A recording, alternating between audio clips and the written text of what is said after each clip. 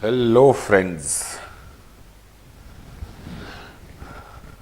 I am here for CA Inter Accountancy revision and we will do it in a marathon form. So without wasting much time, let's start our revision. We'll start with AS and then we'll move on to chapters. We'll do AS sequentially 1, 2, 3, 4, 5, 6. That way we'll go on doing AS and then end may we'll do chapters, correct? So shall we start? Yes sir. Now your AS weightage in examination, if you consider there are 4 chapters only. If you consider there are only 4 chapters, branch, branch, company final accounts, internal reconstruction and buyback. If you consider that there are 4 chapters only, then these 4 chapters ka weightage does not cross more than 30-35 marks. Like company final accounts will come for 14, company final accounts plus internal reconstruction. Put together, either of the one will come for 14 marks. Buyback comes for 5 marks, branch comes for 6 marks. So that is a 25 mark weightage. Remaining is AS only. Yes. In AS 14, that is amalgamation comes for 14 marks, consolidation, that is AS 21 comes for 14 marks, cash flow statement comes for 7 marks. So 28 over there.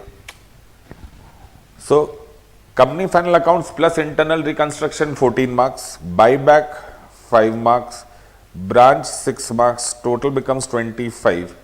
25 plus 35 is almost 60 marks of the paper, correct? So rest are AS only. So if you consider this amalgamation, consolidation and cash flow statement as AS, which I consider, then it is in the part of AS, and if you consider they are chapters, then it is a part of chapter. Fair enough? So otherwise 4 basic chapters which are completely non-AS, company final accounts, internal reconstruction, buyback and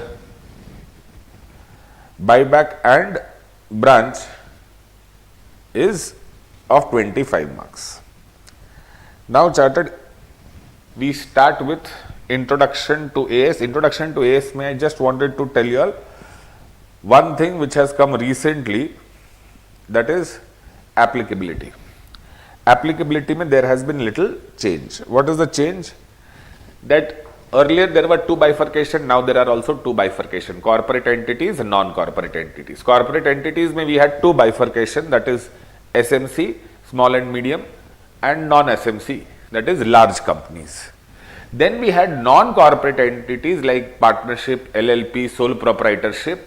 In that we had divisions. How many divisions we had? 4 divisions, level 1, level 2, level 3, level 4. But now institute has done what? They have divided non-corporate entities also into 2 parts, large entities and SMCs. MSME, that is micro, small and medium enterprises, correct? So non-corporate entities are bifurcated into 2 parts, large entities and MSME. MSME means micro, small, medium enterprises. So corporate entities are divided into 2 categories, SMC, non-SMC, and non-corporate entities, that is sole proprietorship, partnership, LLP, are also divided into 2 categories. Which 2 categories? That is MSME and large entities. Now condition for SMC or MSMEs are same. Condition for SMC, small and medium sized, or micro, small and medium, is also same. It should not be listed nor in the process of listing, not bank, financial institution or insurance company. Turnover does not exceed 250 crores. That means turnover should be less than 250 crores. Borrowings should not be greater than 250 crores. That means borrowing should be less than 50 crores, not a holding or subsidiary of large entity. Correct? So how many conditions are there? 5. Should not be listed nor in the process of listing. Number 2. Bank, financial institutions or insurance company. Number 3, turnover should be less than 250 crores. Number 4, borrowing should be less than 50 crores and should not be holding or subsidiary of large entity. If these 5 conditions are fulfilled, either if it is corporate then it is small, and if it is non-corporate also then it is small. Applicability. Now, all AS are applicable to non-SMC and large entities. That means non-SMC, chartered non-SMC ko all AS are applicable, large entity ko all AS are applicable. Only exemptions are available to non-SMC and micro, small and medium. MSME, AS which are fully not applicable are 3, 17, 20 and 24, which are completely exempt. 18 and 28 are exempt only if the turnover is less than 50 crores and borrowing is less than 10 crores. 18, that is related party, 28, that is impairment chartered, is exempt only if turnover is less than 50 crores and borrowings are less than 10 crores. Am I clear, chartered? Are you understanding? Yes. Partial relaxation of AS to all MSME 10, 11, 15, 19, 22, 26, 28 and 29. MSME 3, 17, 20, 24 are not applicable to any MSME. 18 and 28 are not applicable if borrowings are less than 10 crores and turnover is less than 50 crores. And this is partial relaxation 10 PP, 11 Forex, 15 chartered employee benefits, 19 chartered leases, 22 deferred tax, 26 intangible, 28 impairment and 29 contingent. Correct? Applicability of non-corporate SMC full exemption 17, 25, sorry, full exemption 17, optional is 25. That means if they prepare interim financial statement, 25 chartered is interim financial statement. If they feel like preparing interim financial statement, then they will follow AS 25, partial exemption, employee leases, EPS and impairment. Bank, financial institution and insurance company apply AS, full AS, non-SMC. Non-SMC, that is big companies, are bifurcated into two categories. If you are unlisted and your net worth is less than 250 crores, if you are unlisted and your net worth is less than 250 crores, you will apply AS, all. But if you are listed or your net worth is greater than 250 crores or, correct, then you will apply Ind AS. To apply AS, large companies, if they want to apply AS chartered, they have to satisfy two conditions. Their net worth should be less than 250 as well as they should be unlisted. But if either of the condition is fulfilled, you will apply Ind AS. Am I clear? Yes or no? Yes, sir. Good morning, Shashank. Good morning, Namrata. Purvi Jain. Now, chartered. That was all for your introduction. Then chartered AS1, disclosure of accounting policies. Disclosure of accounting policies. Listen to this sequence carefully. Point number 1. Disclosure of accounting policies mein first is financial statement. How many financial statements are there? 5. Balance sheet, PL, cash flow, notes to account and statement of changes in working capital. What are the 5 financial statements? Balance sheet, PL, cash flow statement, notes to account and statement of changes in equity chartered. These 5 financial statements put together is known as GPFS, General Purpose Financial Statement. Are you understanding? Yes or no? Yes, sir. General Purpose Financial Statement should be prepared keeping 2 things in mind. How many things in mind? 2 things in mind. Now, what are those 2 things in mind? One is accounting policy and one is fundamental accounting assumption. I'll talk about fundamental accounting assumptions first. Fundamental accounting assumption means GAC. Fundamental accounting assumption means GAC. Going concern, accrual and consistency. That are all financial statements are prepared following going concern, accrual and consistency. If they are prepared, life is beautiful. If they are not prepared, then a note should be given that we have not followed it. If you have followed it, that is by default, you have to follow it. But if you have not followed, then you are supposed to state chartered that financial statements are prepared without following. You'll remember? Yes, sir. So general purpose financial statements are prepared using two things. One is fundamental accounting policies and another is GAC, going concern, accruals and consistency. If you have prepared your financial statements following going concern, then no problem, life is beautiful. If you have prepared your financial statements without following this, then chartered, you are supposed to state that our financial statements are prepared without following this. Now, second, accounting policies. What are accounting policies? Them simple. Any place, any problem has a solution.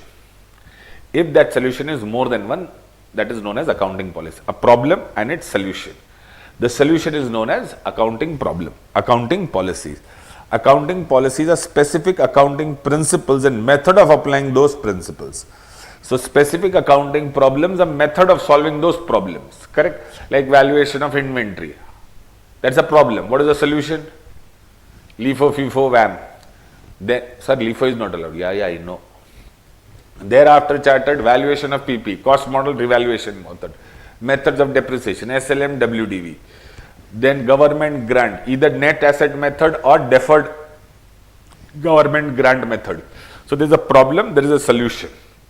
That solution is known as accounting policy. In most of the cases, in so many cases, accounting standard has given one or more accounting policies. Am I clear? So choice of accounting policy is there.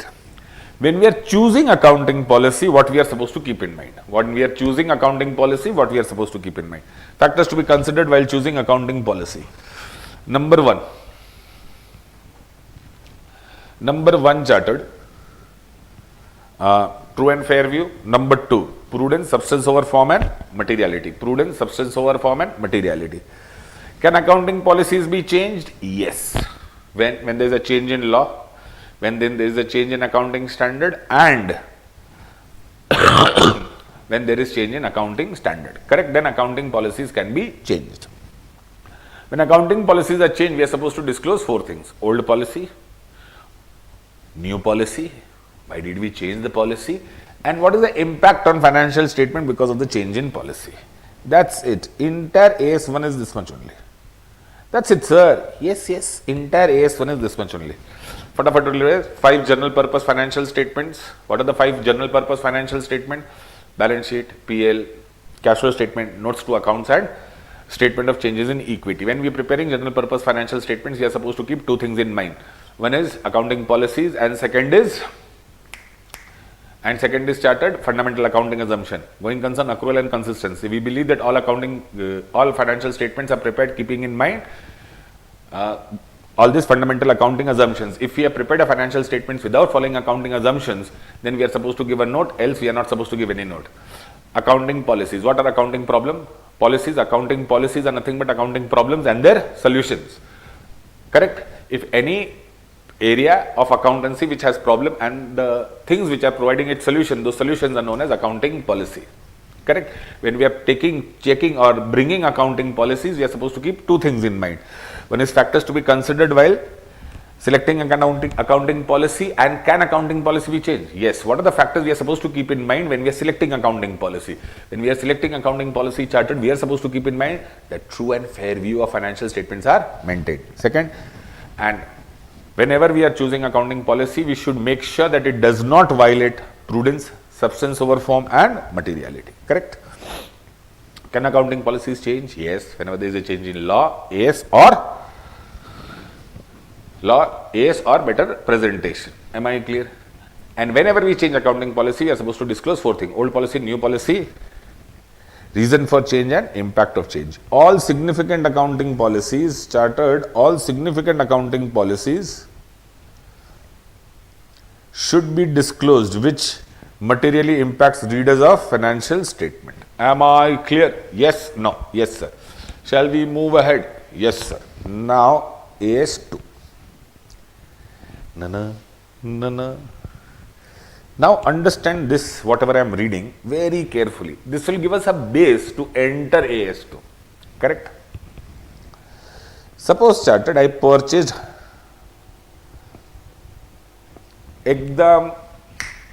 very carefully, you read the notes and you will be done. I can assure you. Purchased 1000 meters of cloth at the rate of rupees 100. purchased 1000 meters of cloth at the rate of rupees 100. This 100 is the purchase price of the cost.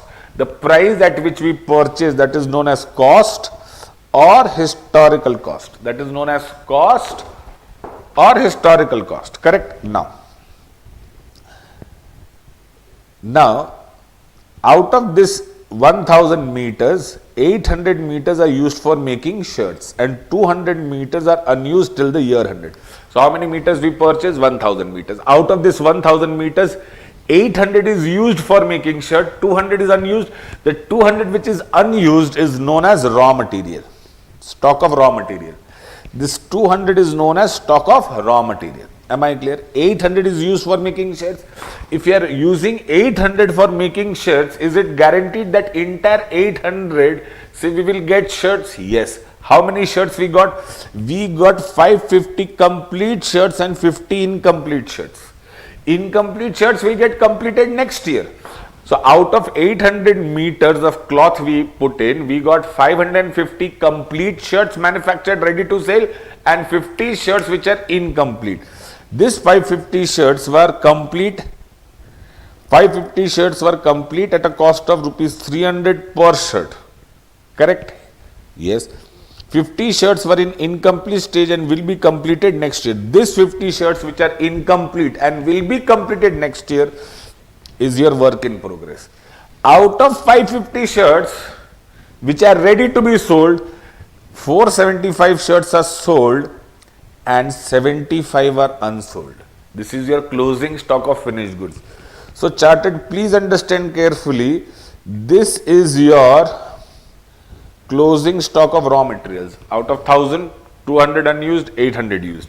Out of 800, 550 complete, 50 incomplete. 50 incomplete is your work in progress. Out of 550 complete, 475 sold, 75 unsold. That is your finished goods. Am I clear? Yes or no? Yes, sir. Now, chartered. 75 shirts at a cost of rupees 300. Finished goods. Now, this 75 shirts, 15 complete shirts, 200 meters of unused cloth. This 200 meters of unused cloth is known as raw material. This raw material was purchased at 100, that is cost of raw material or historical cost of raw material. It was purchased at 100 rupees. Am I clear? Yes, sir. Hey, chartered, are you listening? Haan, sir. After that, chartered, out of this 200 shirts, out of this 200 meters of cloth, this 200 meters can be purchased today at 90 or at 120, any price. The price at which it can be purchased today, it is known as raw material consumed. The price at which it can be purchased today, it is known as raw replacement cost. Correct? Okay, sir. Now, this 75 unsold shirts are at what price? 300. That is cost of finished goods. How did we get cost of finished goods? Cost of raw material. If I just keep on looking at paper, will it become finished goods? No. So that raw material will be converted into finished goods by incurring direct expenses, labor expenses, factory overhead, manufacturing overhead, production overhead. Correct, incorrect? Yes, sir. So that cost of finished goods is nothing but cost of raw material plus cost of conversion. So I hope you understood there is a difference between cost of raw materials and cost of finished goods. I hope you understood what is historical cost, what is replacement cost. Replacement cost is also known as current cost. The price at which shirt can be sold is known as expected selling price or market price, and the money receivable on sale is equal to net sell realizable value. This shirts which are finished, ready to be sold but unsold can be sold. The expected selling price is known as expected market price. But chartered, if I want to sell anything, 30 rupees mein, suppose a pen, I will sell it at 30 rupees. So will I get 30 rupees? Nah. This is selling price is 30. Will I get 30? No, no. This 30 rupees I have to sell, so I have to put it in a wrapper. Correct? No. Then I'll put a ribbon. No. Then I'll put a card. No. With loads of love, Dipesh. Correct? That entire cost me 2 rupees. So in order to sell it for 30 rupees chartered, 2 rupees ka expenditure I am supposed to do. Yes or no? Yes, sir. So ultimately how much I will get? Sir, ultimately you will get 28. Correct. That is known as net realizable value. The money which I will realize, on selling this. Am I clear? Are you all understanding? Hey, chartered. Yes, sir. See, so many people watching. Like दिन में problem होता है. 8 o'clock morning I am shouting. Nobody is worried only. Anyway, the price at which shirts can be sold is known as expected selling price or market price, and money receivable on sale is equal to net realizable value. And money receivable on sale is equal to net realizable value. That is estimated selling price minus estimated selling expense minus estimated cost of completion. Now, sir, what is cost of completion? If it is work in progress stage, then the cost that will be incurred to complete the product from work in progress stage to complete. I'll give you example. I've got a pen without a cap, work in progress. I've got a pen without a cap, work in progress. I can sell the pen with cap for 30 rupees. I can sell the pen with cap for 30 rupees. But now it is without cap. To put a cap cost 1 rupees 50 paisa. Cap ka cost 1 rupees 50 paisa. And after I put the cap, again I have to put it in the wrapper, put the ribbon, put a card. That will cost me 2 rupees selling expenses. Therefore, this pen, which is without cap, if I want to sell, I have to incur 2 expenses. One is cap, that is 1 rupee 50 paisa. One is selling expense, that is 2 rupees. In total, I have to incur 3 rupees 50 paisa in order to sell it for 30 rupees. So after incurring 3 rupees 50 paisa, I will be able to sell it for 30 rupees. And hence chartered, I will get in my hand 26 rupees 50 paisa. This is my net realizable value. Thank you. Hey, chartered. Understood. So this chart say you understand what is raw material, what is work in progress, what is finished goods, how to calculate cost of finished goods, how to calculate net realizable value, what is replacement cost. Now, what is inventory? Inventory basically means 3 things. Now we'll enter the standard. What is inventory? Inventory basically means 3 things. What are those 3 things? Held for sale in ordinary course of business, that is finished goods, work in progress, raw material, and spare parts less than 12 months. If spare parts are more than 12 months, it will be transferred to PP. Spare parts less than 12. So less than 12 months means, nalayak, its life less than 12 months. If its life is more than 12 months, then spare parts will be considered where? PP. Is samjha ki nahi? Understanding or not? Yes, sir. Now, these are not included in AS2. These are not covered in AS2. Shares, debentures. Ayyo, that means if you are a broker, you are buying and selling shares, you tell my business is shares ka. So your stock is shares only? Yes. You are a broker, you are buying and selling shares, then purchase and sale of shares only. The shares which are unsold is your stock in trade? Yes. Will it be covered in AS2? No. Where it be covered? AS13. Similarly, work in progress of service provider. JK Shah is a service provider. There is a batch going on. 31st March ko batch which is incomplete, uska cost will be incurred. Yes. That is known as work in progress of service providers. Will it considered in AS2? No. AS9. Work in progress of construction contract. Building. Independent house. My house. Incomplete on 31st of March. I am doing a construction business. So I am constructing a house for you. A beautiful house. Are you waiting for it after becoming chartered accountant? Yes, sir. Don't give me dreams now. Teach. Okay, sorry. So I am building a beautiful house for you. That house is incomplete on 31st of March chartered. That house which is incomplete on 31st of March, construction contract mein chartered, this is known as what? This is work in progress? Yes. Covered in AS2? No. Covered in AS7 only. Producers agriculture, forest and mineral product. Producers livestock. That means there are two people, one who produce and one who trade. For example, I grew tea leaves. Correct? Yes. So I am a farmer growing tea leaves. I grew 100 tons of tea leaves. Okay. 90 tons I sold it to Ramesh. 10 tons are unsold. So is it stock in trade for the farmer? Yes. Out of 90 tons which Ramesh has, Ramesh sold 85 tons, 5 ton Ramesh has. So this is unsold stock with Ramesh? Yes. Is it Ramesh ka closing stock? Yes. Who is the producer? Sir, farmer. Who is a trader? Sir, Ramesh. AS2 is applicable on producer? Yes. So on Ramesh ke liye it is applicable? Sir, AS2 is not applicable on producer. Correct. AS2 is not applicable on producer, so on farmer it is applicable? No.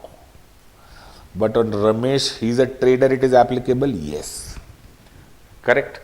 I am a person who has got cow. Cow gives milk. Milk I sell. The person to whom I sell, he has sold some unsold. The person to whom I sell, AS2 is applicable. But I am a producer of milk. AS2 is not applicable. Oh. Or an example. I have a poultry farm. Hen. Hen gives egg. Egg I sold. To what? Whom? Shopkeeper. Shopkeeper sold some. Shopkeeper has some unsold eggs. I also have some unsold eggs. Is it stock in trade for me? Yes. Is it stock in trade for them? Yes. AS2 is applicable? Yes. AS2 is not applicable. Yes sir, no sir. Yes sir. If you are understanding, please do thumbs up. No, no, no, no, no, no. Now, Rahul, chalo. So all this is not applicable. Measurement, raw material. Raw material should be valued at cost. Raw material should be valued at cost. But chartered,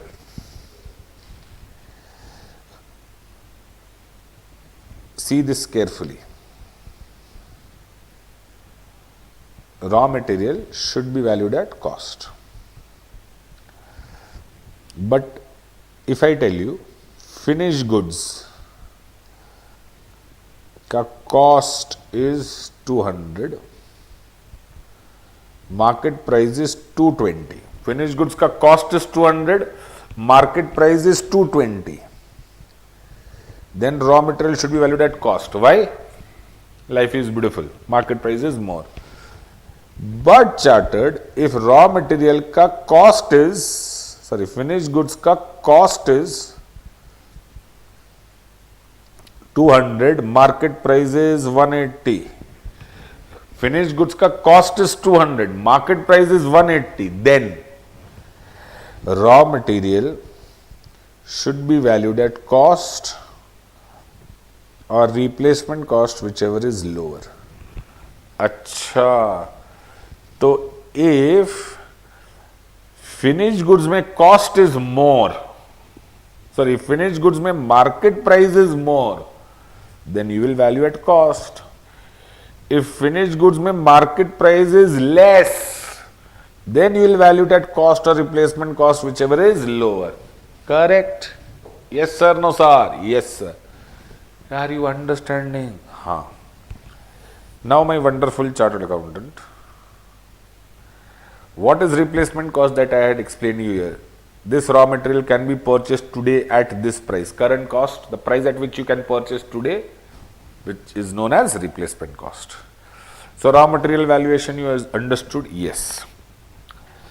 So this is known as valuation principle.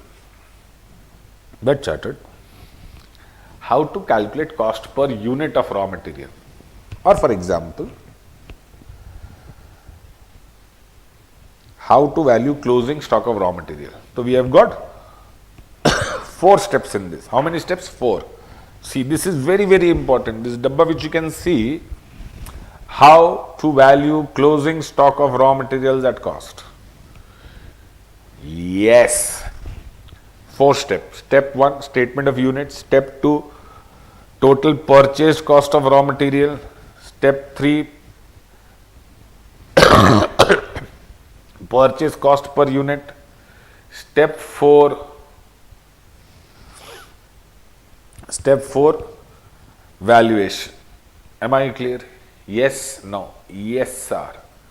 Now, chartered, we will do one question. In when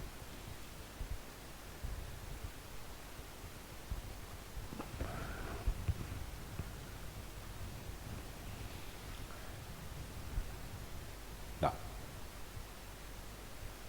na na na na na na na na na now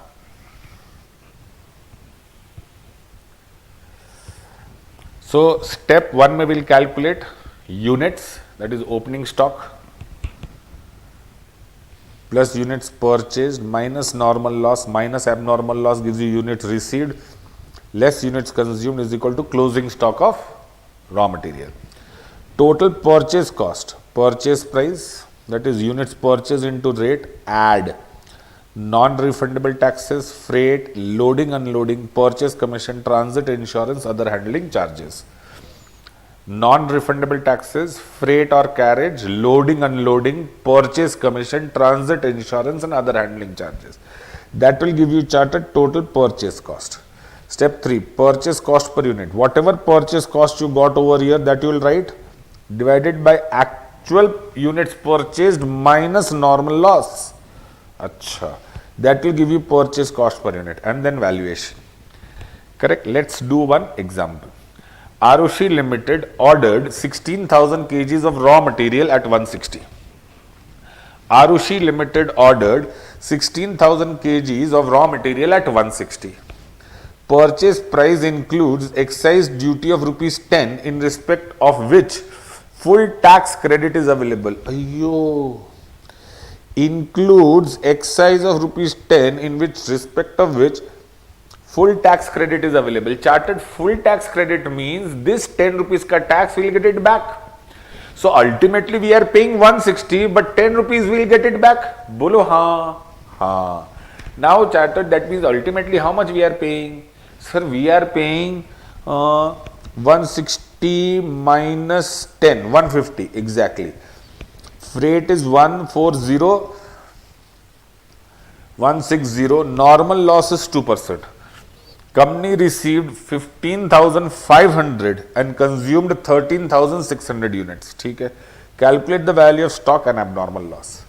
अच्छा. So we purchased 16,000 units, we received 15,500 units and we have consumed 13,600 units of raw material. So step 1 में we'll calculate, we'll prepare a statement of raw material. Let's start. Statement of raw material.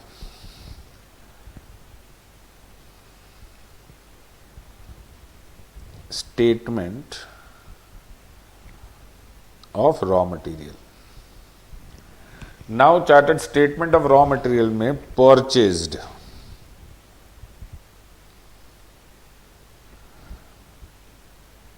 How many units? Sir, purchased 16,000 units. Correct? Then out of that normal losses,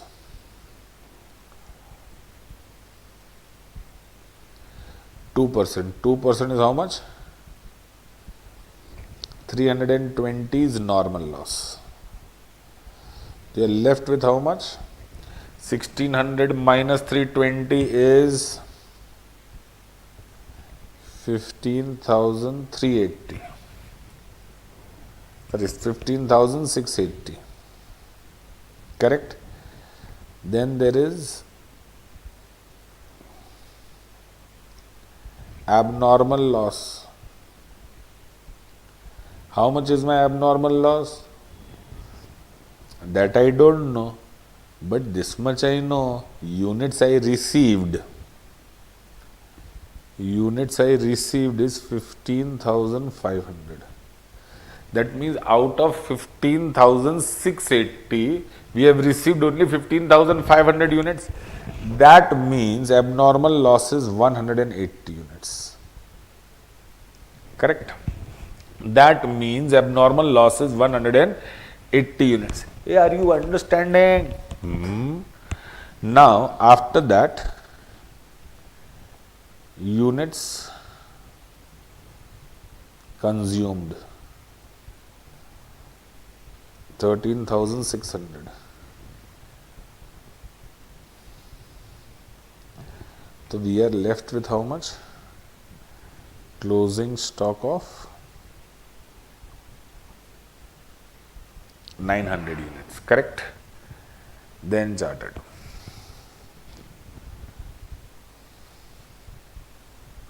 Step 2. Total purchase cost. Total purchase cost. That is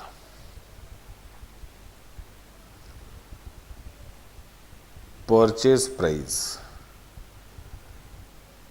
16,000 into 150. Why 16,000 into 150? Because 10 rupees is no refundable taxes. So that will give you 24 lakhs. Freight charges. Freight charges 140, 160. Yes sir, no sir. Yes sir. Here you are understanding. Bolo ha. Ha. Next. After freight charges, total cost becomes 25 lakh 40,000 160. If you reply, I will feel you all are there. Or do thumbs up, I will understand you all are there. Correct? And like तो करना ही चाहिए. Subscribe तो करना ही चाहिए. Sir, don't do time pass. Sorry. Chalo. Step 3. So this is my total cost. Now charted, what is my purchase cost? Purchase cost per unit or cost per unit. How to calculate cost per unit? Tell. Ayush. Oh, full heart and all. Purchase cost per unit is equal to 25 40,000 160 divided by 16,000 minus 320 normal loss. Units purchased minus normal loss. That will give you how much? 162. Thereafter charted. Step 4. Step 4. Jitu Desai. उसके बाद कौन है? Chintu. Now, thereafter charted step 4 में valuation. Valuation में charted you have how many abnormal loss? Abnormal loss is 180 units and 162 is the cost. That will give you 29,160. And closing stock is nothing but 1,900 units. Closing stock 1,900 units into 162 is equal to 307,800. Yes sir, no sir. Yes sir. Now charted. Shall we move ahead? 1 minute will give me. I'll take off this jacket. Now.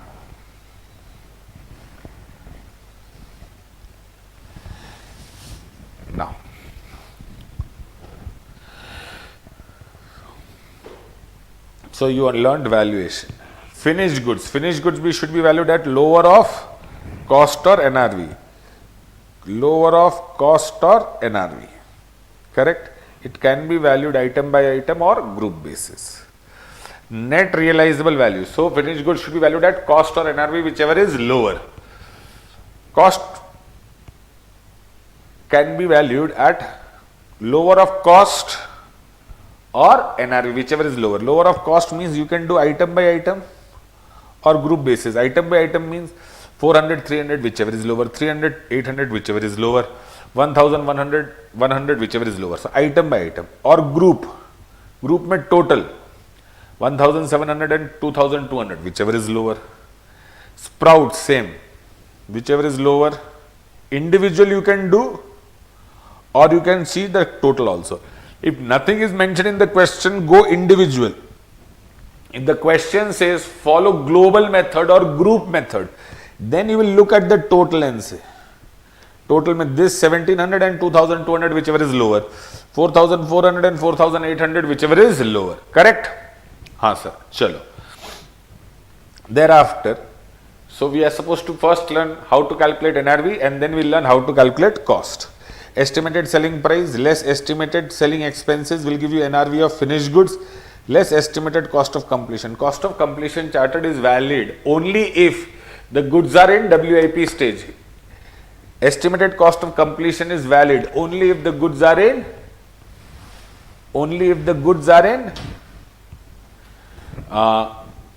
incomplete stage, work in progress stage. Correct? Yes. Now charted cost of partly finished goods at the end of. एक example फटाफट करें. Shall we do it? Yes. Now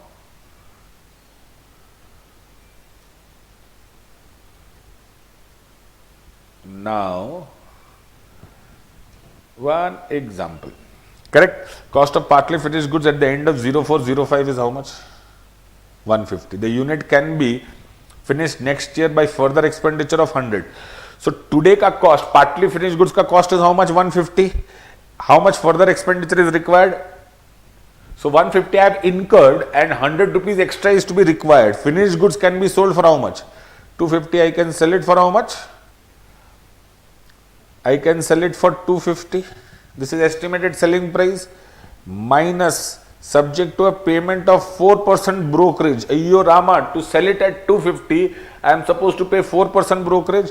Therefore, minus 4% of 250. Minus 4% of 250 is 10 rupees minus cost of completion, that is 100. So, this is estimated selling price minus estimated selling expenses minus estimated cost of completion. Therefore, I repeat, 250 I will sell. In order to sell at 250, 4% of 250 is my selling expenses. Are you understanding? Minus 100 rupees is my cost of completion. Correct? So, estimated selling price minus estimated selling expenses minus cost of completion chartered will give you how much? 140. So, NRV is 140.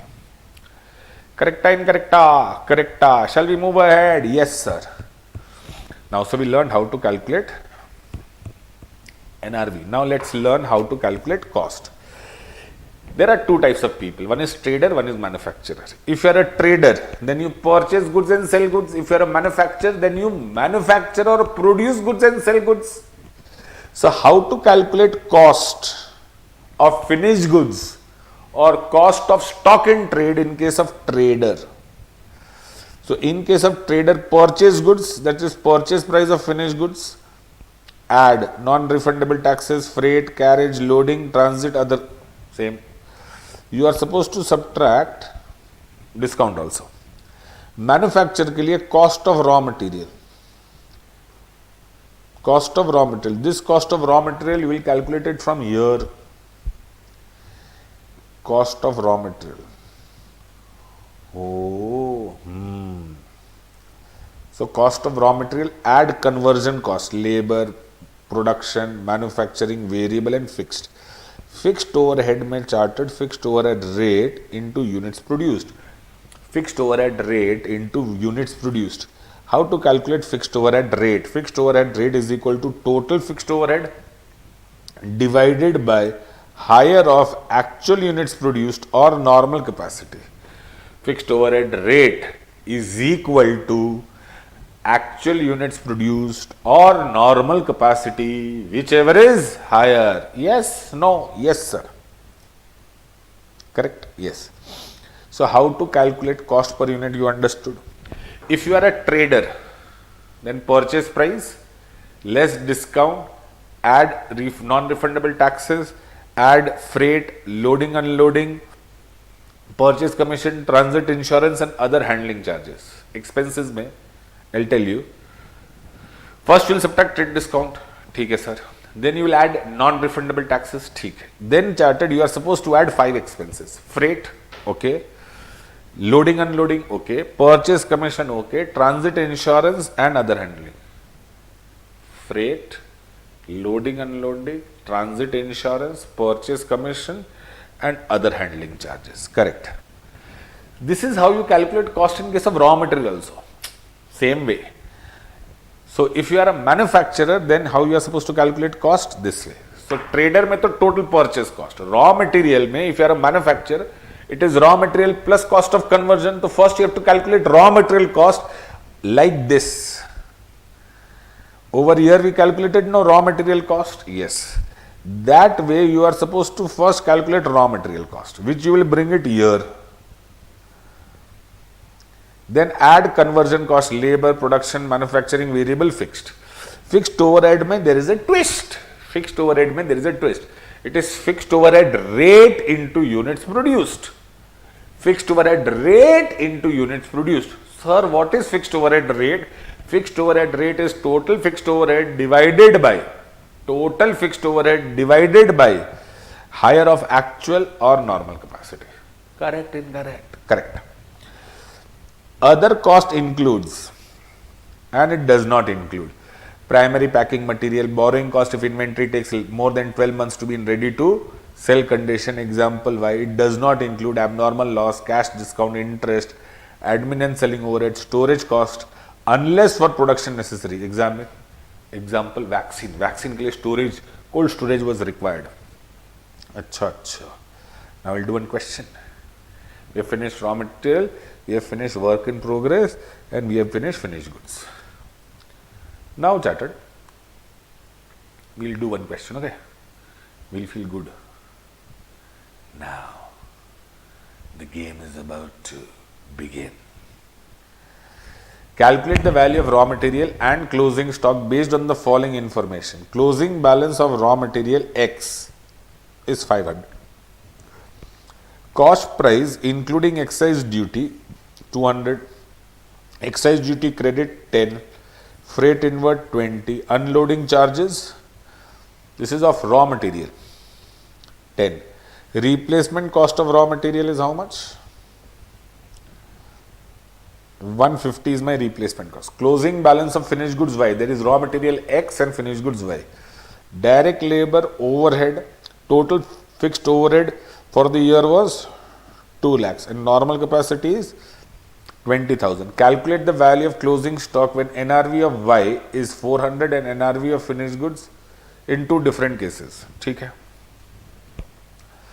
First chartered. Ready? Yes. Raw material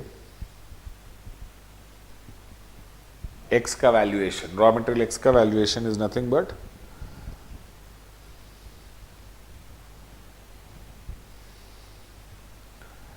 purchase price 190,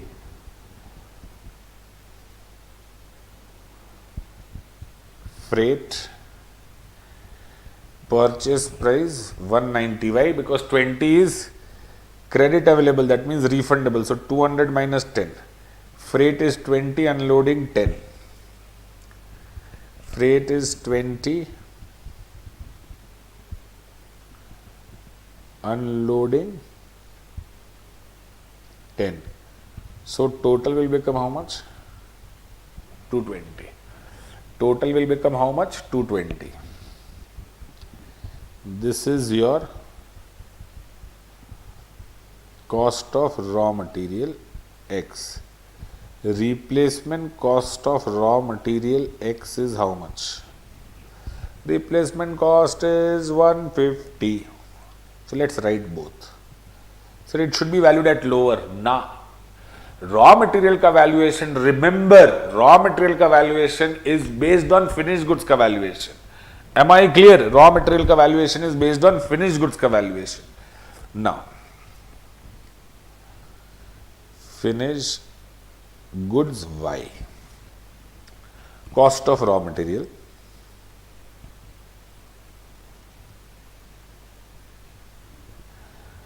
$220.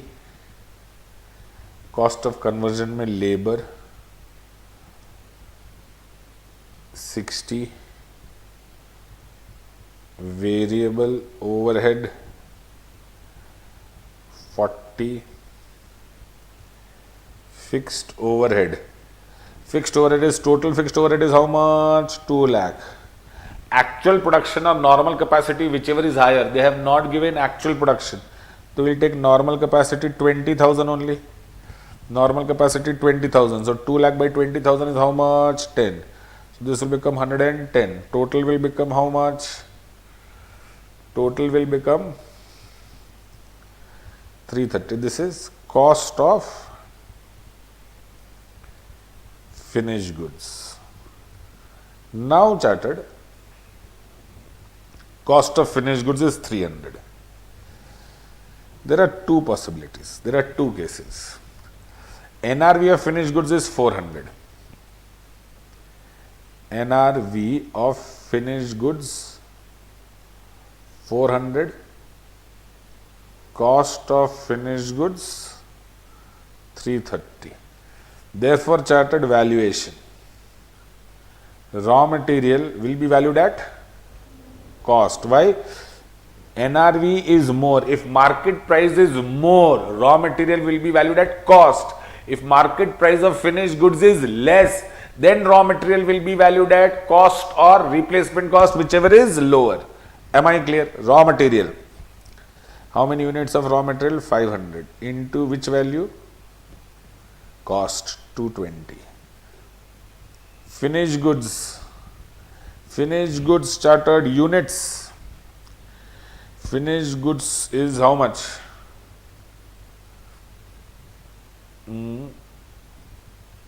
1200. So 1200 will be valued at 330. Correct? But if NRV of finished goods is 300, cost of finished goods is 330. Oh my God! Then valuation charted. Raw materials will be valued at cost or replacement cost, whichever is lower. Replacement cost 150. And finished goods 1200 units will be valued at cost or NRV, whichever is lower. Cost, NRV, whichever is lower, 300. Am I clear? Yes sir, no sir? Yes sir. Now charted, this is joint product byproduct. Joint product byproduct mein these steps are very, very important. Step 1, step 2, step 3. Step 1 is what? Calculation of NRV of byproduct. Step 1 is calculation of NRV of byproduct. How to calculate NRV of byproduct? Sales value of byproduct. Sales value of byproduct. You know what is byproduct now? I wanted to produce 2, but third came by default. The one which came by default is byproduct. I wanted to produce petrol and diesel. Kerosene came by default, byproduct. I wanted to produce butter. Buttermilk came by default, byproduct. What I did not want to produce and it came, that is known as byproduct. Our objective over here is to bifurcate joint cost. So there are two products which I wanted to produce, product A and product B. In order to produce product A and product B, there was a byproduct C. My objective is to calculate cost of product A and cost of product B. Correct? So total joint cost I want to bifurcate between A and B. C is my byproduct. How do I do it? So first I will calculate NRV of byproduct, at what price it can be sold. Sales value of byproduct, acha, less separate processing cost, that means extra cost incurred to sell byproduct, less separate processing charges and other estimated selling price. Now, क्या हुआ ना, I was making shirt. So when I was making shirt, no, the handkerchief came byproduct. So obviously handkerchiefs that time came, no, it came in what? Square piece, exact, no. So little cutting I had to do to make it square piece. Then end of handkerchief mein you see stitches, no, to give it a finishing touch, yes. So I incurred that to make it a complete handkerchief, that is known as separate processing charges of byproduct. Then that handkerchief I put it in a packet and then I sold it. That packaging cost is known as selling price. So when I was making a shirt, a cloth came out. That cloth is nothing but handkerchief. But I have to first give a finishing touch to the handkerchief. That is separate processing cost. Then I put that handkerchief in a bag. That is known as estimated selling price. So I will get NRV of byproduct. Correct? Now calculation of joint cost, that is cost of A and B together. Raw material, wages, labor, fixed overhead usual, less two things. NRV of byproduct, which I calculated in step 1, I will subtract, and sale of scrap I will subtract. NRV of byproduct I will subtract and sale of scrap I will subtract. So I will get total joint cost. Understood? Yes.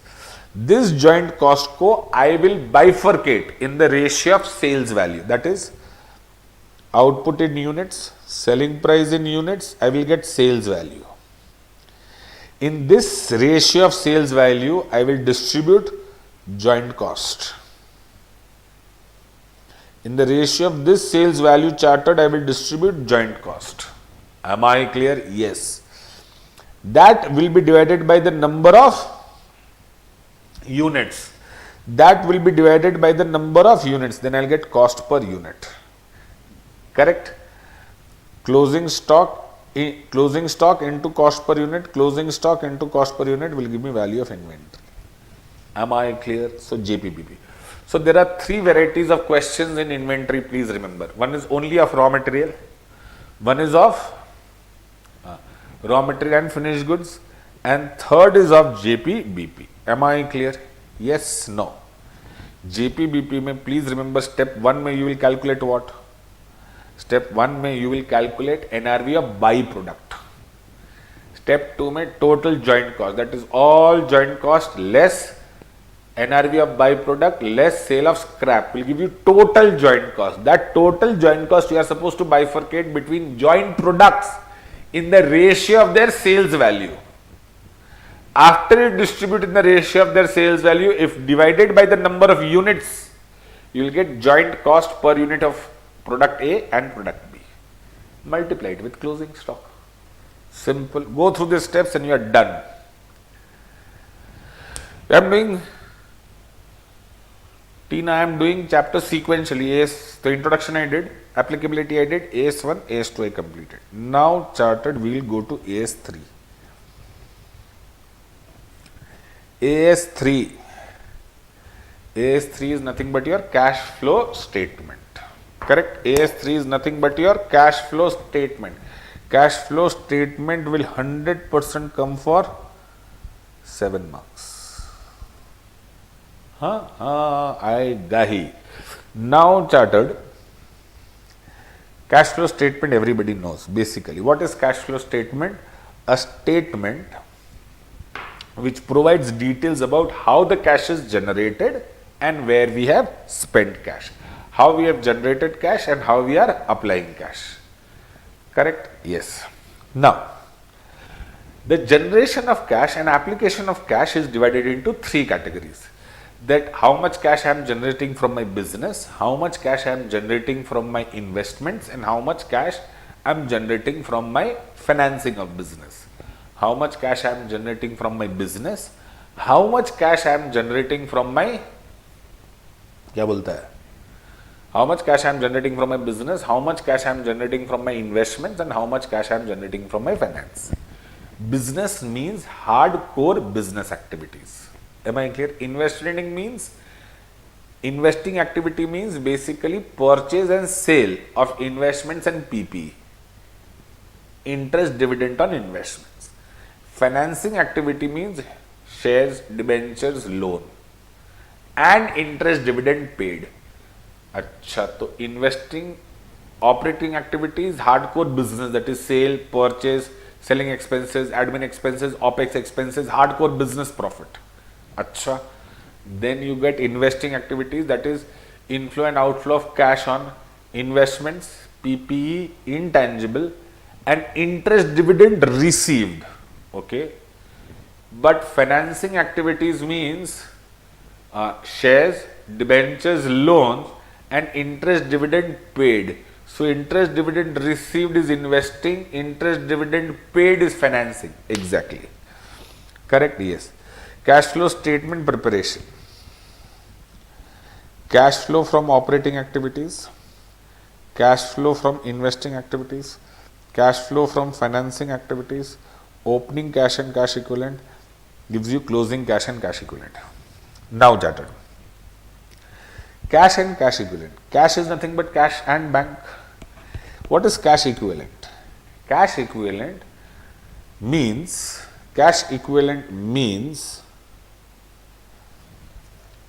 investments which satisfy 4 conditions. Number one, it should carry insignificant risk. Investment. Cash equivalent means investment. And those investment should carry insignificant risk. Correct? That should be highly liquid. Correct? Yes. That should be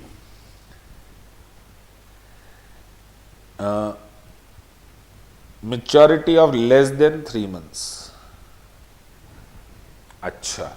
So it should be insignificant, it should be highly liquid, and it should have a maturity period of less than 6 months. Correct? It should be convertible, that is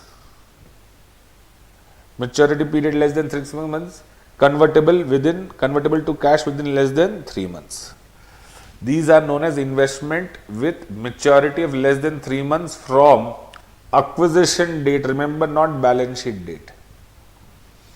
Only those investments which are not risky and highly liquid. That is why investment in equity shares is not considered here. Acha.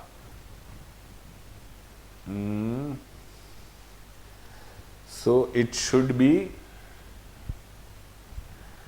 insignificant risk, yes. It should be highly liquid, yes. Its maturity period should be less than 3 months. Correct. Now, investment in equity shares are not part of cash and cash equivalent. Then this is very important. Exchange gain or loss arising on bank balance held in foreign currency should be added or subtracted from opening balance of cash and cash equivalent. If we have got, say suppose we have got opening and closing. Cash, this is $500, this is $700. Any exchange or gain arising on bank balance should be added or subtracted from opening cash and cash equivalent. Opening cash and cash equivalent to reach closing cash and cash equivalent. So 500 into opening rate plus exchange gain or loss, exchange difference will give you 700 into closing rate. Oh, 500 into opening rate, 700 into closing rate, difference is known as exchange difference. Okay, understood? Yes. So any exchange gain or loss should be added to opening balance. Correct? Yes. Now charted. How to calculate operating activities. So you understood what is cash and cash equivalent. Operating activities. There are two methods. Now, chartered, understand. Operating activity, investing activity, financing activity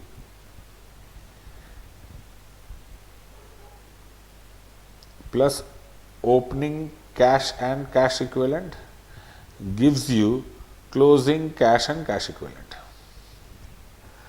Operating activity can be calculated in two ways, direct method and indirect method. But financing, investing are calculated in one way only. So if they tell you direct method, that means direct method operating calculated in one way, investing, financing and opening cash is equal to closing cash. Indirect method में operating activity का calculation would change, investing का same, financing का same, opening cash same, cash and cash closing cash same, only operating activity में direct method and indirect method is there, but in both chartered answer will come same whether you follow direct method or indirect method. Am I clear? Yes. So how to calculate operating activity? Ekdam carefully, okay? Ready? Yes, sir. Very, very carefully you listen.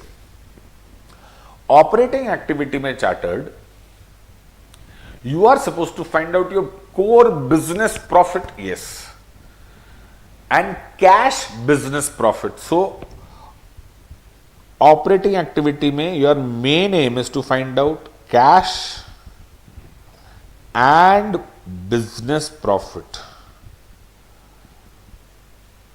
Business meaning operating profit. So I will consider only those income and expenses which are operating, and I will consider if it is in cash. Is sales my operating income? Yes. Will I consider entire sales? No. I will consider only that part of sales for which I have received money chartered. Am I clear? So remember, operating activities, I want to satisfy two conditions. It should be income or expense of operating activity related to my core business, core revenue generation. Secondly, it should be in cash. For example, is sales my operating activity? Yes. But will I consider entire sales? No. I will consider only that sales which I have received in cash. So for example, if I tell you cash sale 400, credit sale 700, out of which 600 is received, 100 is not received. 400 cash sale I will consider? Yes. Credit sale is how much? 700, but received is how much? 600. So I will say 400 cash sales, 600 collection from debtors. Oh, because I am interested only in that part of sales which I have received in cash. Yes or no? Yes, sir. Are you all understanding? हाँ.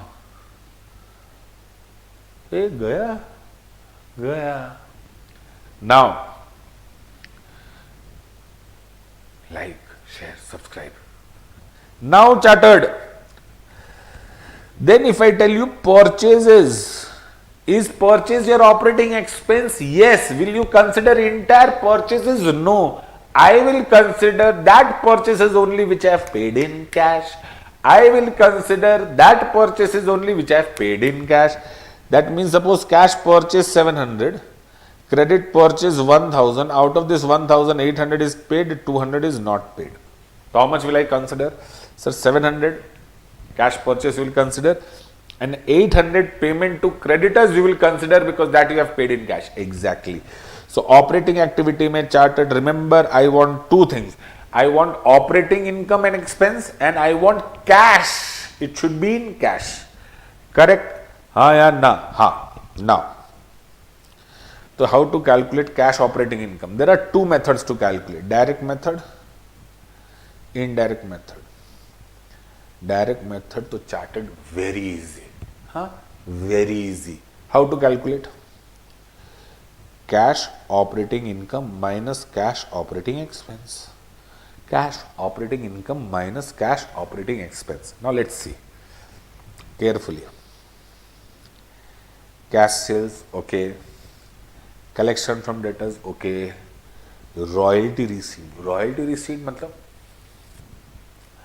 Royalty received, if I am an author, singer, then royalty received is my prime income generating activities, correct? Or if I am a publisher also, okay?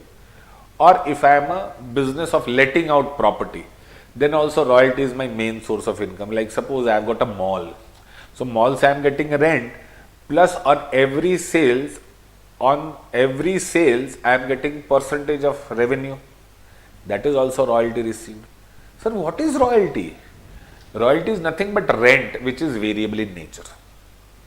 Okay. So when I am giving a mall shop, from that shop I'll ask two things. Number one, rent, which is fixed, and I'll ask percentage of their sales. So that is also royalty. That royalty will also come over here. Fees received. JK Shah classes, main income is fees. JK Shah classes, main income is fees. Are you understanding? Yes or no? Yes. Trade commission received. Cash received on maturity of loans and advances given to suppliers, employees and customer. So I have given loan to supplier, employees or customer. When they give me money back, that is also operating activity. Supplier, employees, customer. SEC. Supplier, employee, customer. Loan to them is employee. Correct? When they give interest, acha. Sir, cash sales, collection from debtors, royalty, commission, fees. Cash sales, collection from debtors, royalty, commission, fees. Correct? Yes. Thereafter, loan received back from loan given to suppliers, employees and customers, and interest on such loan. Correct. Less cash purchases, yes. Payment to creditors, yes. Cash paid for operating expense. Operating expense means selling expenses, distribution expenses, admin expenses, factory expenses, production expenses, all business related expenses. OPEX means selling, distribution, admin, factory, manufacturing, everything. Loan and advance given.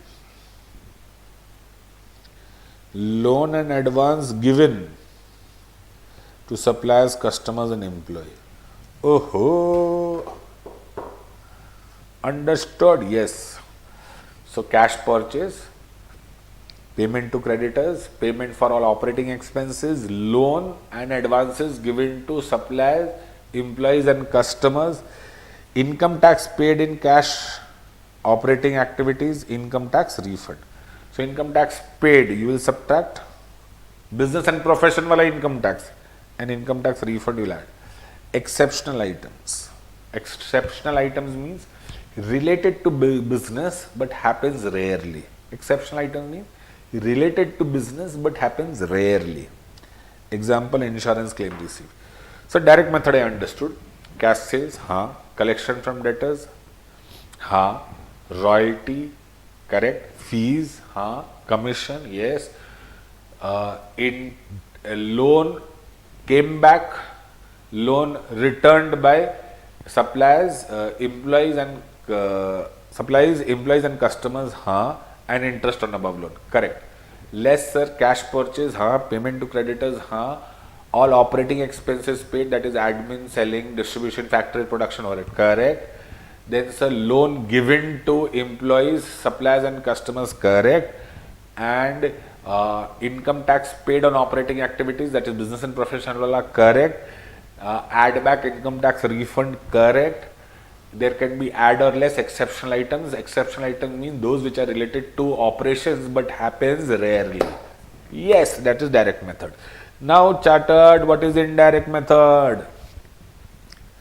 Indirect method में my objective is cash and operating profit. Now chartered, tell me, I prepare PL. हाँ sir, you prepare. When I prepare PL chartered, I write by income, to expenses, to net profit. Yes, this net profit which I get is my operating profit or business profit? Sir, same. No. Core business and operating is same. Business mein to interest I earn, rent I earn, profit on sale of fixed asset. That is also, it is a part of business only, no? But is it my operating profit? No. This is my profit of the organization. But my objective is to get cash operating profit. Yes. So from this profit, which is my business profit, so it includes a non-operating item like interest, dividend, rent income, then profit on sale of fixed asset, then non-cash items. Acha. So from this net profit, remove non-cash and non-operating. Remove non-cash and non-operating expense. Remove non-cash and non-operating income. If you remove non-cash and non-operating expense, your profit will go up. If you remove means reverse. If you reverse expense, your profit will go up. If you reverse income, your profit will go down. So when you say remove, you reverse it. Whatever were there, you are reversing it or removing it. So when you remove expenses, profit will go up. Add, if you remove income, profit will come down, therefore less. Yes sir, no sir. Yes sir. See, net profit or profit before tax, closing balance of PL minus opening balance of PL. Correct? Add reversal of non-cash and non-operating expense. Reversal means removal. Depreciation, amortization, preliminary expense, return of interest expense, transfer to reserve, sale of PPE, loss on sale of investment, impairment loss, exchange loss, provision for tax. Reversal of income, less. Interest income, gross. What is the difference between gross and net? Interest income, suppose cash. Reliance gave me interest, 80 rupees. But my income, interest income was 100 rupees. But I got 80 rupees only. Why? Because of that income tax. Section 194, TDS. So this is known as net. This is known as gross. Yes sir, no sir. Yes sir. अच्छा, तो ये बात है. Dividend income, profit on sale of PP or investments, exchange gain, amortization of grant. Grant means donation received. Now chartered, this is your balance sheet and this is your PL. If there is asset over here, its amortization will come in PL debit? Yes. Grant received is income from the government, so grant comes in liability side. Correct? So amortization of grant comes in PL credit. So this is non-cash income. So you remove it. If you remove income, profit will be less. If you remove income. अच्छा, asset का amortization PL debit, liability का amortization PL credit, asset का amortization you remove, you add back. In liability का amortization you remove, you subtract. Because asset amortization is expense, remove expense, profit will go up. Liability amortization is income. Income if you remove, profit will come down. Yes or no? Yes, sir. Now chartered. Less tax paid. Acha. Add decrease in current assets and increase in decrease in current asset. Add decrease in current asset and increase in current liability. Less increase in current assets and decrease in current liability. I always say current liabilities move in same direction. See, add increase, less decrease. But current assets moves in opposite direction. Add decrease in current asset, less increase in current asset. So current liabilities move in same direction. Less decrease in current liability, add increase in current liability, same direction. Current assets moves in opposite direction, add decrease in current asset, less increase in current asset. Yes sir, no sir, yes sir. Working capital is equal to current asset minus current liability. Working capital increase less, same. Working capital is nothing but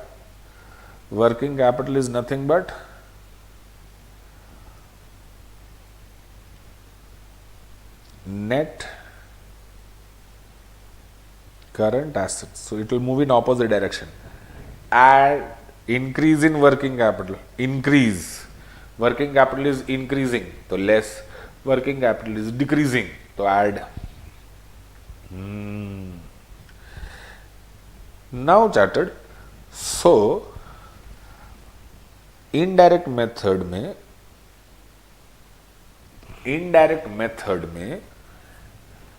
now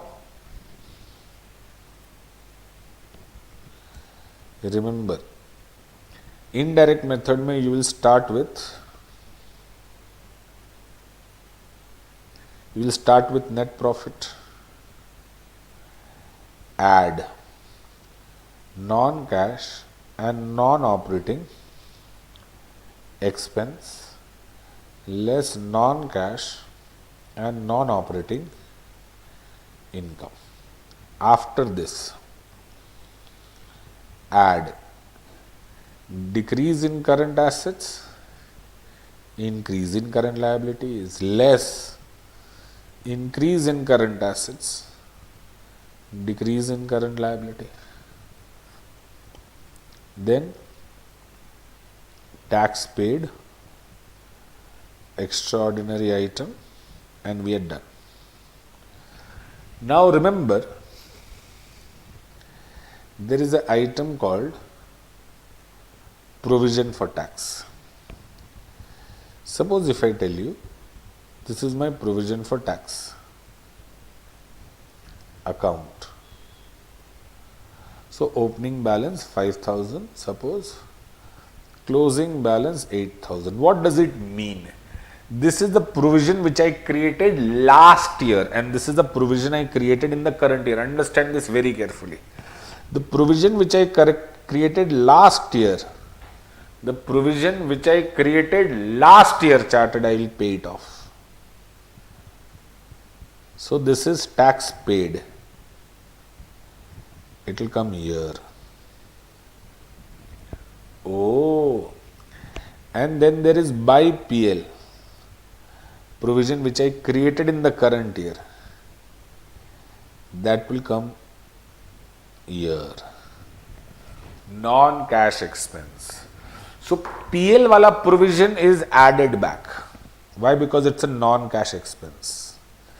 PL wala provision is added back, but cash paid wala provision is subtracted. Oh, direct method में also tax paid is subtracted. Paid. So tax paid will be subtracted in both operating and non-operating activities. Tax paid will be subtracted in both operating and non-operating activities.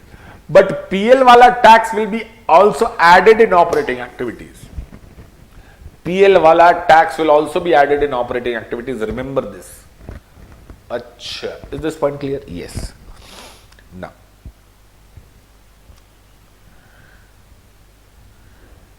Now, फटाफट shall I show it to you? Yes, देखो. Provision for tax how much? 4,000. Closing balance 9,000. Nothing is mentioned. What will you do? Cash. You will pay opening balance and you will transfer to PL 9. Whatever you have paid, that will be subtracted. PL wala will be added in indirect method. This will be subtracted in both operating mein less. This is add in indirect method only. Correct? Yes. Example, opening balance 4,000. Okay. Closing balance 9,000. Okay. Current year's provision, that means this much provision we have created. This is PL wala figure 7. So cash paid will become 2 balancing figure. 11 करने के लिए 2 is balancing figure. Oh हाँ. Provision for tax 4,000. Closing balance 9,000. Tax paid in current year is 9. So cash bank 7. This is paid wala figure. So 16 minus 4, PL wala figure will become 12. Understood, sir. Paid wala figure will be subtracted from both operating, will be subtracted in operating activity under both direct and indirect method. Yes. And PL wala figure will be added only in indirect method. Yes. Correct, incorrect? Yes, sir. Provision for tax and advance tax. Provision for tax opening balance 4,000 and 9,000. Advance tax opening balance 6, closing balance 8. Opening balance you transfer it to provision because that is last year ka. So it will come out from provision, come into your advance tax.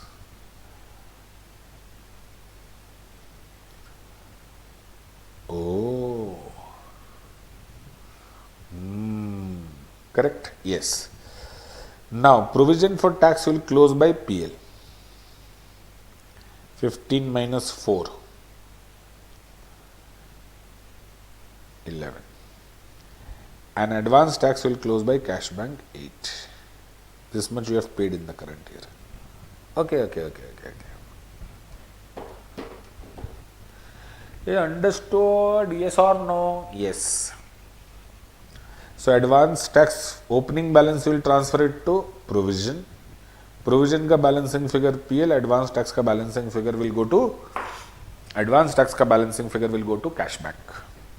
Correct? Yes. No adjustment is required. For discount allowed, discount received, provision for doubtful debts as it gets automatically adjusted. Please remember, discount allowed, discount received, profit on sale of, provision for doubtful debts, no adjustment required. Why? Because it gets automatically adjusted because we take opening and closing balance of debtors in current asset and current liability. Here we take no? So discount allowed, discount received, provision for doubtful debts, please don't worry, it gets automatically adjusted. Correct, this we have done, this is okay. Now chartered, how to choose between direct method and indirect method? Very simple. If details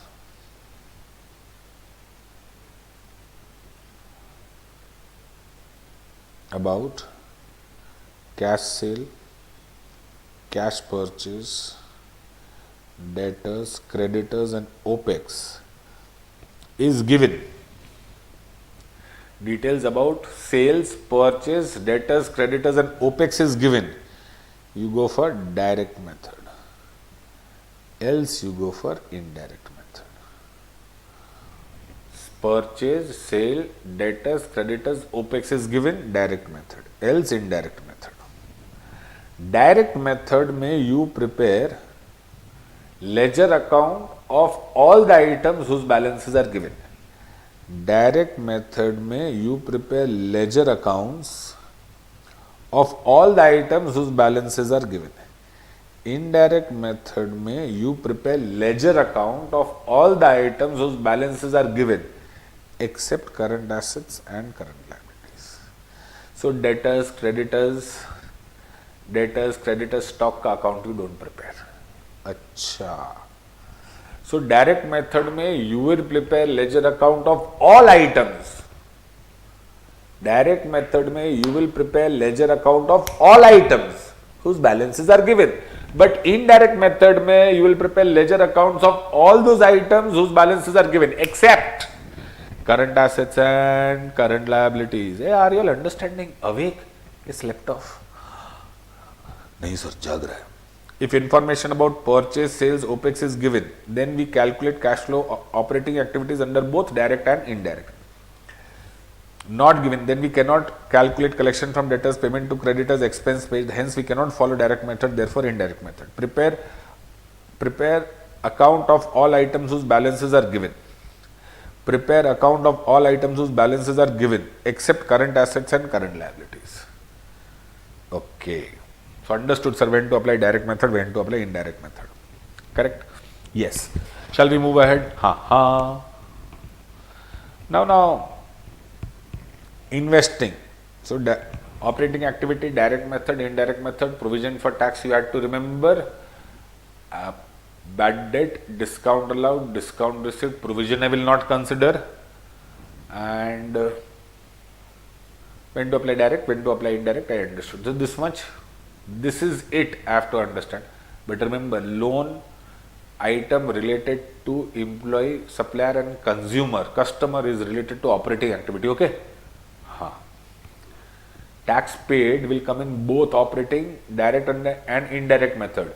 But tax which is transferred to PL will be added back only in indirect method. How many times you will say? Sorry. Just wanted to recall it. Are you understanding? Yes or no? Yes, sir. Now, investing activity. Cash received on sale of PP. Okay. Yeah, understood. Yes. Cash received on sale of investments, interest and dividend received, insurance claim received on PP, cash received on redemption of deposits, rent received on property held as investment, grant received, insurance claim received for loss of PP. Oh my God, this I have written twice. Resale of PP investment, interest dividend received, rent received, cash received and insurance claim received. Sale proceeds of PP investments, okay. Interest dividend received, okay. PP से related insurance claim received, okay. Grant received, okay. Same thing. Cash paid on purchase of investment. Cash paid on purchase of PP, cost of research and development.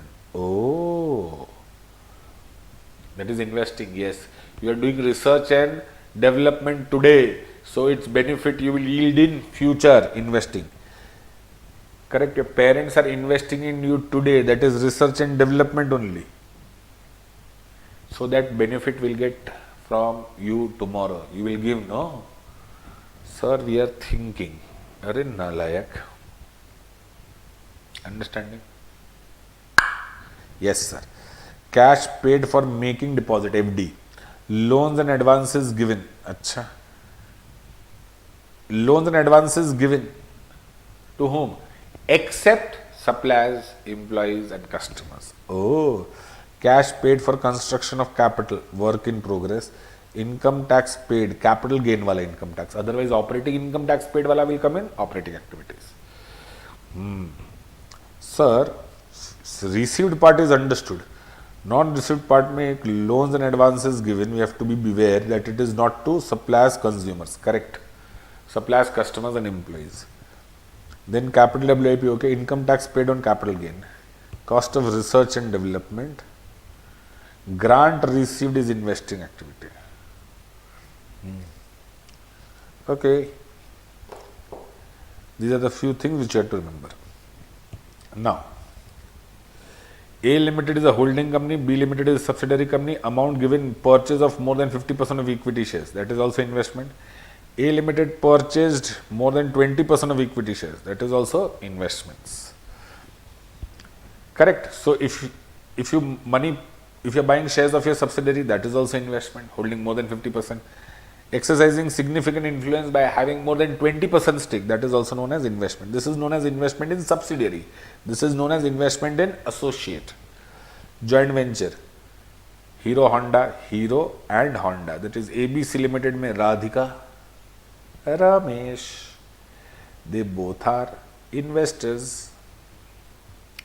Sonia Limited gave loan to Sohan Limited. Sonia gave loan, तो सोनिया के लिए it is investing. Sohan received loan, तो सोहन के लिए it is financing. अच्छा, Sonia gave loan to Sohan, तो Sonia gave loan, तो invest, correct. Sohan received loan, then investing. Interest received, that we have discussed, and pre-acquisition dividend. What is pre-acquisition dividend? I'll explain you. Pre-acquisition dividend is nothing but, for time being you remember, last year's dividend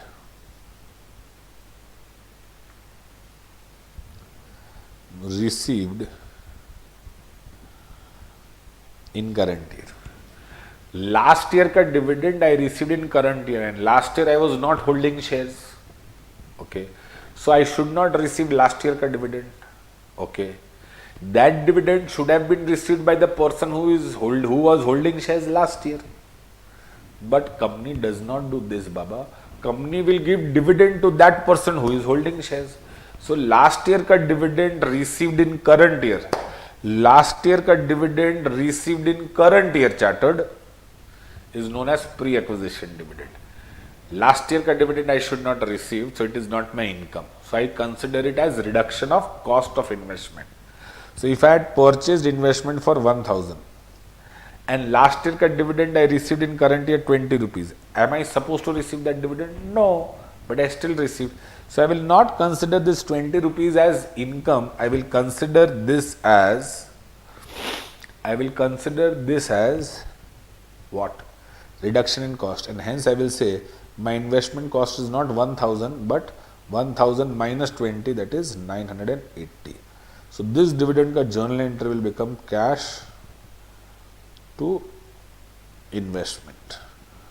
Okay, cost of investment will reduce, correct. Cost of investment will reduce, but it will be considered as investing activity only. So it is given, no, interest and dividend received. So both final dividend and interim dividend में both pre and post, all dividend received will come over here only. Cost of investment will decrease in investment. This is investing activity, say cash which I am getting. So I am talking about cash book, not investment account. Acha. This is my cash book. Okay. So whatever dividend received, pre-acquisition dividend or post-acquisition dividend, that will come in investing activity. But that will also be reduced from investments, cost of investment. Okay. So now chartered you understood investing activity. Now financing activity. Yes or no? Cash received on issue of shares, cash received on issue of debentures or bonds, cash received on long-term loan raised, cash received from calls in arrear, additional capital introduced. Shares, debentures, bond, loan, calls in arrear, less. Cash paid on redemption of preferences, cash paid on redemption of debentures, buyback, repayment of any loan, dividend paid, underwriting commission, interest paid. So all this is related to shares, debentures, bonds. Equity shares and preference shares, mein whatever money we have received, issue of equity shares, issue of debentures, issue of bonds, loan taken. From here we have received money, correct? Where we have paid money, cash paid on redemption of preference shares, redemption of debentures, buyback of equity shares, loan given back, interest and dividend paid. Interest and dividend paid, may remember this. If interest and dividend paid, then it is financing activity. Received, that is investing activity. Now, so interest and dividend paid is financing activity. Received is investing activity. But this also comes in PL debit and PL credit. Yes. If it comes in paid and we are doing indirect method, so paid means expense. Is it operating? No. So we'll add in operating activity indirect method. Interest and dividend paid.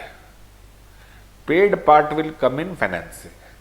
But if we are in indirect method, then operating expense may it is PL debit. So I will add back. Yes. Oh my God. Interest and dividend paid will always come in financing activity paid. Very good. But if we are under indirect method, okay, then PL account may it will come on debit side. Yes. You will remove that. Yes. You will add it back. But only in indirect method. Similarly, interest dividend received is always add in investing activity. But if we are in indirect method, in P&L credit it will come. You will remove that. It will be less. Oh, understood. Yes. If entity is a financial institution or bank, then following cash flows are part of operating activities for bank. Loan to customer, loan repaid by customer, deposit accepted or repaid, interest received or paid, dividend received. All these are operating activity for bank. Customer, okay. Deposit accepted or repaid. Deposit, FD accepted or repaid. That is, for normal business, deposit accepted or repaid is investing. But for bank, it is operating. Interest received or paid. For bank, it is operating. For us, it is investing and financing. Dividend received. For us, it is investing. For bank, it is operating. But dividend paid is financing for everybody. Dividend paid is financing activity. Acha. Understood. Deposit, interest. Deposit and interest. Deposit for us, it is investing. For them, it is operating. Interest received and paid. Interest received for us is investing. Interest paid for us is financing. But for bank, whether interest received or paid, both is operating. Then business. Dividend received for us, it is investing. For them, it is operating. Dividend received because, okay. Dividend paid for us and them, both it is financing. Okay. Non-cash transactions are excluded from CFS. Obviously, because this is a cash book only. Asset purchase in exchange of shares and debentures. Correcta, incorrecta, correcta. So this much you understood, correct? Now chartered, this was for your cash flow statement, correct? Shall we take a 10-minute break and then start with AS4 and 5? What do you say? If you say yes, then put like and say thumbs up. Bolo bolo.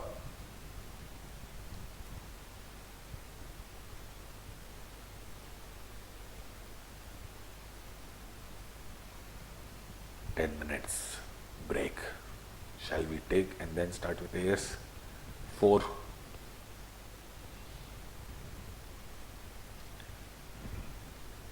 Yes, thank you.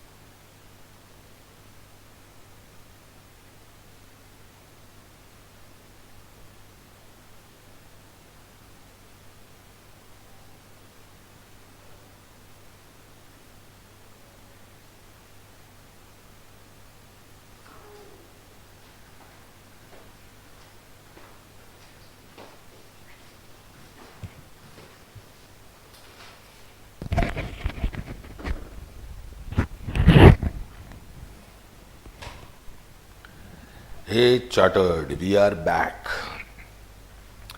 Are you able to hear me? Fatafat thumbs up. Hear me, yes or no?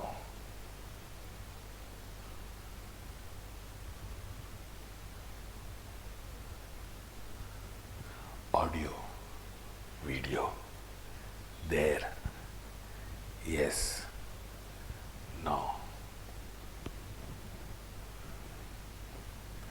Can you all hear me?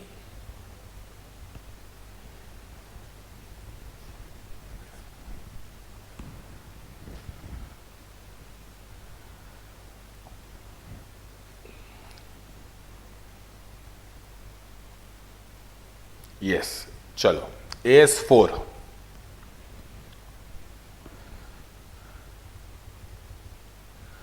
Now. It's a wonderful now. Dip it little longer. Dip. Chalo. AS4. Contingencies and events occurring after balance sheet date. Listen to this very carefully. 3-4 points you're supposed to remember and you are done with this standard. Very simple. Contingency. It is a condition or situation whose ultimate outcome will be determined by occurrence or non-occurrence of a certain future event or transaction. That means, Chartered, suppose before any transaction takes place, there is a situation which gives rise to that transaction. Before any transaction takes place, there is a situation which gives rise to that transaction. Am I clear? For example, I generally give this in classroom also, that if suddenly you are studying, will you get up and go and buy a calculator? No. If you are not finding your calculator has broken, you don't have a calculator, then that situation gives rise of you buying a calculator. So there is a situation. Second example I gave, you see Dipesh sir taking a test drive of a car. So what will you think? Dipesh sir is planning to buy a car or Dipesh sir is buying a car? Dipesh sir is planning to buy a car. So this is a situation which may or may not give rise to a transaction. Such situation which may or may not give rise to a transaction is known as contingencies. Correct? So AS4 ka earlier heading is contingencies and events occurring after the date of trial balance, after the date of balance sheet. The word contingencies has been removed by AS4 and put into AS29, except one contingency, that is provision for doubtful debts. All contingencies have been withdrawn from this AS4 and will be discussed in AS29. Only contingencies related to trade receivables, that is provision for doubtful debts, will be covered here. So provision for doubtful debt, this is the only provision which is covered here. Rest all provisions are covered in AS29. There are other provisions which are not covered in AS29. Again, I will discuss that in AS29, but over here for you Chartered, example, impairment loss wala contingency, impairment loss. Then provision for depreciation, AS10 PPE. Provision for loss, that will be covered in AS7, construction contract, provision for loss. Then Chartered, provision for employee benefits will be covered in AS50. So 5 provisions are not covered in AS29. Which 5 provisions are not covered? Provision for doubtful debts, covered in AS4. Provision for impairment loss, covered in AS28, impairment. Then provision for depreciation, not covered in AS29, covered in PPE. Provision for loss in construction contract, not covered in AS29 but covered in AS7. Rest all provisions in nature of payables are covered in AS29. One provision is covered over here, that is provision for doubtful debts. Before any transaction or event, there is a situation which leads to a transaction. Such situation is known as contingencies, and contingencies are covered in AS29. Earlier it was part of AS4. Now Chartered, understand the difference between transaction and event, because the heading of the AS is events occurring after the date of balance sheet. Am I clear? Heading of the transaction is event occurring after the date of balance sheet. So what is the difference between transaction and event, which you studied in foundation chartered? Yes, sir. Then you studied that in where? Then you studied events and transaction in your 11th standard also, your madam taught you. Transactions are intentional occurrence of which is within our control. Events are results of transaction and occurrence of which is not in our control. Purchase and sale within our control. Closing stock. Purchase of PP, depreciation. Credit sale, bad debt. Delivery of asset, then registration.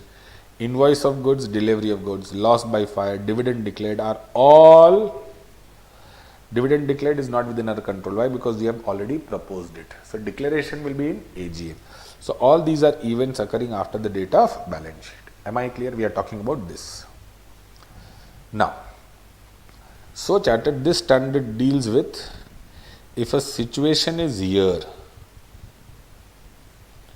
an event is here, this event should be recorded in previous year or current year. Situation is in previous year, event happens in current year, then such event should be recorded in previous year or current year. This standard deals with that only.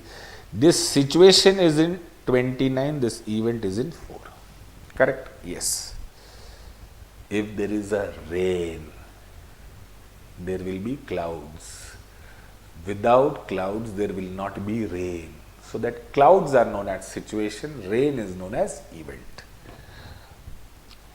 Now, events occurring after balance sheet date. These are significant events, both favorable and unfavorable. Favorable, which will give us gain or receipts. Unfavorable means which will give us loss. That occur between the balance sheet date and the date on which financial statements are approved by board of directors, not shareholders. Suppose year starts on 1/4, 31st of March. Board of directors approve. So during these two dates, whatever are the transactions or events, these are known as events occurring after the date of balance sheet. Shareholders approve the financial statements on 16th of August.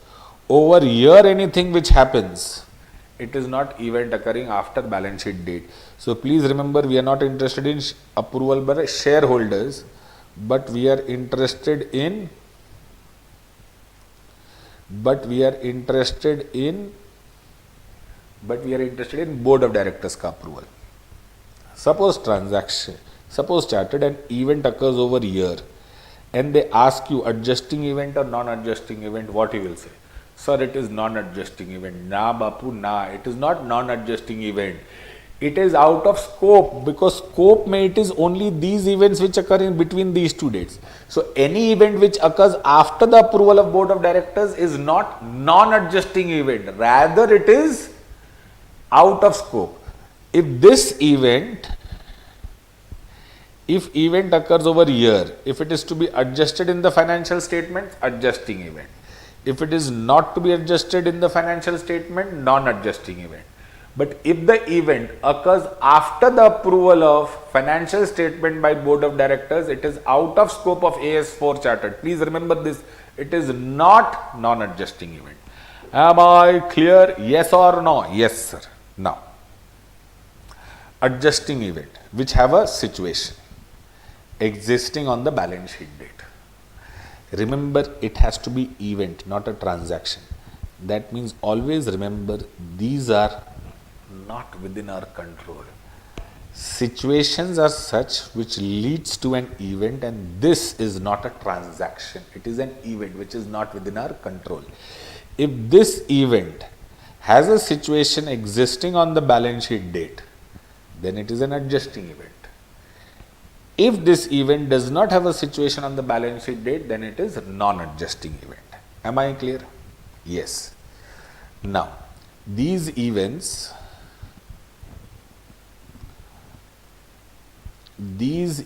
provide further evidence of condition that existed on the balance sheet date.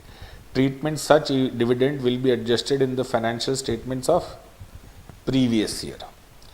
Non-adjusting event. No evidence of events existed on the balance sheet date. There is no situation existing. Okay. Now, if it is non-adjusting, check whether it's a favorable event or non-favorable event. Favorable event means you are going to receive money or it's a gain. Then you are supposed to disclose that in board of directors report. If it is unfavorable, then check whether going concern is violated, going concern is not violated. It is going to give you loss or a payment because of which your business will shut down. No. Then disclosure is required. Because of which your business is going to shut down, and the answer is yes, business will shut down, then you are supposed to prepare financial statements on non-going concern basis. Non-going concern basis, that means all assets and liabilities will be recorded in the financial statements at realizable value. Acha, non-adjusting event may check favorable, unfavorable. If it is favorable, then you will disclose in board of directors report. If it is unfavorable, then check business will continue, business will shut, business will continue, then disclose in board of directors. Business will shut, then you will prepare financial statement on the basis of,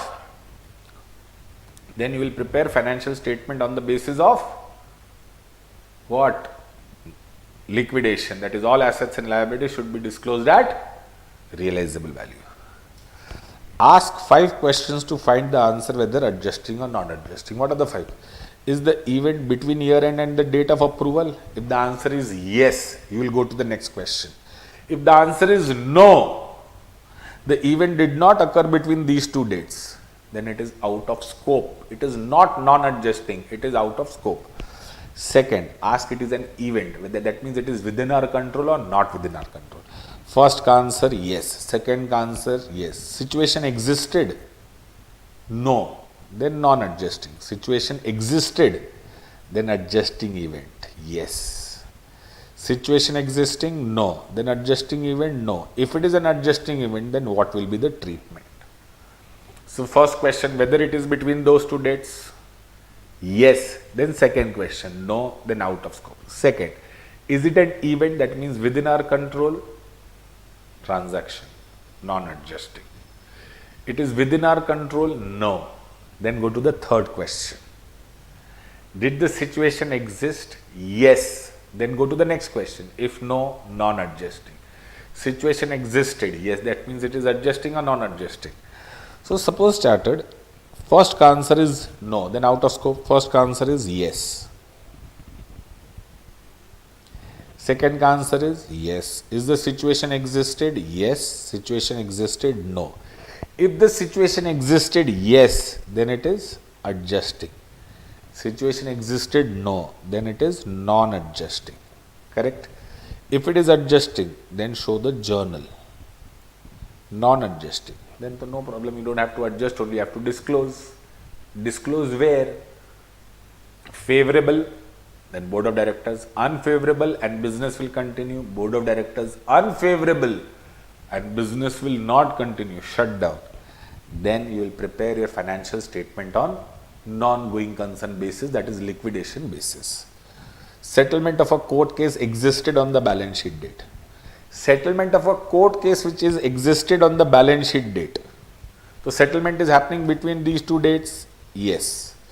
Is it event? Yes. Settlement of court case is within your control? No. So is it an event? Yes. Situation existed? Yes. Obviously the court case was going on.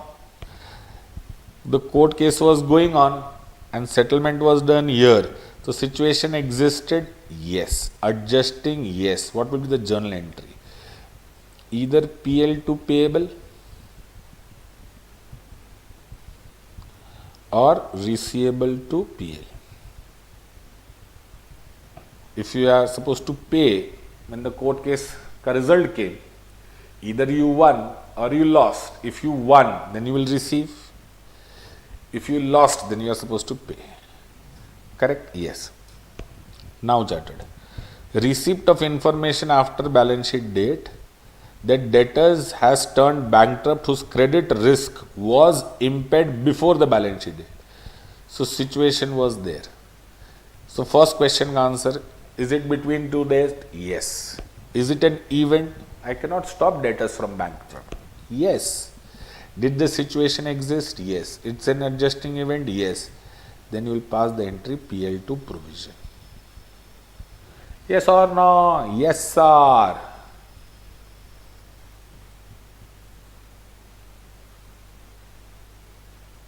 Offline South Malleshwaram it is. Debtor on whom case of insolvency is preceding, same, C is purchase and sale of PP before reporting date. So purchase sale happened here, but delivery happened here. So if you have purchased over here, delivery is over here first. Is it between 2 days? Yes. Is it an event? Yes, because delivery is not within your control. You have already purchased. Acha. Correct? Is it an event? Yes. Situation existing? Yes. Situation was existing. Adjusting, non-adjusting. Adjusting. Journal entry. Purchase or asset to creditors. Second is debtors to sales or asset. What you have sold. If you have sold the asset. Discovery of frauds or theft after balance sheet date. So fraud and theft happened here. Discovered here. Between these two dates, yes. Is it an event? Fraud has already happened. So discovery is within our control? No. Is it an event? Yes. Situation existed? Yes. Adjusting, non-adjusting? Adjusting. Journal entry, loss to whatever. Cash loss, asset lost, whatever. Fraud you have found out. Correct? Value of inventory gone down after year end for which condition existed. So between these two dates, yes. Is it an event here? Yes. Why? Because that is falling of prices is not within my control. Is the situation existed? Yes. Adjusting, non-adjusting, adjusting. What will you do? Treatment, cost or NRV, whichever is lower. And you will exceptional item mein you will create 2 PL2 provision on stock. Exceptional item it will come in PL. Am I clear? You like what you are doing or not? I am shouting. Liking, no? It is benefiting you, no? Negotiation finalized and decided before balance sheet but investment done after balance sheet. Now, investment done after balance sheet date. Negotiations were going on over here. First, is it between two due dates? Yes. Is it an event? No. You are purchasing investments over here. So, it is not event. It is a transaction only. So, it is non-adjusting. Because negotiations were going. So, you told situation existing? Yes. Is it an event? No. It's a transaction. There you are. Now you will understand the difference between event and transaction. Purchase and negotiations went on. But still you can say, no, I don't want to purchase. After negotiations are over also. You have not entered into agreement. Okay. Violation of government grant before balance sheet date but refund notice received after balance sheet date. Adjusting event, non-adjusting event. Adjusting event. Why? Because you have violated the condition before balance sheet date and refund came after balance sheet date. When the refund notice came, is it within your control? No. So, is it between two dates? Yes. Is it an event? Yes. Is the situation existed? Yes. So, adjusting, non-adjusting, adjusting. Treatment, pass the entry for refund of government grant. Am I clear? So, enough we have discussed events occurring after the date of balance sheet. Now, you would have got the clue. Correct?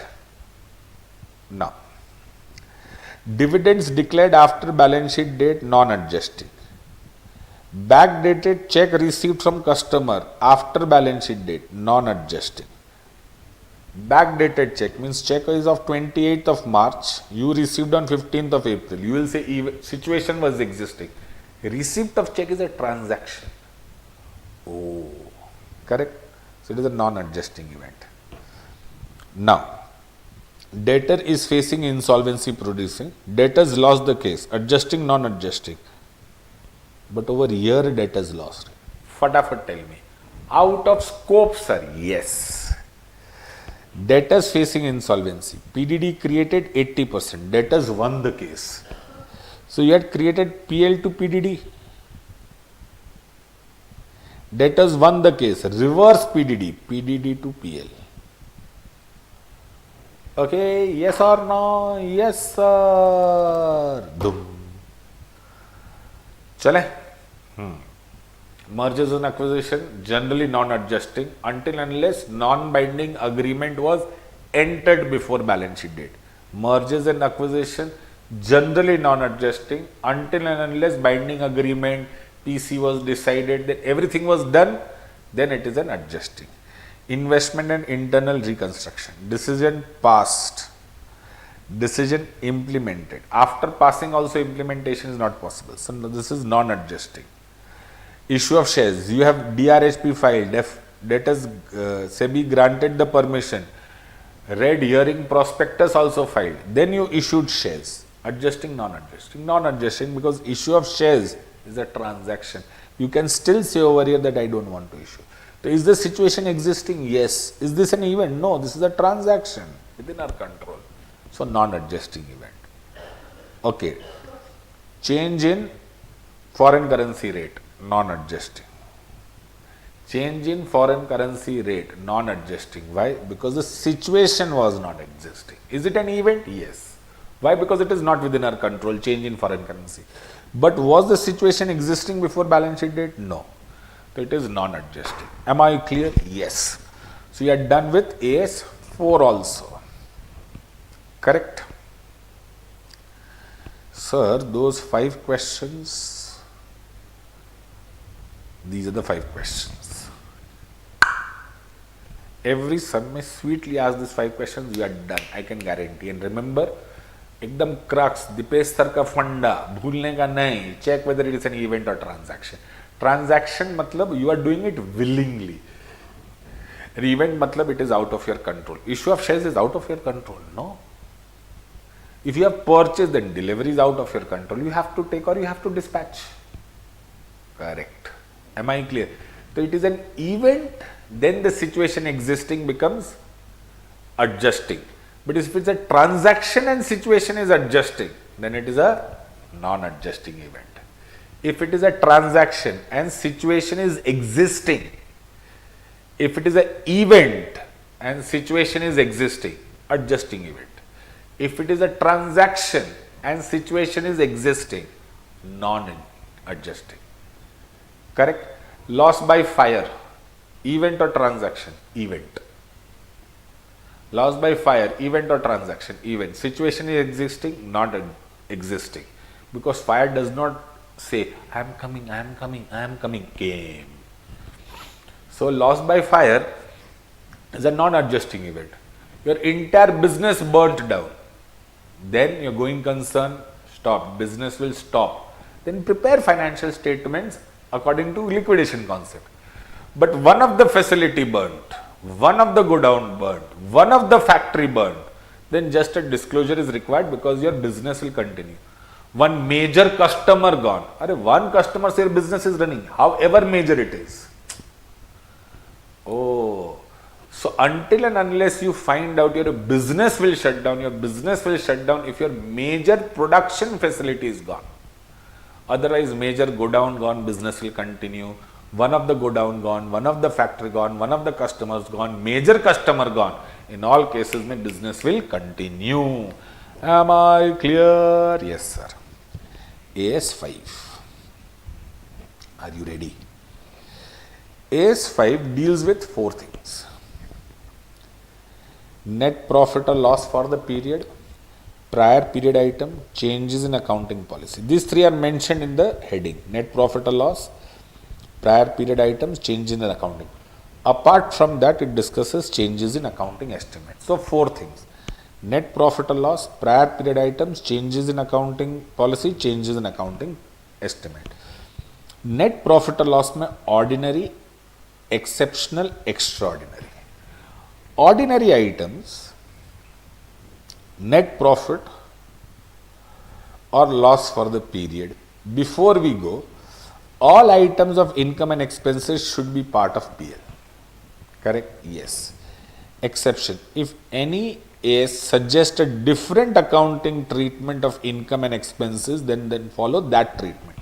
All income and expenses will be a part of PL, except any accounting standard says that no, this is not a part of income and expenses, then we follow that accounting standard. For example, interest cost. Interest cost is an item of PL. But AS 16 says that some interest cost will be capitalized, borrowing cost. That will not come over here. Okay.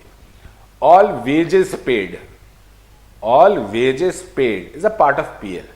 But wages paid for installation of plant and machinery should be added to plant and machinery, PPE. So all expenses of PPE, which makes it ready to use, shall not be debited to PL, but will be debited to asset. Why? Because AS 10 says. Again, I repeat this part. All income and expenses should be a part of PL, except those income and expenses which some other accounting standard says should be dealt in a different fashion. For example, borrowing cost. Borrowing cost means interest cost should come in PL. But AS 16 says some borrowing cost should be capitalized, so it will not come in AS 5 PL account. Second, any expenses incurred for bringing the asset into running condition, like wages paid for installation. Generally, wages is a part of PL. It's not trading. Now, like in case of company, everything is PL only. There is no trading. Sorry. Once again, wages paid for installation of plant and machinery. It should come in PL, other expenses, sorry, employee benefits. But if it is incurred for installation of asset, then it should be added to asset. Why? AS 10 says. Now, following components should be disclosed on face of PL as shown below. This is PL account. Everybody knows. Revenue from operation, other income, raw material consumes, purchase of stock, changes in inventory, employee benefits, finance cost, depreciation and amortization, other expenses. All these are ordinary items. Correct? Profit before exceptional item, extraordinary item, prior period item and tax. So, how many items? Exceptional, extraordinary, prior period and tax. Less exceptional item, add or less, then extraordinary item, then prior period item, then tax will give you profit after tax. These are covered in AS4, exceptional, extraordinary and PPI. This profit is known as profit or loss from ordinary activities. Correct? Now understand one thing. Remember chartered. Ordinary activities and operating activities are not same. Or anything happening in business due to business is ordinary.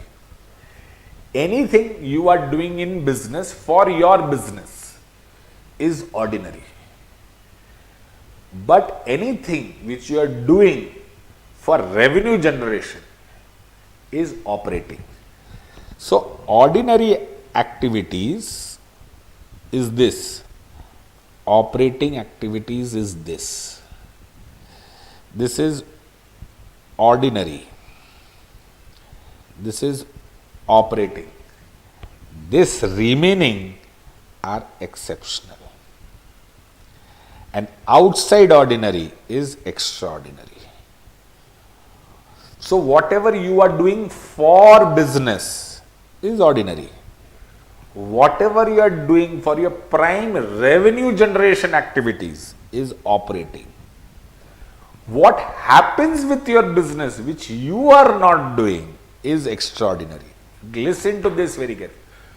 Whatever you are doing for business is ordinary. Out of that, whatever you are doing for your prime revenue generating activity is operating. Whatever happens with your business which you are not doing is extraordinary. Acha. Now, I will give you an example. You sold asset. Why? Because the asset ka useful life was over. You sold it and you generated profit or loss, whatever. You did it for your business? Yes. So, it is ordinary. But did you do it for your major revenue generating activities? No. For example, my activity is teaching. Did I sell the fixed asset for teaching? No. So this is ordinary but not exceptional.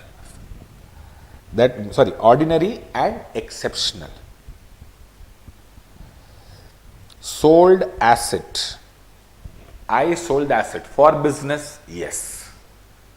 Is it ordinary item? Yes. Is it operating item? No. Correct? I am paying salary to my employees. Is it operating? Yes. Is it ordinary? Yes. Am I doing it for my revenue generation? Yes. Then it is operating. So that means I can say ordinary is divided into two categories, exceptional and operating. Correct? You are supposed to disclose all exceptional items. Operating activity ka funda is there in cash flow, not over here. So anything which you do for your business is ordinary. Anything which happens to your business is extraordinary. Now let us understand the difference between operating activity and business activity. This is Dipesh sir ka funda. You will ekdam clarity aa jayega. Listen to this very carefully.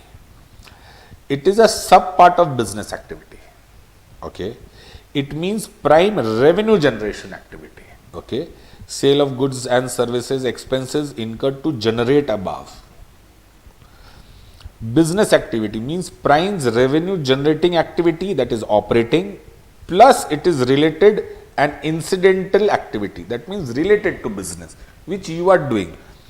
Sale of goods and services and profit or loss from sale of PPE and sale of goods and services. Is it ordinary? Yes, but ordinary and operating. Sale of PPE and investment, profit or loss from sale of PPE and investment. Is it ordinary? Yes. Is it operating? No. So chartered understand, sale of goods and services.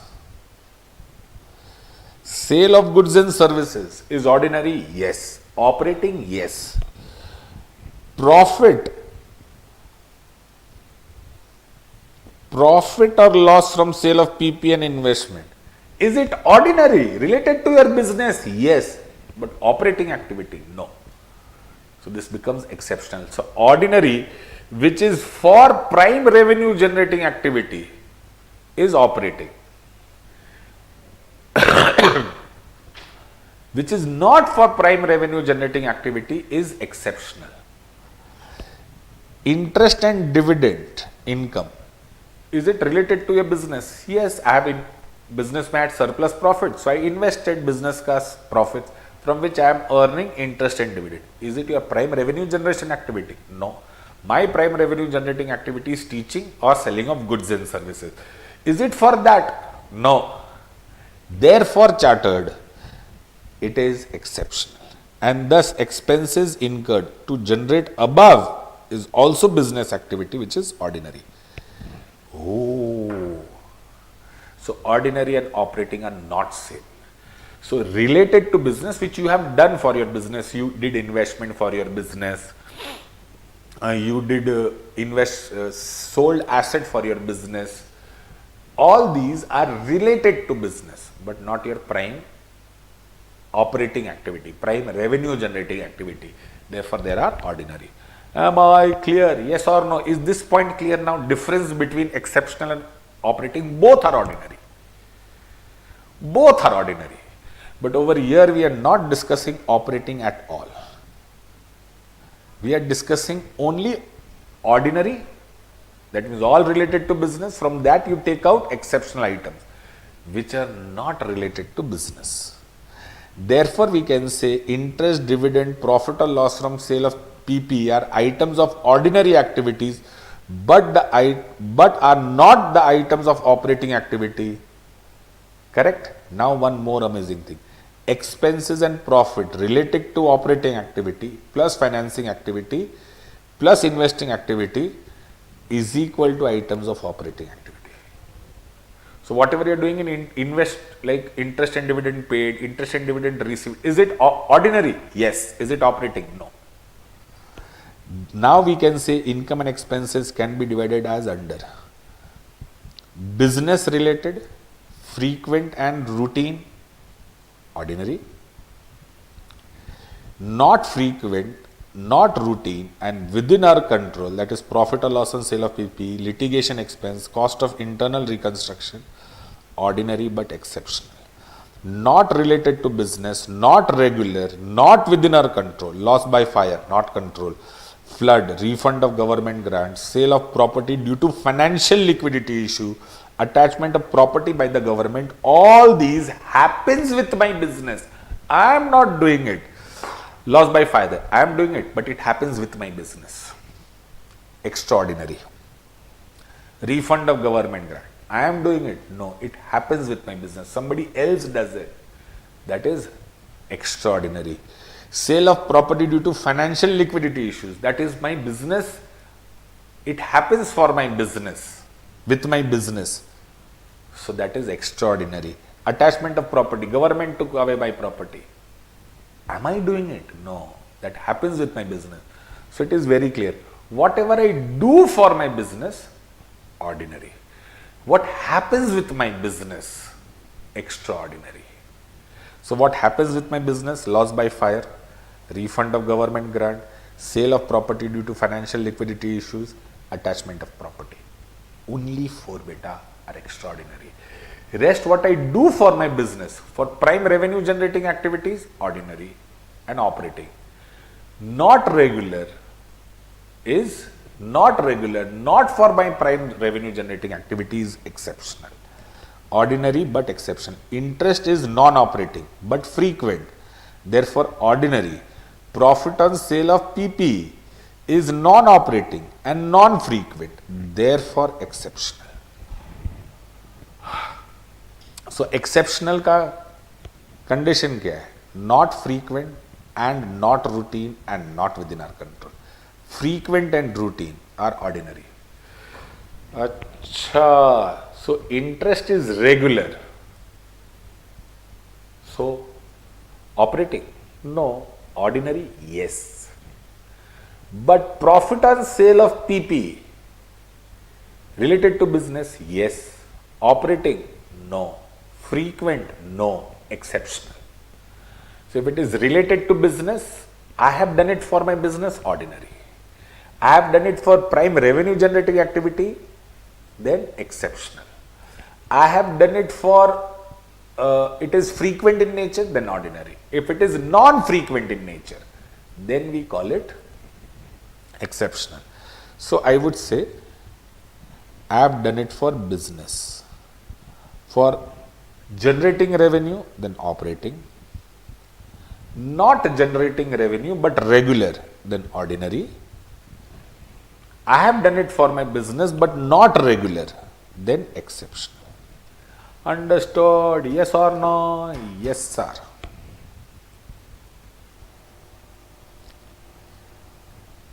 Now, so this full dabba clears in our head what is exceptional, what is extraordinary, what is ordinary. Ordinary means anything related to business. Extraordinary, what happens to our business. There are 4 things. What 4 things? Fire, attachment of property, refund of government grant, sale of property due to financial difficulty. This happens with my business. All extraordinary. What I am doing with my business, what my doing with my business is business activity. Business activity mein, which I am doing it for generating revenue, operating. Which I am not doing for generating revenue, but recurring regularly, ordinary. Not recurring regularly is exceptional. Correct? Yes. Profit or loss from ordinary activities. Any activities is undertaking as a part of business and related activities. Related activities which are incidental and or arising from main activities. Items contributing to profit or loss from ordinary activity. Purchase and sale of goods, employee benefit expense which is not capitalized, finance or interest cost which is not capitalized, depreciation and amortization, office admin, any factory, any distribution, all ordinary. Ordinary but exceptional. These are income and expense arise from transactions that are clearly related to the business, not occurring frequently. Exceptional in size, nature and incidence. Non-operating and not regularly, nature. Oh, related to the business? Yes. Litigation, legal cases, settlement, outside the court settlement, liquidation. One department you are shutting down, closing of discontinued operation, abnormal gain or loss, retrospective change in expense. Write down of inventory to its NRV. If NRV is lower, we create a provision, I told you, that is exceptional. Profit on sale of assets or investment, exceptional. Arrears payable to workers for revision of wages with retrospective way. Exceptional items should also be disclosed separately. We have shown it how to be disclosed separately. Correct, over here. Exceptional items. Correct, extraordinary item. These income or expenses arise from transaction events that are clearly distinct from ordinary business. Clearly distinct means clearly not related to. Clearly distinct matlab different, not related to. Not expected to recur frequently or regularly. To be disclosed. Any loss due to natural calamity. Attachment of property of the entity by the government. Refund of government grant. Sale of property due to financial liquidity issue. Prior period items. Prior period items. Hey, chartered. Are you all understanding?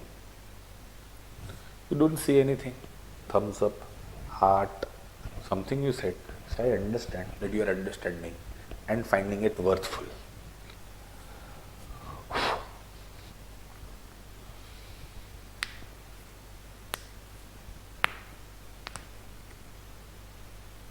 Chalo.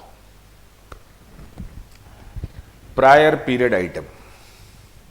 Prior period items of income and expenses which arise in current year. Oh, heart and all. Prior period items are items of income and expenses which arise in current year as a result of accounting error or mistake in preparation of financial statements of one.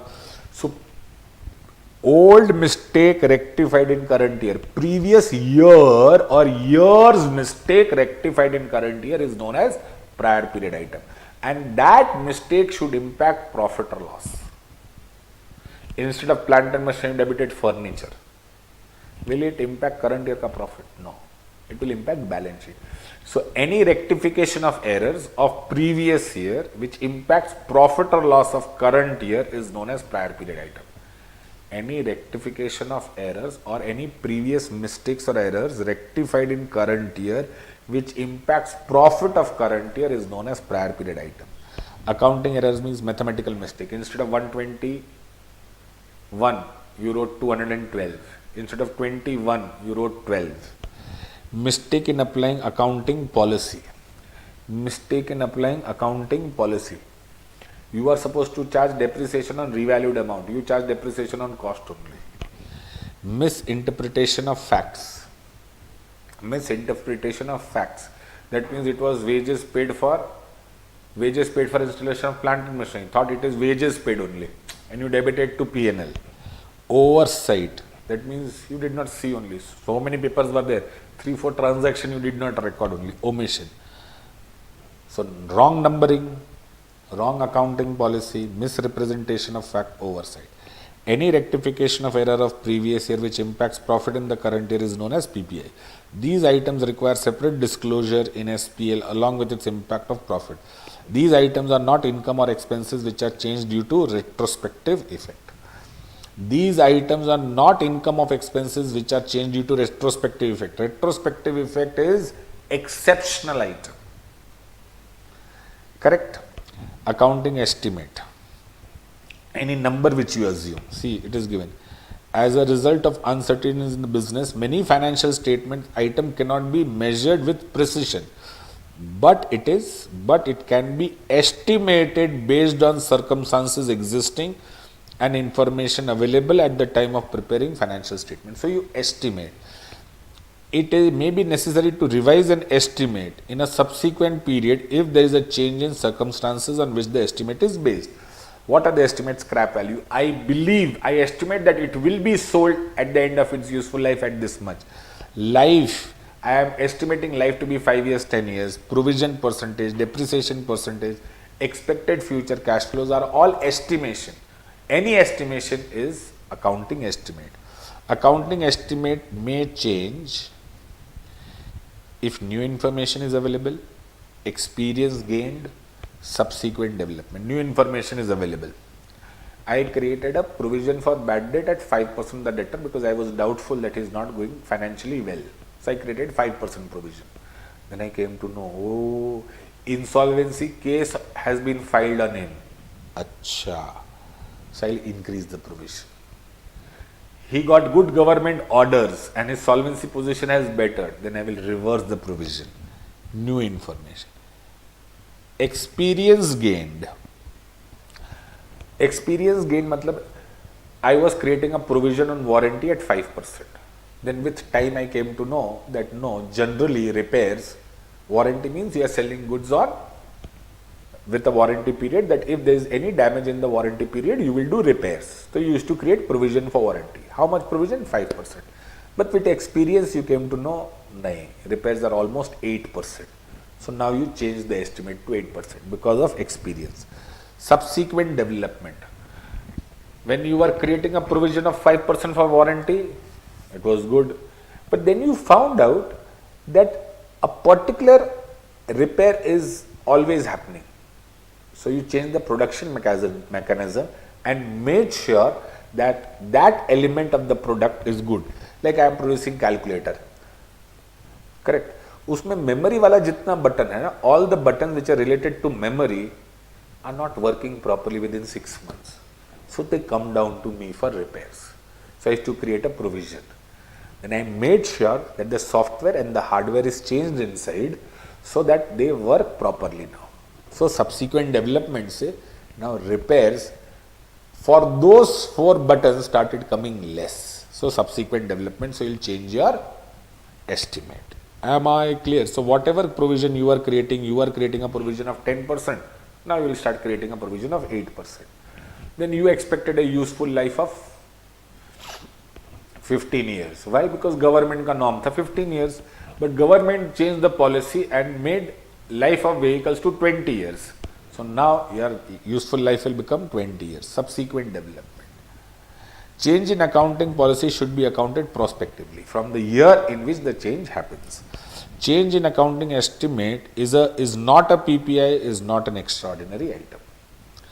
Reason and amount of change in accounting estimate which has an impact of profit of current year or later year should be disclosed as a part of related head. Matlab wherever if there is a change in scrap value, so depreciation is a related head.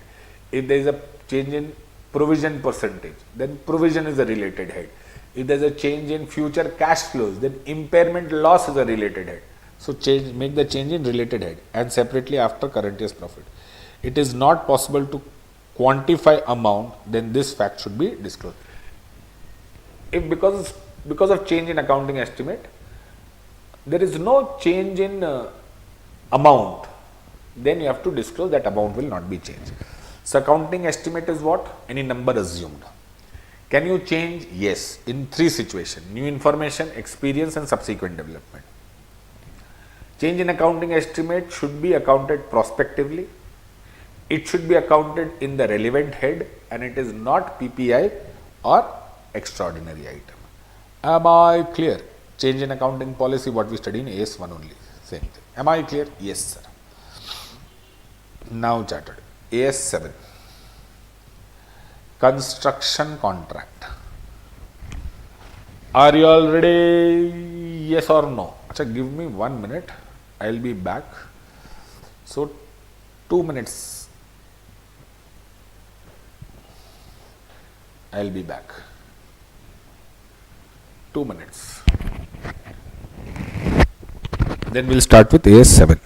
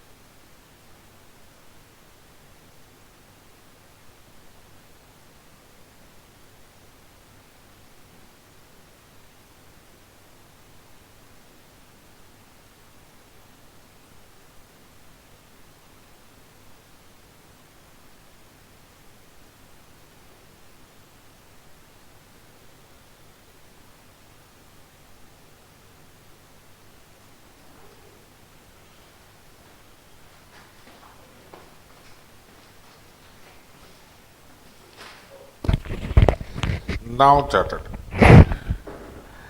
Construction contract. Now construction contract में directly let's go into construction includes destruction. Construction includes destruction. First point. Construction of single asset or multiple asset, all is covered over here. First. Second point. This entire standard we are thinking from contractor's point of view, that is the person who is doing construction. Contractee is the person who gets the construction done. Correct? Yes. Now, types of contract, 3 types of contracts. Fixed price, cost plus and hybrid. Fixed price means 20 lakhs, 30 lakhs, 5,000 per floor, 5,000 per square feet, 5,000 per square kilometer. It is fixed price. Cost plus contract. Whatever is the cost plus 2 lakhs I want, or whatever is the cost plus 10% I want. That is cost plus. Hybrid means it is cost plus 10% I want, but maximum up to 40 lakhs. Correct? So there is a ceiling. Cost 10% but maximum up to 2 crores. Am I clear? Yes. Now chartered fixed price contract में, since the price is fixed and the contract is spanning over a period of more than 1 year, then there is a chances that the price will rise. If the price rises, then there is a clause kept in contract that in the event of rise in price, certain proportion will be compensated to contractor by contractee. Certain portion will be compensated by contractee to contractor, which is known as escalation. But this will happen only in the event of price rise. So it is given. In some cases, contract require customers to pay additional sum to compensate against cost escalation. Cost escalation means cost increase. Construction to contract multiple asset, segmenting, combining. Segmenting means there is one person, contractor, who is constructing multiple asset for contracting. It will be treated as one contract generally. But can it be segmented? Yes, if the following conditions are fulfilled. What are the conditions? Separate proposals, negotiated separately, accept or reject the proposal of any asset, and cost profit can be calculated for each asset separately. I repeat, I am contractor, you are contractee. For you, I am constructing 5 assets. All these 5 assets are generally in one contract. But can these have 5 separate contracts? Yes, if these 5 conditions are fulfilled. Separately negotiated, separate proposals, accept or reject anyone, and profit, cost, revenue of each contract can be calculated separately. Second, I am one contractor, there are 5 contractee. So there are separate contracts. Can they be merged? Yes, if these conditions are fulfilled. Negotiated as a single package, contracts are closely related, overall profit margin, and constructed together.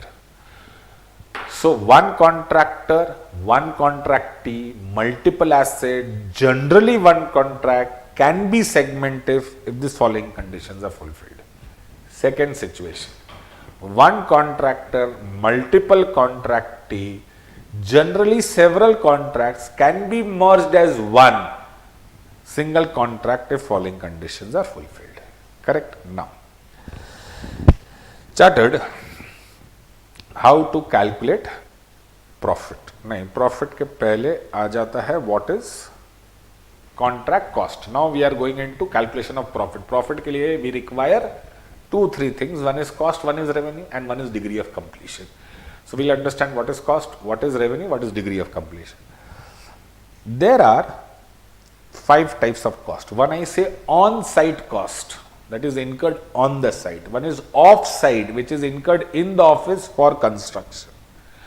One is reimbursement, that means contractor is spending the money on behalf of contractor. Contractor is spending money on behalf of contractee, and contractor will collect later on. For example, I am doing interior designing of your house. An electricity bill comes, I pay it. Who am I? Contractor, but I will collect it from you. That is reimbursement. There is some society may they want money, so I pay it on behalf of you, but I will collect it from you. That is known as reimbursement. So one is on-site, which is incurred on-site, labor, material, overhead. One is off-site, that means which is incurred in office but related to construction, that is designing and all. Third is reimbursement. Fourth is cost incurred to receive the contract, that is brokerage. And fifth is interest if it is a qualifying asset, that means if construction takes more than 1 year. So 5, on-site, off-site, reimbursement, then chartered brokerage and interest. Understood? In this we are supposed to remember 2 words, work certified, work uncertified. Work certified plus uncertified is equal to contract cost. Work certified plus uncertified is equal to contract cost. But if it is directly given, then you need not consider. I remember. Again I am telling you. Work certified plus uncertified is equal to contract cost. But if contract cost is directly given, then do not consider this. Costs, revenue. Revenue are of 5 types. Initial contract price, variation. That means work increased, therefore contract price increased. Incentive. If I complete the work before the due date, then you will give me some incentive. Acha, escalation. If the cost rises, contract price will increase. Claims, that is reimbursement wala money, which I will consider. So I'll consider that as a part of cost, reimbursement, as well as revenue. So it will get nullified. Otherwise it will include in cost only. It should be included in revenue, so it will get nullified. So initial contract price, variation, incentive for early completion, reimbursement and escalation. Contract price, variation, incentive, escalation, reimbursement. Correct? Less penalty if work is done after the due date. Now charted. Examples of escalation. This is very, very important. See very carefully. Raw material cost 100 lakhs. We had estimated 100 lakhs.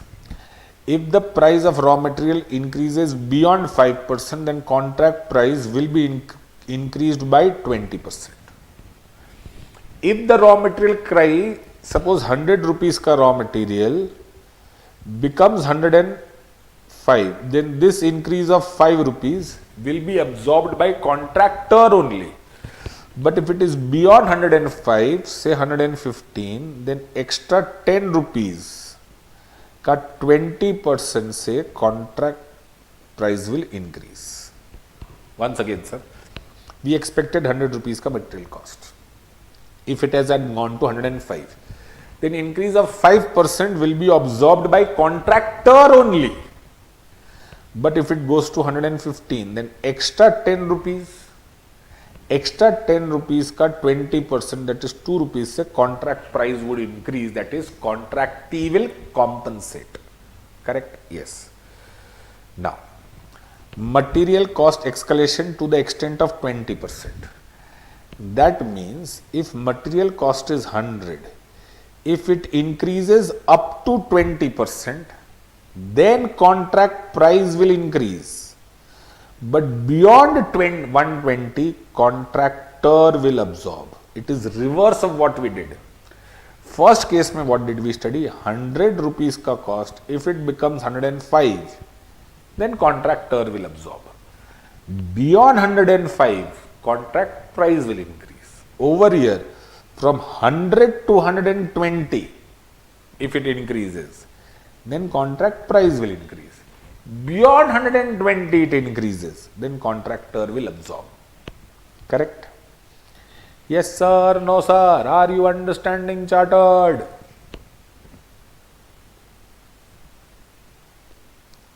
Material cost escalation to the extent of 20% of increase in material cost. Material cost have increased by 40%, but contract price will increase only up to 20%. Total increase in material cost is 40%. 40% is how much? 80 lakhs. So 40% is 80 lakhs. Contract price will increase only up to 20%. Therefore, 20% will be how much? 40 lakhs. So contract price would increase. हाँ या ना? हाँ. Labor cost escalation up to 30% of increase in minimum wages. So up to 30% contract price would increase. Beyond 30%, contractor will absorb. Same. So 2 and 3 is same. Correct? Labor cost was originally estimated to be 1.2 crores. It increased by 25%. So up to 30% the contract price was supposed to increase. Beyond 30%, contract will absorb the cost. So contract price will increase by 25% of 1.2 crores, that is 30 lakhs. Yes sir, no sir? Yes sir. Degree of completion, how much work is completed? There are 3 methods. One is input, one is output, one is surveyor. Input method means cost incurred by total expected cost into 100. Cost incurred by total expected cost into 100. Output matlab, I was output done by total output. Output done by total output. Surveyor means experienced person will come and say 30%, 20% is complete. So input method is based on cost. Output method is based on the number of units produced. I have produced 5,000 units out of 25,000 units which I am supposed to produce. So 20% is complete. Now the most popular is the third one. Cost incurred by total expected cost. Cost incurred up to date, till now whatever cost has been incurred, divided by total expected cost. How to find out total expected cost? Cost incurred plus further estimated cost. Whatever cost I have incurred 100 rupees, plus I am expecting further 120 I will incur. Therefore, total estimated cost will become 220. So, cost incurred 100, total estimated cost 100 I have incurred and 120 I am expecting. So, 220. Yes sir, no sir, yes sir. Hey, are you all understanding? Now, thereafter chartered, total estimated cost, if further estimated cost is not given, then contract revenue minus profit. So, if contract revenue, that is contract price plus variation plus incentive plus claims, everything together is, suppose revenue is 1000, profit is 100, that means cost is 900. Am I clear, chartered? Yes or no? Yes sir, no sir, yes sir. So again I repeat, this is very important. Cost incurred up to date divided by total expected cost. Total expected cost can be found out in two ways. Way one, cost incurred plus further estimated cost. I have incurred 100, I am expecting further 120. So total estimated cost, correct?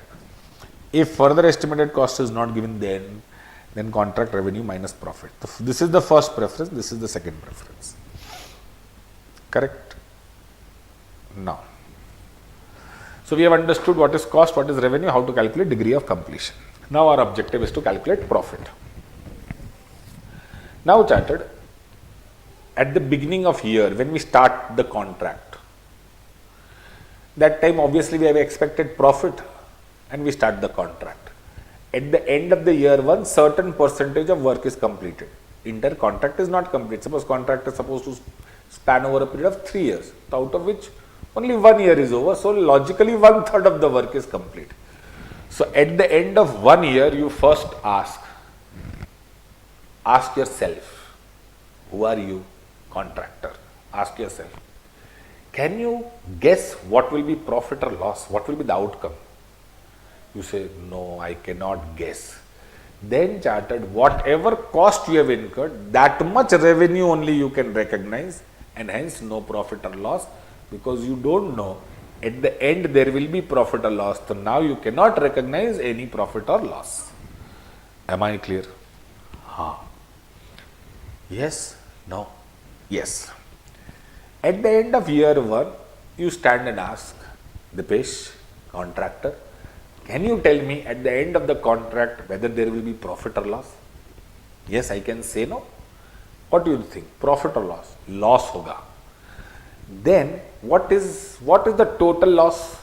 Total loss I am expecting 50. What is current year's loss? 15. Actual loss 15. Total expected loss 50.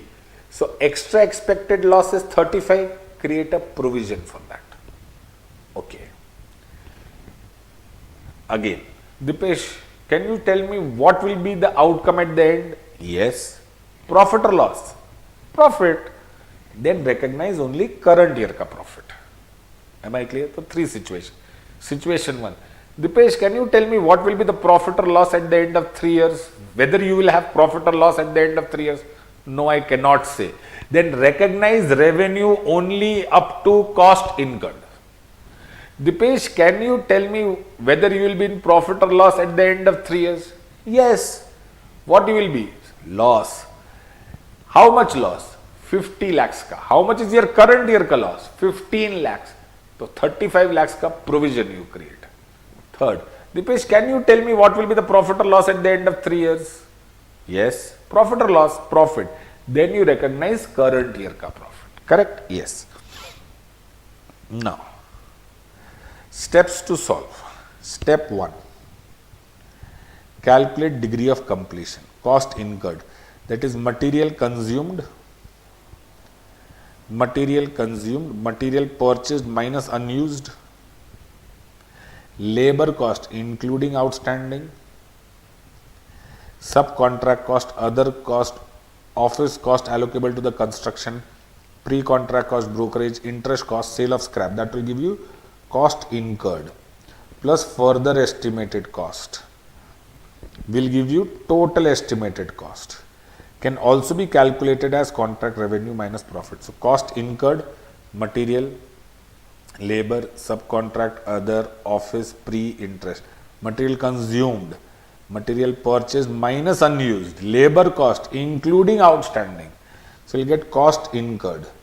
Cost incurred plus estimated further cost is equal to total estimated cost. If further estimated cost is not given, then contract revenue minus profit. Degree of completion is equal to A, cost incurred till date, divided by C, total estimated cost into 100. Cost incurred till date is equal to work certified plus cost of work uncertified, if it is not given. Cost incurred till date is also known as cost of WIP. So, this cost incurred till date is also called WIP, remember. So, cost incurred till date, either all details are given, first preference. Second preference is work certified plus uncertified. Cost incurred till date is also known as cost of WIP. Yes sir, no sir. Revenue that we have studied. Step 2 may we calculate revenue. Step 3 may profit or loss. This is very, very important. Our heart lies here. Contract revenue that we calculated in step 2 into degree of completion is the contract revenue up to date. Suppose first degree of completion when we are calculating chartered, it is cost incurred up to date by total expected cost will give you suppose 30%. That is 30, suppose, and this we did it at the end of second year. This calculation we did at the end of second year. So, cost incurred up to date is total cost of 2 years divided by total expected cost. So, this is 30% complete. So, 30% complete in second year or up to second year?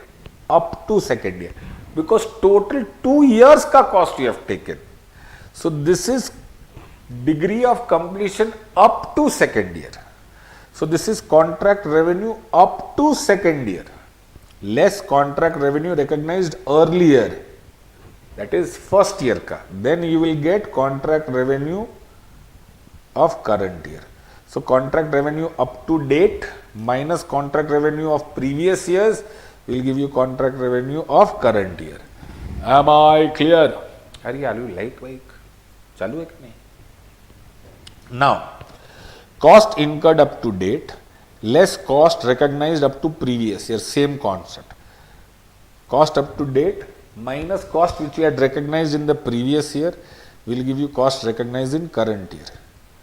Alpha is revenue of current year, beta is cost of current year. Alpha minus beta is profit of current year.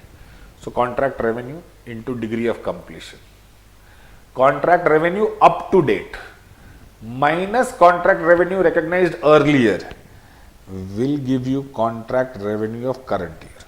Then cost up to date minus cost recognized earlier will give you cost of current year. Revenue of current year, cost of current year will give you profit of current year. Am I clear? Bolo ha ya na. If there is loss, then we need to calculate provision for expected loss. If current year में profit आ गया, then sum will stop here. If current year में there is a loss, then we have to create a provision for loss. How to calculate provision for loss? Total estimated cost, total contract revenue. So, suppose total estimated cost is 500. Total contract revenue is 300. So cost is 500, revenue is 300. So total loss you are expecting is 200 ka total loss, out of which loss up to current year is 60 rupees. So how much ka provision you will create? 140. Acha. Am I clear? Yes. So by revenue recognized in current year, by cost recognized in current year, to provision for loss, that will give you expected loss. Recognized in current year, correct? Now, this is provision which you will transfer here and that will give you total loss. Understood? Yes. This provision which you have created in the current year will be reversed in the next year. Always remember, provision created in the current year will be reversed in the next year. Write down if you want to write. Provision created in the current year will be reversed in the next year. Now, amount due to or due from customers. How much will ask from customers? For time being, you learn this because your exams are coming soon. Contract cost up to date. This is the cost I have incurred. Add profit up to date or minus loss up, total loss. That is your selling price. Cost plus profit up to date minus total loss. If it is profit, then it is only up to today. If it is loss, then total loss. This much you can ask from your debtors. Less progressive billings which you have asked. You can ask 500 but you have asked 700. The 200 is due to customers. You can ask 500 but progressive billing is 400 only. Then 100 is due from customers. How did you get 500? Cost up to date, add profit up to date only. But if it is loss, then total loss. Profit up to date, total loss. This is the money which you can ask. Progressive billings, you have already asked, billed. If you have asked more, 700, then due to customer. If you have asked less, 400, then due from customer. Correct? Yes sir, no sir. So chartered, this is your contract ka profit calculation. First step 1 mein you will calculate degree of completion. Second mein revenue. Third mein profit. Fourth mein provision for loss if required. Fifth mein extract of PL. Sixth mein amount due to or due from customers. These steps are very important. This is step 1, calculation of cost, calculation of revenue,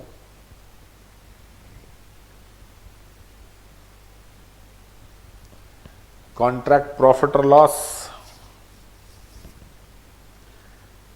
correct? Then if there is a loss in the current year, then you will calculate provision, correct? Then extract of PL, whatever provision you have created in the current year will be reversed in the next year. Then amount of debtors, cost incurred, profit up to date, less loss, total loss. This is the money you can ask. Progressive billing is the money you have asked.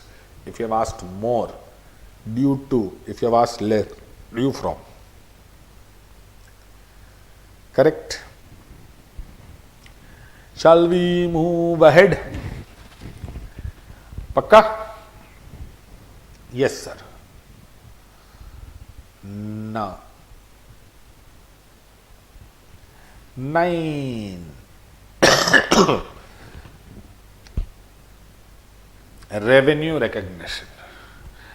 Revenue means what? As soon as you think of the word revenue, that the first thing that clicks you is what? Sir, sales. Correct? Now, sales or other income. When to recognize the income and when to postpone the income, this standard tells us about that. When to recognize the income and when to postpone the recognition. For example, you have earned the revenue, then recognize it, accrual basis fundamentally. You have earned the revenue, but chances of receiving the money is very less. That means there is uncertainty of collection. Then you postpone the recognition till you are sure that you will receive the revenue, or when you receive the revenue. Sir, once again, you have earned the revenue. So generally when you earn, you recognize on accrual basis. Correct? But chartered, in certain cases you have earned, but you still postpone the revenue recognition. Postpone matlab delay or defer revenue recognition. I sold goods to you. Fair enough? Yes. But that day, only I came to know that you are a gangster. That means certainty of collection is doubtful. So I don't recognize the revenue. I will recognize when you give me the money. Okay. So this standard deals with revenue recognition, when to recognize revenue and when to postpone revenue recognition. Correct? This standard does not deal with revenue from construction, lease, government grant, realized and unrealized gain from profit on sale of asset or investment from changes in foreign currency. So construction, lease and government grant ka revenue does not come over here. Construction ka AS 7, lease ka AS 19, government grant ka 12. Realized or unrealized gain from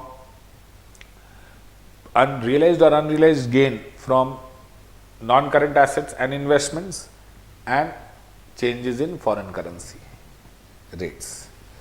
What does the revenue mean? Gross inflow of cash or other consideration or receivable.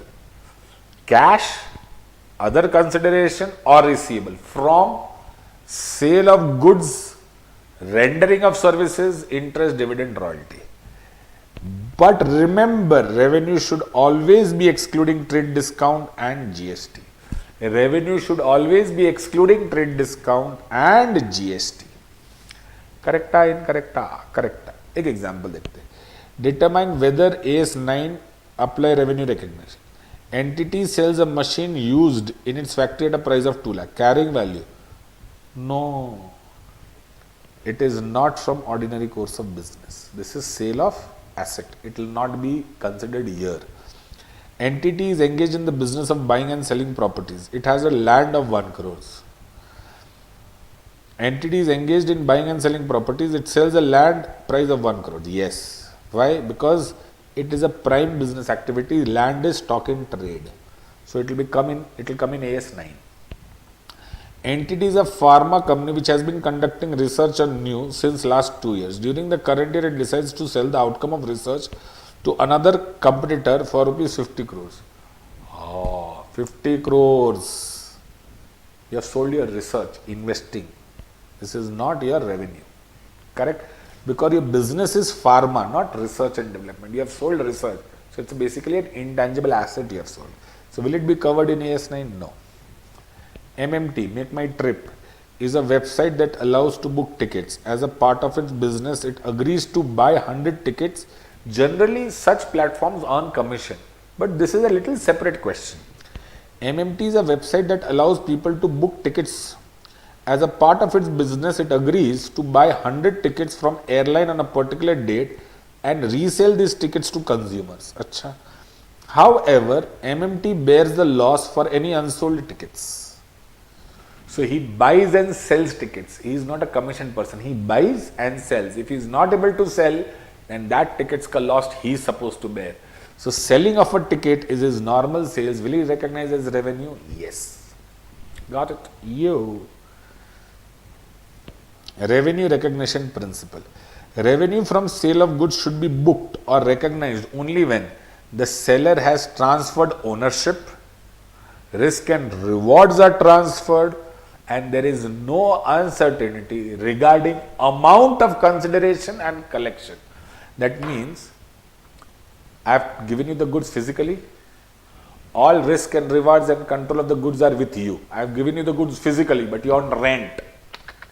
So I have given you the goods, you have the control of the goods, all risk and rewards, all the benefits you derive from the goods belongs to you. All losses happening due to goods also belongs to you. So I have transferred given the goods physically to you, I have transferred risk and rewards ownership with you, and there is no uncertainty regarding amount of collection, amount of consideration and collection of consideration. That means 5,000 amount is sure, 5,000, 10,000, 15,000, 5 rupees, 10 rupees, whatever is the consideration. That amount is decided. Second, I am sure that I will receive the money. Then only I can record. Correct? Rendering of service. Performance of service is completed or partially completed. So sometimes in case of services, we record the revenue when the service is complete, and sometimes we record the revenue proportionately, little every year. For example, Amazon Prime ka subscription. Amazon is giving you service. Yes. Amazon Prime ka subscription, say suppose 1200. You have given at one shot. Well, will Amazon recognize the revenue at the end of 12 months? No. Every month, little, 100 rupees, 100 rupees, 100 rupees every month. Or if Amazon is following quarterly basis, then after every quarter 300 they will recognize as revenue. That is known as partial completion method. Coaching business also chartered. We have taken revenue from you for the entire course. Entire course is going to span for 5 months, out of which 3 months have been completed before the year end, 2 months will be after year end. Then we will divide in the ratio 3:2. Or the course is measured in terms of hours chartered. Suppose 1200 hours, out of which 900 hours are over and 300 hours are left. Then 9:3 I will bifurcate the revenue. That is known as partial completion method. So there is no uncertainty. Performance of services has been completed. There is no uncertainty regarding amount of consideration and collection of consideration. Methods of revenue recognition. Completed service method. Revenue is recognized when the sole or final acts gets completed. Installation service, repair, drama, theatre, stand-up comedy. As soon as the service gets over, final act is done, you record the revenue. Proportionate service method. Revenue is recognized proportionately on the basis of percentage of service completed. Coaching class, gym, OTT subscription. Correct? In case of interest, interest income is recognized on time basis. Royalty is recognized on accrual basis, on the terms of relevant agreement.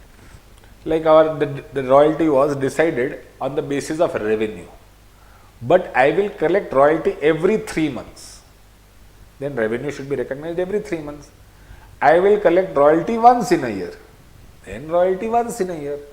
I will collect royalty on the books sold every month. Then royalty will be recognized every month on books sold. I will collect royalty on books sold, but royalty I will collect every quarter. Then income should be recognized every quarter. So on accrual basis, depending on the terms. Dividend. Dividend income is recognized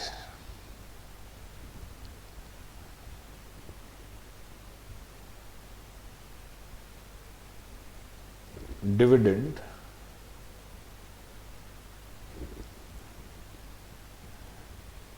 is recognized when owner's right to receive dividend is established, that is date of declaration of dividend. But holding company can recognize dividend from subsidiary when dividend is proposed. So for example, X Limited proposed dividend on 18/4, dividend declared on 15/6 and dividend received on 30th June. So any normal person will recognize dividend on 15th June, dividend declared. But holding company will recognize dividend on 18/4. Why? Because holding company knows if it is proposed, it will be declared. Major holding. Achha. Effects of uncertainty, which I had told you earlier. Uncertainty of collection. Uncertainty of collection revenue existed at the time of sale. So, uncertainty of collection of revenue existed at the time of sale chartered. That means when I sold, there was uncertainty. Then revenue should be recognized on cash basis or when uncertainty is resolved. Staff sold goods to that customer who has not cleared previous dues from 3 years. So previous dues who have not cleared, will he clear current dues? So should I recognize the revenue? No. So when will I recognize the revenue? When I come to know that previous use he has cleared. So I feel now he will clear this due also. So I'll recognize the revenue. Or when he gives me the money. Okay. Uncertainty of collection arises subsequent to sale. After I sold, I came to know after few months that now there is uncertainty. I give a example also, weird example. I have a shop on the main road, correct? And chartered, I sold you the goods. After I sold you the goods, I took a cup of tea and I was drinking. I thought I will pass the entry after you go. So I sold you the goods on credit. I took the cup of tea and I was drinking. And somebody else, the customer was crossing the road. When the customer was crossing the road, a truck came, bum, dead. Uncertainty came, will I recognize the revenue or not? If his son or brother gives me, then I'll recognize, else I will not recognize. But I sold you the goods. I sold to the customer goods. I passed the journal entry. And after 3 days, he passes away. Uncertainty arises after the sale. Correcta, incorrecta? Recognize revenue on the date of sale. Create provision for doubtful debts on the date. Goods sold in case of insolvency stated. Goods sold in case of insolvency started 15/10/15. Goods sold on 15/10. Insolvency started on 15/10. If insolvency started on 15/10, then I will not recognize the revenue. If insolvency started on, case of insolvency started on 15/11, then 15/10 ko I will pass the entry for sale, and 15/11, over here I will not recognize revenue. Over here, case of insolvency started on 15/11, then यहाँ पर I will pass the entry debtors to sale, and over here I will pass the entry PL to PDD. I will create a provision. Correct? Now, in case of insurance claim and price revision, revenue should be recognized after certain. Insurance companies are supposed to receive the claim. You can recognize only if they have committed, I will pay. You have increased the prices, you can recognize the revenue when the customer has told, I will pay.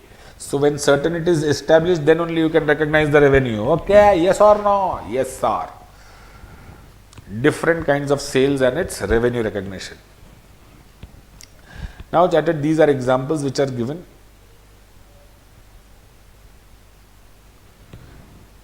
Correct?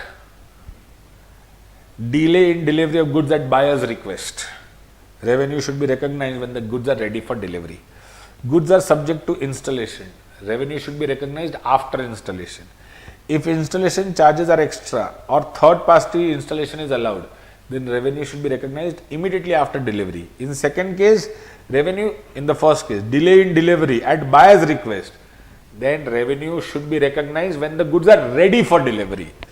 Goods are sold subject to installation, then revenue should be recognized after installation.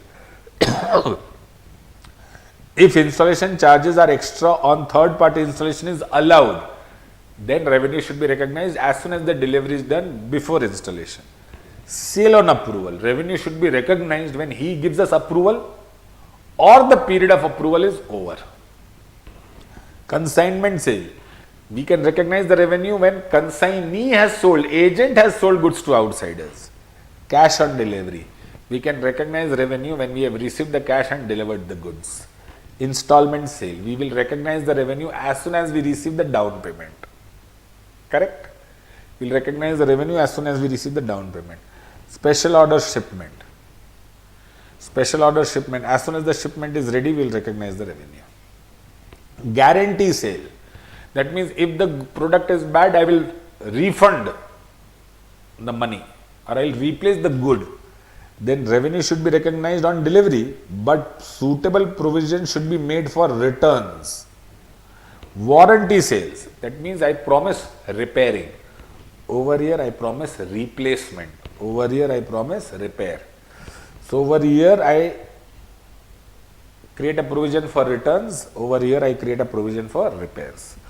Different kinds of services. Installation services, after installation is done. Insurance agency commission, after the on the due date of the premium.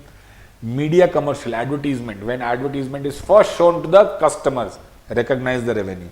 Commission charged for arranging the loan. As soon as the loan is sanctioned, you can recognize the revenue. Drama or stage shows, as soon as the drama or stage shows is completed, final act is performed, you can recognize the revenue. Club membership fees, when you receive the membership fees, recognize the revenue. Tuition fees over the period of coaching hours. OTT subscription, periodically, partial completed service method. Sale and repurchase.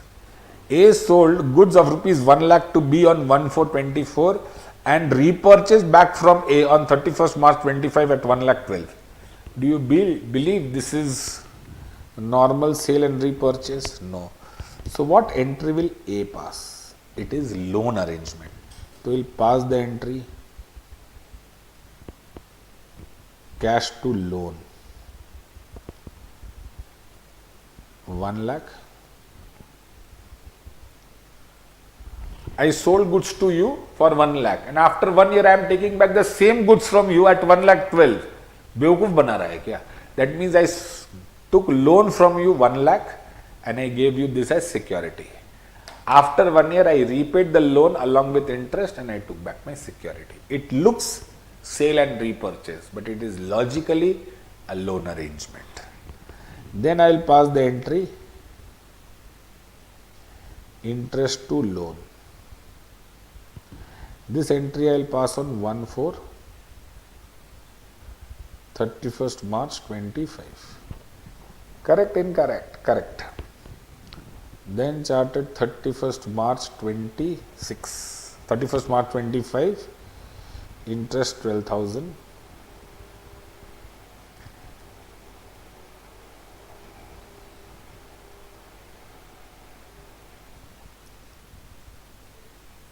Loan to bank 1 lakh. 12,000 or loan to cash. Understood? Yes sir, no sir.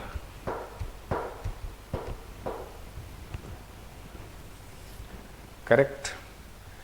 With that we come to end of AS 9.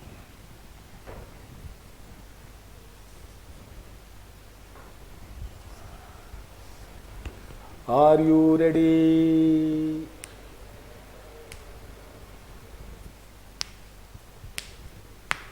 चले?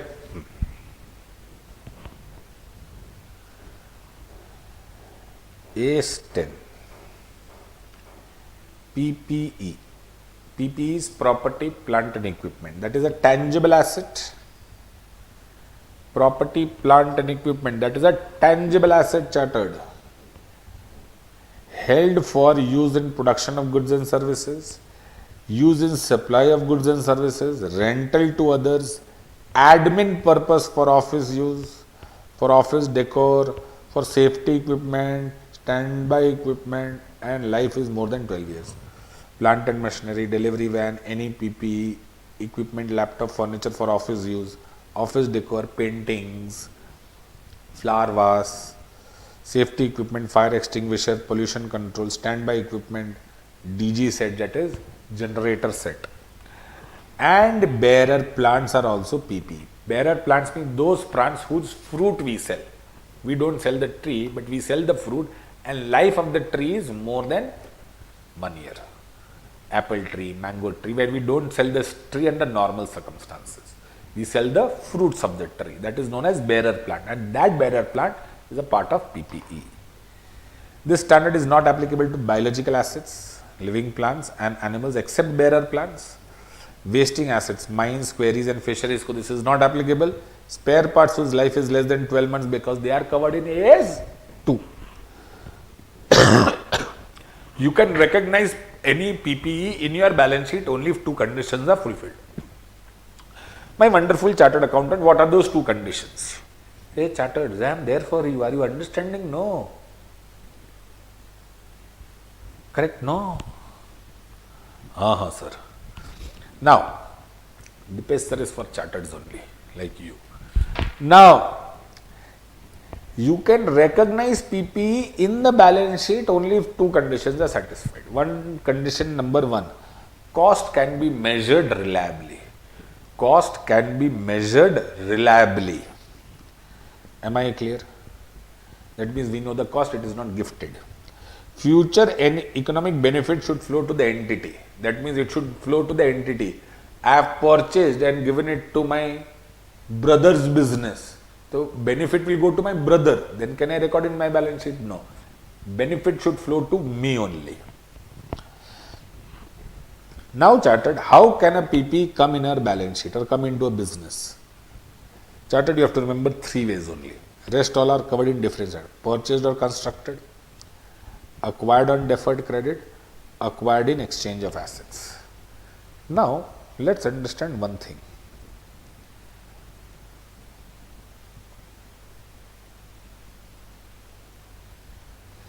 Now, chartered, first we study PPE ka definition. Then is initial recognition principle. Then initial recognition. Then subsequent.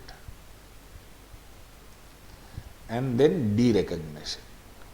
So it came into our balance sheet. How it came? What happened to it afterwards? And then it will go from our balance sheet. Initial recognition, it can come by purchase or construction. Deferred credit, that is installment. And third is exchange. Subsequent we will have depreciation. Well, subsequent we will have expenses, depreciation and revaluation. Correct? And then derecognition, that is use over or sold. Use over ko we can call it retired. This is the flow of the standard. So first we understand what is PP, what is an asset, when that asset will come in our balance sheet, what conditions has to be fulfilled. Then how it will come in our balance sheet? Three ways. Subsequently we will do expenses, depreciation and revaluation. This may we are supposed to apply component accounting also.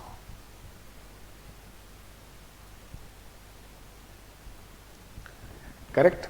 Then derecognition, it will go from our balance sheet. When it will go? When it is out of use, that is retired, or when it is sold. Am I clear? Bolo?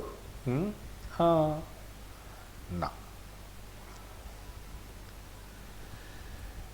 PP is purchased or constructed.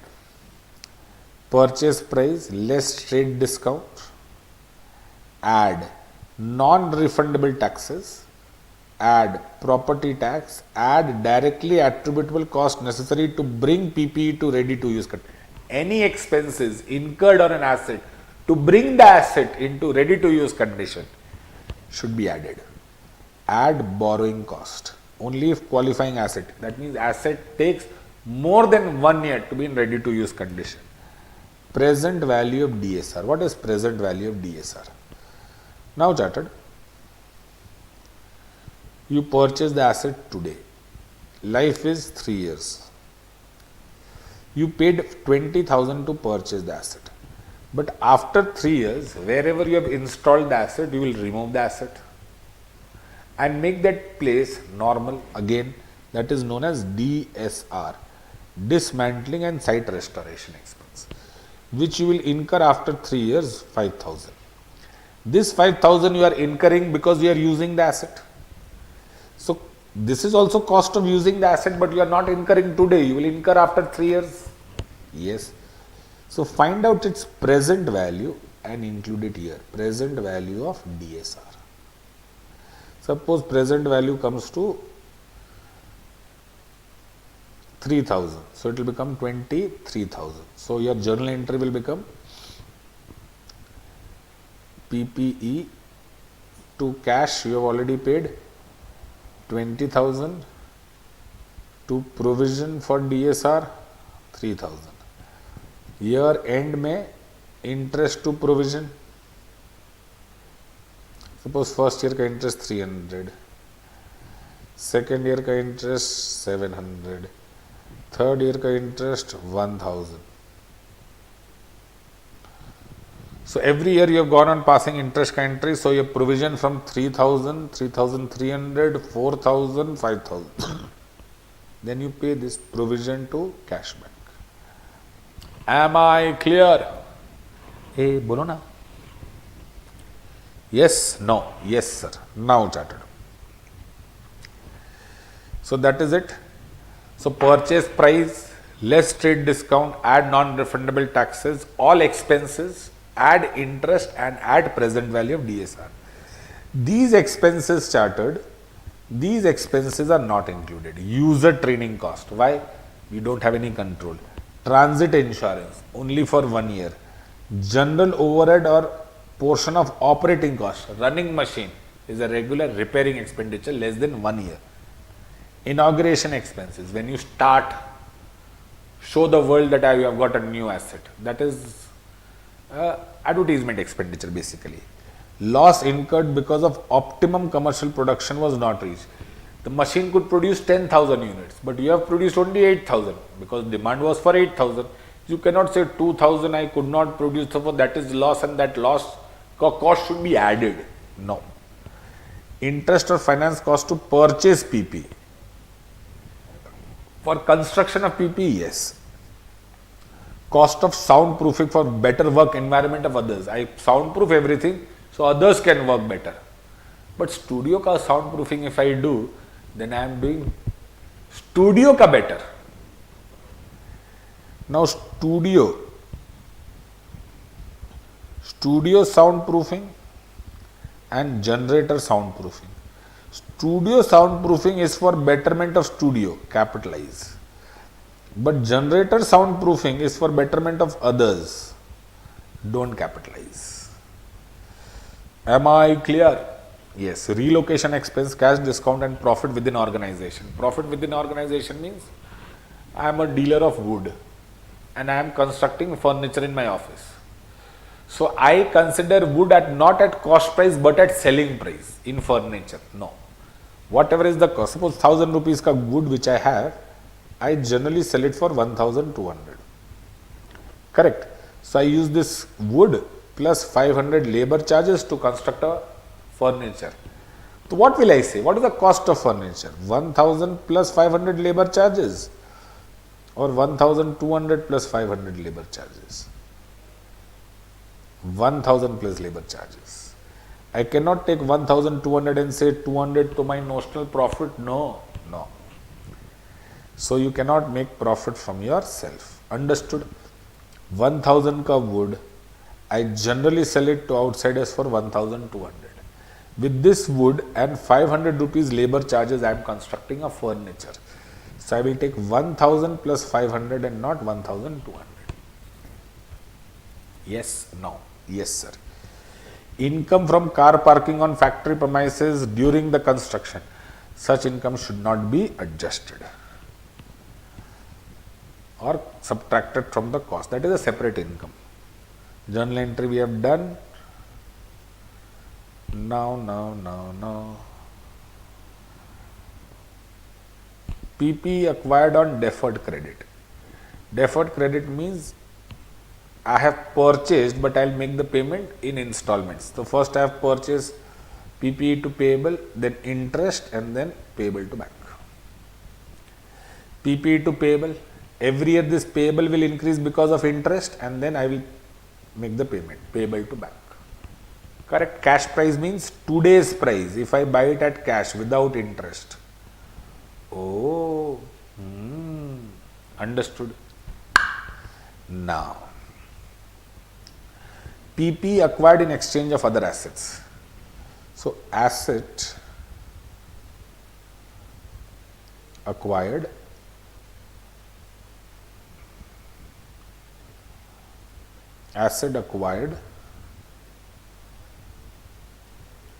to asset given up. Asset acquired to asset given up. Correct? Yes. Now charted. Asset acquired to asset given up. Over here you write book value. Over here you will write fair value of asset given up.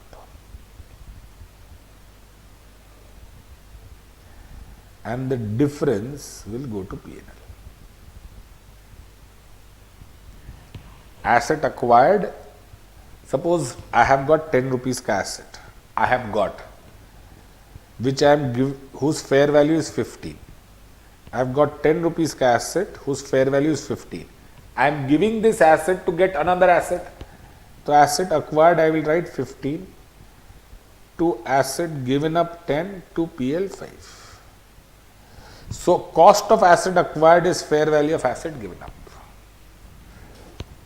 Pen ka carrying amount 10 rupees, fair value 15. Exchange with wallet. So I got wallet and gave pen. So wallet account debit. Fair value of wallet 15. To pen 10. To PL 5. We paid cash. So we gave wallet pen also of 15 and cash also 2. We gave pen of 15 and cash of 2. That means wallet is of 17. So wallet 17 to pen 15 to cash 2 to PL 10. No, pen to PL 5. Yes, no.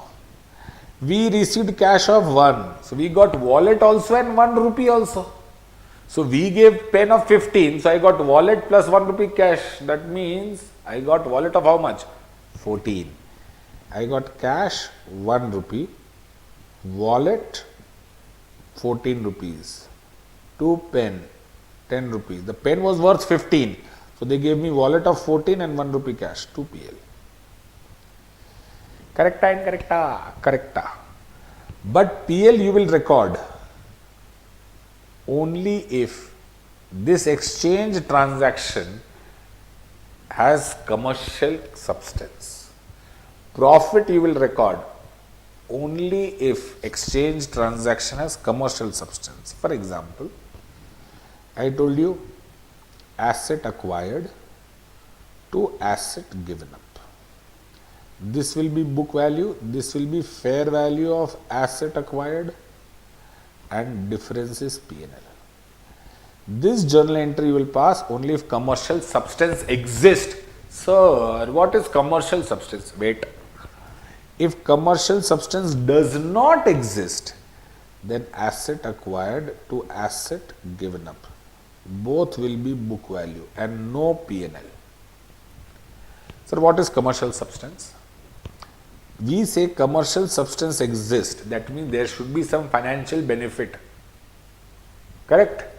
To either of us. Then only this transaction will happen. If there is no financial benefit, then it will not happen. So how do we find out financial benefit is there? If fair value of both is different, then commercial substance exists. Fair value of both the asset is different, then we say commercial substance exists. But if fair value of both the asset is same, then we check, does it impact cash flows? The answer is yes. Commercial substance exists. Does it impact cash flows? No. Commercial substance does not exist. For example, I give you agricultural land, you gave me commercial land. Both of same value. I gave you agricultural land, you gave me commercial land. Both of same value. Does commercial substance exist? Fair value is same. Yes. Agricultural land will earn less revenue, commercial land will earn more revenue. So will it impact cash flows? Yes. I gave you land, you gave me constructed property, both of the same value. Constructed property will earn more revenue than land. Again it is cash flows will get impacted. Dipesh, go down, office. Go down in south, office in north. You, go down in north, office in south. Be exchanged, go down. Then I will also have go down in north and you will have go down in south. So it is near. Both are of same value. Commercial substance exists, yes. Why? Because my traveling and other conveyance cost will be saved. So it will impact cash flows. That means commercial substance exists. Okay, yes sir. Now chartered. Additional expense. If any additional expenditure increases the capacity of the asset, capitalize. If it brings back the asset to its original form, then charge it to PL. For example, routine repairs, PL. Repairing, PL. Partial replacement of root tile. So 10 tiles were there, 2 tiles kharab ho gaya, it became bad. So you remove those 2 tiles and replaced it. PL. Why? Because it came back to its original form. Substantial improvement in electrical wiring system which will increase efficiency. Capitalize. Oh. Now depreciation. Either you can use straight line method, written down method, or production unit method. Any method, all are same. Depreciation is charged from the day asset is ready to use. Depreciation ceases when asset is sold or retired. If PP is consisting of land and building, then depreciate building, not land. If there is a change in depreciation method, useful life, residual value, then account prospectively. Journal entry for depreciation, depreciation to asset or depreciation to provision. We like this entry, but in reality this entry is popular. In classroom nothing is mentioned, in exam we pass this entry. Correct? Now, are you ready? Yes. Listen to this very carefully. If an asset has a component which has a significant cost, if an asset has a component which has a significant cost and its life is not equal to life of the asset, then that component should be depreciated separately. Part of PP which has significant cost should be depreciated over its useful life. So if a PP has a component which has a significant cost and its life is not equal to life of PP, then that component should be depreciated separately. Example, engine of a car or body. That means car and body should be depreciated separately. Turbine of a machine is a component, should be depreciated separately. Interior of building should be depreciated separately other than building. Roof of a building, because of false ceiling and roof decoration, it should be depreciated separately. Now major inspection, major overhauling. Now listen to this. Suppose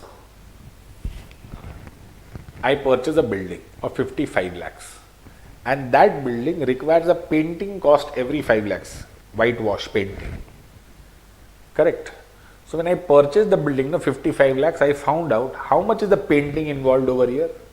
So I asked everybody, what would be the painting cost of this building? They told 5 lakhs. So when I paid for building 55 lakhs, I bifurcated into 2 parts. Building and painting. Painting a life is only 5 years. Oh, so I will depreciate painting separately. Then chartered, suppose I purchase a machine which is of 10 lakhs, which requires a major servicing expenditure every 3 years, which will cost me 1 lakh. Every 3 years I have to incur major service expenditure which will cost me 1 lakh. So this I divided into 2 parts, 9 lakhs ka machine, 1 lakh ka servicing cost. And I will depreciate this over the life of machine, this over a period of 3 years. Am I clear? When you go to airport, you see a conveyor belt. That conveyor belt ka every nut bolt is open and overhauled servicing is done after every 3-4 years. So that is a major inspection or major overhaul. That should be depreciated separately. Am I clear? Now, if this significant component is replaced, then cost of assets,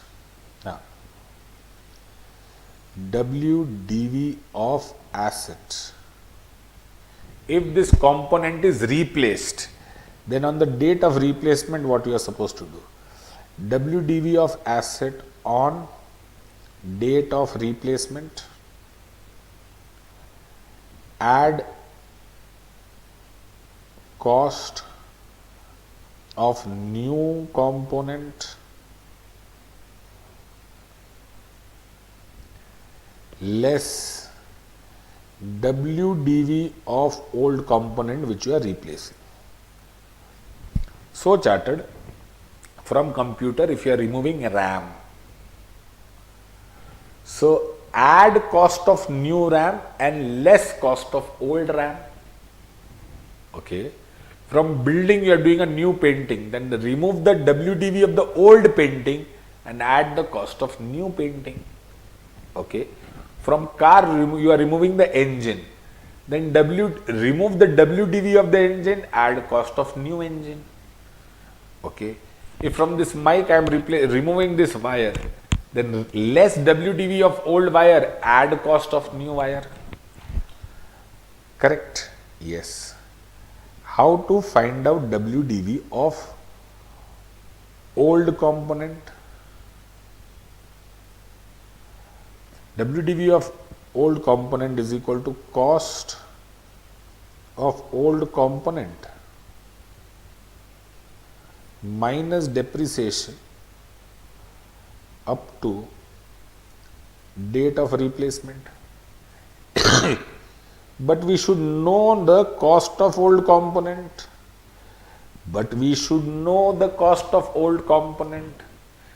If cost of old component is not available chartered, then this can be calculated as today's cost into present value factor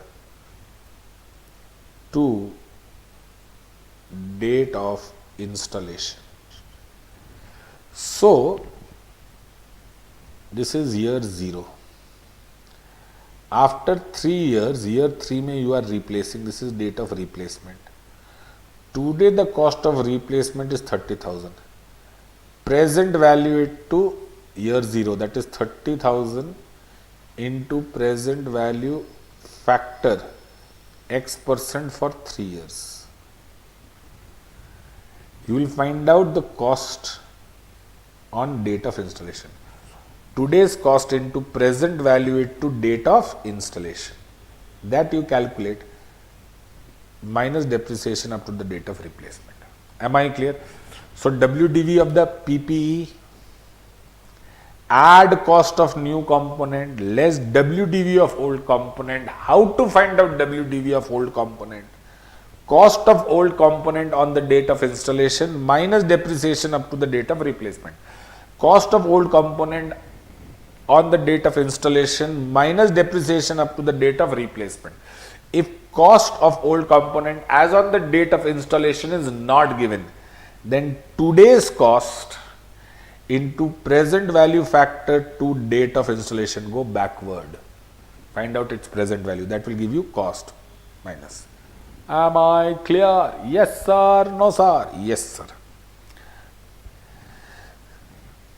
See, it is given. If the part having a significant cost is replaced, then WDV of old part or cost is subtracted from WDV of PP and cost of new part is added. New carrying amount is equal to WDV of PP on the date of replacement, add cost of new part less WDV of the old part. Cost of old part on the date of installation minus depreciation. If cost of old part is not given, then first take cost of new part, present value it to date of installation of old part. Cost of old part on date of installation of PP, you will get it. Cost of new part, present value it to the date of installation. Am I clear? Yes sir, no sir? Revaluation charted everybody knows, but there is a different kind of revaluation. This you should learn. For example, cost is 400, accumulated debtion, sorry, cost is 200, accumulated debtion is 240, WDV is 160, and this is revalued at 240. Then chartered, you have got two ways to do it. Way one, if there is accumulated depreciation, first remove accumulated depreciation. So accumulated depreciation to PPE, 40 rupees you removed it. Then this asset is increasing from 160 to 240, 80 rupees it is increasing. So revaluation to PPE 80, 80. Correct? Now another method is, over here it is known as elimination approach. You are eliminating what? You are eliminating what? Accumulated depreciation. Another method में chartered, you will increase everything proportionately. You will increase everything proportionately. So this is increasing by how much? From 60 it is becoming 240, that means increasing by 80. 80 is what percentage of 160? 80 is 50% of 160. Chartered, then I'll increase everything by 50%. PPE, 50% of 200. 100. To accumulated depreciation, again I will increase 50%. Sorry, PPE to revaluation. Reserve 80, 80. 50% of 40, that is how much? 20. To revaluation reserve. To revaluation reserve, balancing figure 80. So one is known as elimination approach, where you remove accumulated depreciation and then pass normal entry for evaluation. Second is proportionate, that means you increase or decrease everything, cost as well as accumulated depreciation. So if nothing is mentioned in the question which method to do, then you are supposed to show both the methods in examination. Am I clear? Yes or no? Yes, sir. Now, that's it. This is journal entry for sale. 50 rupees cash set, you sold it for 30 rupees. So what entry will pass? Cash bank 30, loss is how much? 20. First loss you will take it from revaluation reserve, balance loss you will take it from PL. To PPE 50. You have sold the asset for 60. So cash bank account debit 60 to carrying amount, sorry, to PPE 50 rupees. 50 rupees cash set, you sold it for 60. So to PL. And revaluation reserve, you transfer it to retained earnings or general reserve. So if it is sold at profit, then transfer revaluation reserve to retained earnings. If it is sold at loss, first set of loss against revaluation reserve, excess loss will go to P&L. But over here, sir, cash bank 45, revaluation reserve 5 to PPE, because loss was only 5. So balance revaluation reserve of 5 rupees, because total revaluation reserve was 10. You used only 5. So balance revaluation reserve chartered, you will transfer it to retained earnings, derecognition, retirement or disposal. Correct? Yes sir, no sir. With that chartered, we come to end of PPE. We take a break now and we meet after 20 minutes. Correct? With AS 11, 12, 13, 14, 15.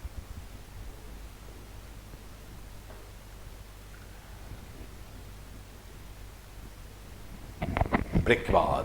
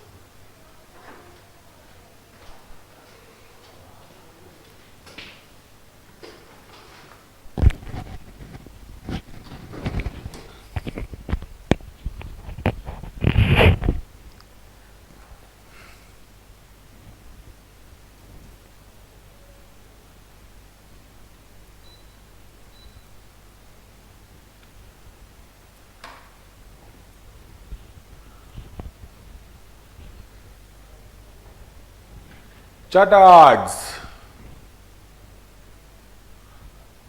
can you all hear me?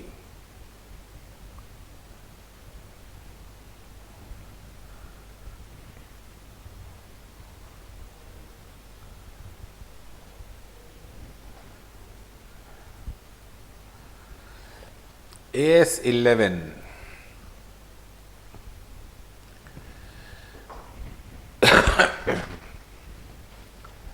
Tell me, na na na na na na na na na na. Now.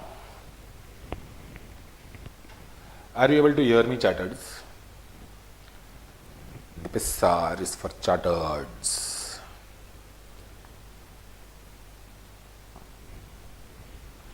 Yes, sir. Now, AS11 is effects of accounting for effects on foreign exchange rates. Accounting for effects on foreign exchange rates.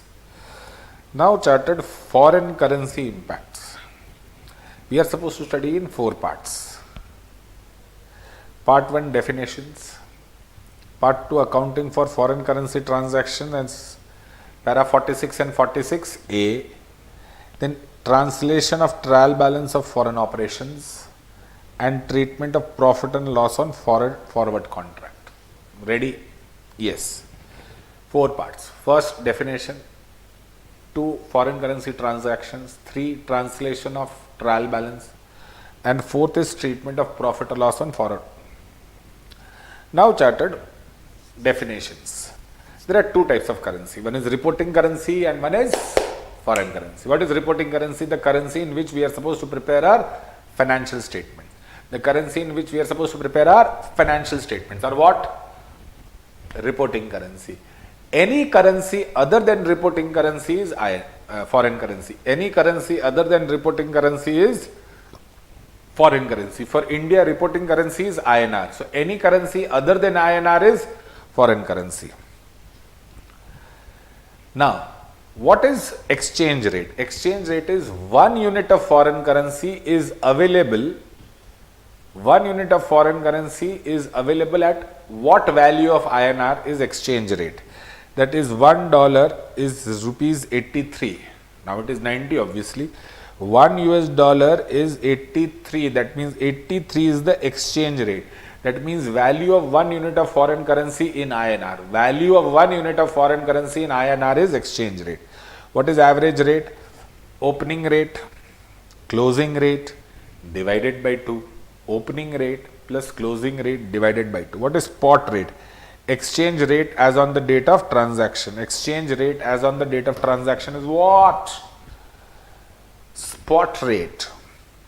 Monetary item. Assets and liabilities are divided into 2 categories. Assets and liabilities are divided into 2 categories. Monetary item, non-monetary item. Monetary item are those items of assets and liabilities which are contractual in nature and which will be settled at fixed amount. Items of asset and liability which are contractual in nature and which will be settled at fixed amount. That is example, cash, debtors, bills payable, loan, bank, creditors, bills receivable, outstanding expense, FD. All these are contractual in nature and will be settled at fixed amount. Like debtors 50,000 to 50,000, bills payable 5,000 to 5,000, bank में 40,000 to 40,000, creditors को 30,000 to 30,000 payable, outstanding expense 4,000 to by 4,000 is outstanding. Non-monetary item, it is an item of asset and liability which is not contractual or which cannot be settled at fixed amount. PP 40,000, but you may get 40, you may get less than 40, you may get more than 40. Goodwill, investment in share capital, reserves and surplus, intangible stock, all these are non-contractual, and when you settle them, there is no guarantee how much you will get. There is no fixed amount. So, non-monetary item, it is item of asset and liability, not contractual and will not be settled at fixed determinable amount. Am I clear? Yes, sir. So, definition mein reporting currency INR, any currency other than INR is foreign currency. Exchange rate, one value of foreign currency in INR is exchange rate. $1 is equal to 90 rupees, therefore 90 rupees is exchange rate. Average rate is equal to opening rate plus closing rate divided by 2. Spot rate is equal to rate as on the date of transaction. Then charted we come to what? Monetary item, non-monetary item. Monetary item as item of asset and liability, contractual in nature, will be settled at fixed amount. Examples: cash, debtors, cash, bank, debtors, creditors, bills receivable, bills payable, loan, outstanding, prepaid, FD. Non-monetary item of asset and liability, non-contractual, and will not be settled at fixed rate. That is PP, goodwill, stock, all that. Question remaining silent, investments are always non-monetary. Question remaining silent, investments are always non-monetary. Foreign currency transaction. Relax. There are two dates: initial recognition and settlement date. Initial recognition means the date when the transaction took place. So initial recognition should be done at spot rate. That means initial recognition of any foreign currency transaction should be recorded at spot rate. That means exchange rate as on the date of transaction. Any foreign currency transaction, purchase, sale in foreign country, should be recorded at spot rate, that is exchange rate as on the date of transaction, date when transaction accrued. Settlement date, date when money is received or paid for the transaction. Am I clear? Now, treatment. Any foreign currency transaction should be initially recorded at spot rate on DOT, date of transaction, that is date of transaction. Case 1, settlement of monetary item is done before the year end. That means whenever you are settling, monetary item should be settled at spot rate on the settlement date. Monetary item. That means debtors, creditors, loan, everything should be settled at spot rate on the date of settlement. That is exchange rate on the date of settlement. Any difference in journal entry is transferred to exchange difference, and year end balance of exchange difference is transferred to P&L. So initial recognition is done at spot rate on the date of transaction. If settlement is before the year end, then chartered monetary item, only monetary item, non-monetary item nahi, only monetary item should be settled at spot rate on the settlement date. Any difference is transferred to exchange difference, and exchange difference at year end will be transferred to P&L. But if settlement is done after year end, then first monetary item should be restated at exchange rate on year end. That means creditors are there, debtors are there, monetary item at year end should be brought at year end rate. Then again settlement is same. Only monetary item should be restated at closing rate on year end, and non-monetary item should appear at spot rate on initial recognition. That means non-monetary item will continue to appear as it is. For example, purchase of goods from Smith for $1,000 on 1/2/90. 1/2/90 ka rate was how much? 30 rupees. Then what entry will pass? Purchases to Smith, 1,000 into 30, that is 30,000. Correct. Paid Smith on 15th of March. 15th of March ka rate is how much? 40. But Smith is appearing how much? 30. So Smith account debit 30,000. But when you pay chartered, you will pay him $1,000, and that day $1,000 is how much? 40 rupees. That day $1,000 ka rate is how much? 40 rupees. That means liability was 30,000 in your books. But when you went to settle, the dollar rate had gone up. So $1,000 at 40 rupees, that means you are supposed to pay 40,000. The difference is exchange difference, which will be transferred to P&L, 10,000. Correct? Yes. Purchase of goods from Smith on 1/2. So again I will pass the entry, purchase to Smith, 30,000, 30,000. Smith is paid on 15th of April, that is after the year end. Year end is 31st of March. So chartered 31st March ko, the rate of dollar has become how much? 45. So which is monetary item? Smith. Smith has to be restated. Monetary item, it should be item of asset or liability. Which is asset or liability? Smith. Purchase is expense. So Smith को I will increase from 30 rupees to 45. Smith was valued at 30 rupees. Now it should be valued at 45. So dollar rate has gone up by 15. So I will pass the entry. Smith is increasing, therefore debit or credit? Smith is increasing, therefore debit or credit? Credit. Correct. ED to Smith. 15,000, 15,000. Why? Because from 30 to 45 you are increasing by 15. So $1,000 you are increasing by 15 rupees. $1,000 you are increasing by 15 rupees. ED to Smith. Correct.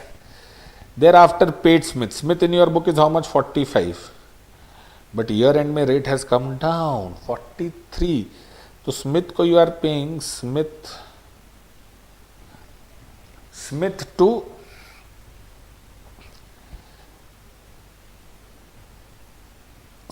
to bank.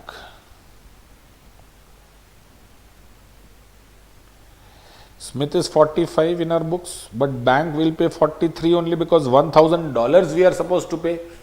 $1,000 we are supposed to pay, and that day dollar ka rate is how much? 43. So 1,000 into 43, 43,000. Difference will go to ED.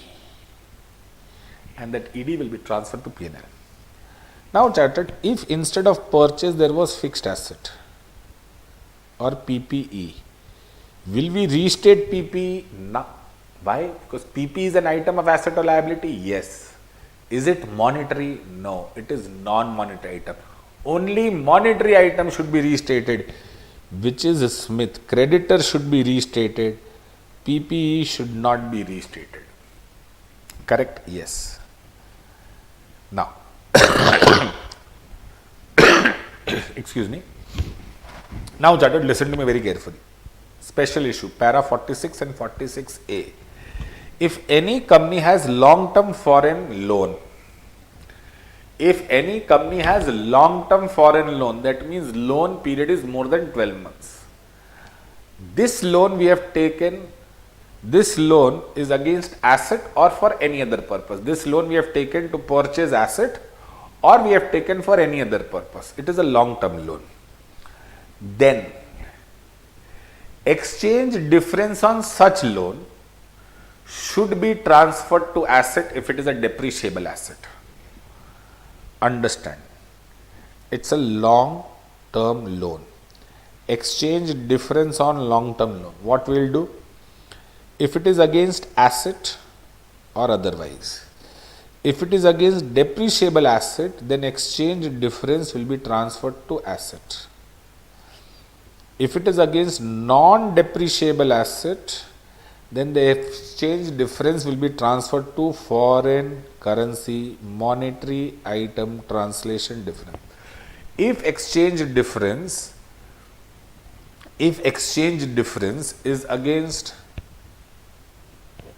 non-depreciable asset, then it should be transferred to foreign currency monetary item translation difference. This FCMITD account should be amortized in P&L, that should be written off in P&L over the life of loan. Am I clear? So exchange difference, if we have taken a long-term loan for asset, then exchange difference on loan should be transferred to asset if the asset is depreciable. If the asset is non-depreciable, then the exchange difference should be transferred to foreign currency monetary item translation difference. And this foreign currency monetary item translation difference should be written off to P&L account over loan life. Should be written off to P&L account over loan life. Am I clear? Yes. Similarly, if there is a long-term loan and it is taken for some other purpose, not for asset, then also exchange difference should be transferred to foreign currency monetary item translation difference, and this foreign currency monetary item translation difference should be written off to P&L over loan life. Am I clear? Yes. Now let's read. If the company has any long-term foreign currency loan against asset or otherwise, then company has the option has the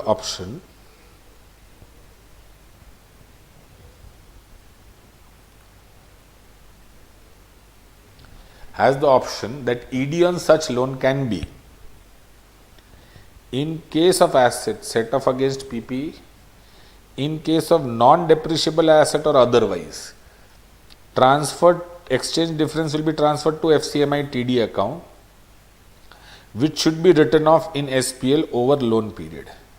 FCMI TD will appear in balance sheet as asset if debit balance under non-current asset, or in liability if it has a credit balance under the head reserves and surplus. Correct? Example. On 1190 purchase plant and machinery from US $3,000 from XYZ Incorporation is payable in 4 years installment at interest 10%. Year end 31st of March 90, exchange rate this, exchange rate 45. We have taken against plant and machinery? Yes. This is depreciable asset? Yes. Now chartered, what will be the journal entry?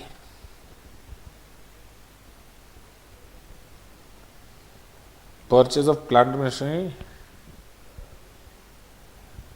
to creditors, correct? 3000 into 40, that is 1,20,000. Then exchange difference 45. So dollar rate is increasing by 5. So my monetary item is which one? Creditors will be restated, correct? 3000 into 5,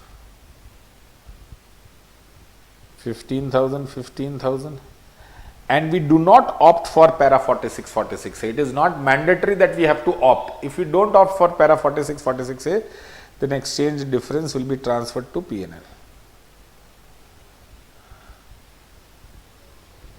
But if we opt for para 46 and 46A, then first we'll pass the entry for plant and machinery, then we'll pass the entry for restating, and this exchange difference will then be transferred to plant and machinery. Oh. Now, suppose purchase of land from US for $3,000. So, instead of plant and machinery,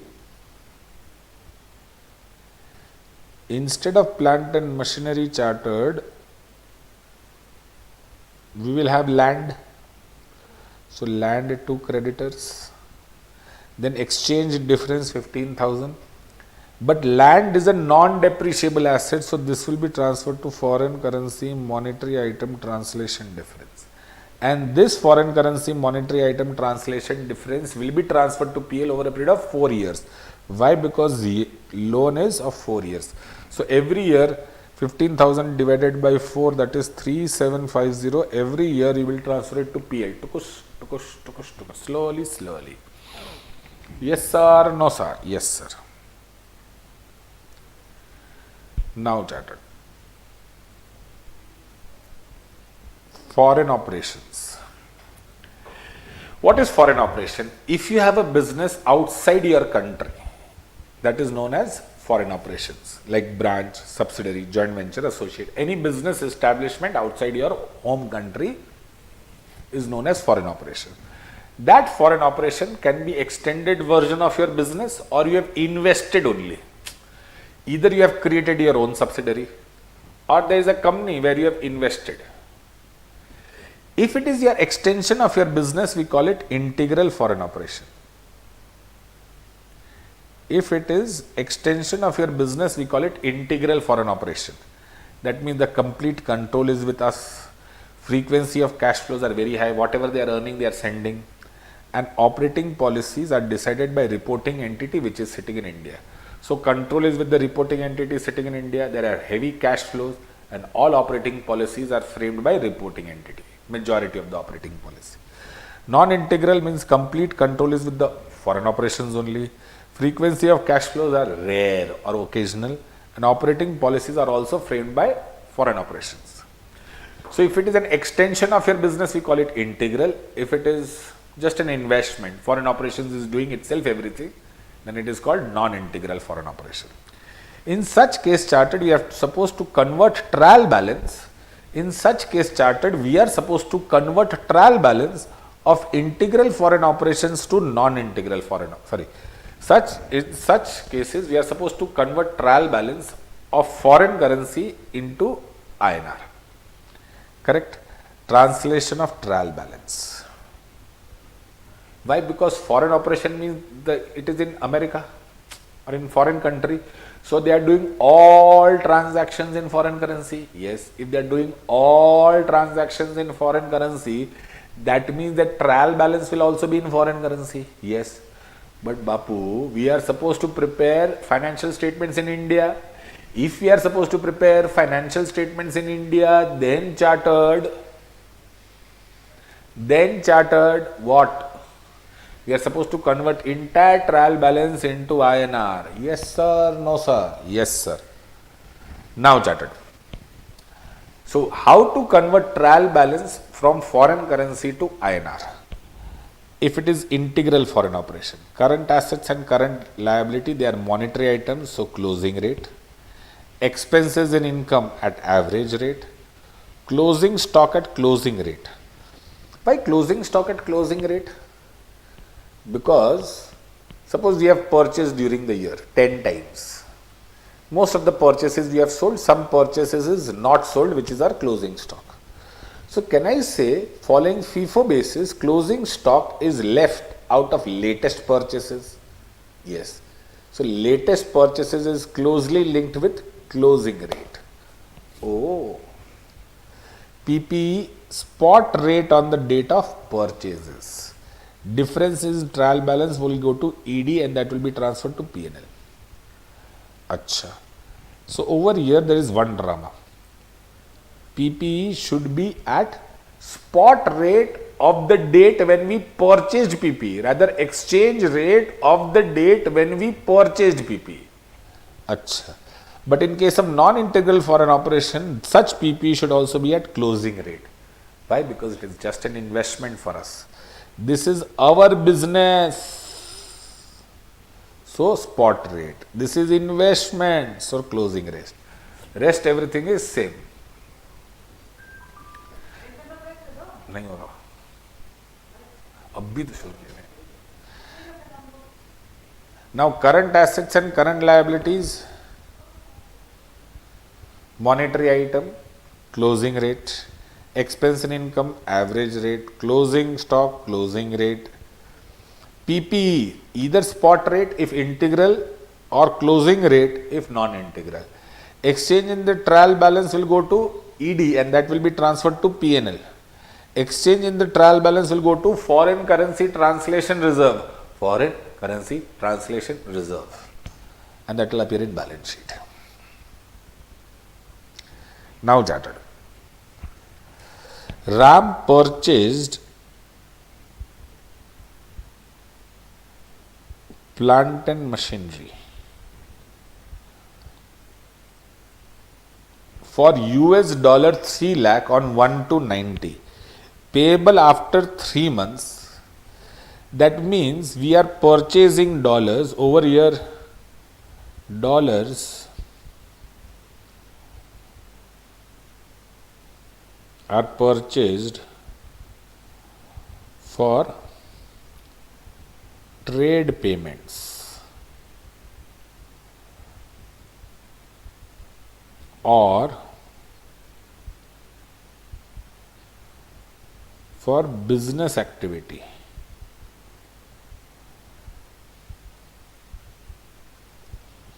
In such case, when did you purchase? 1/2/90, payable after 3 months. So $3 lakh you are supposed to pay after 3 months.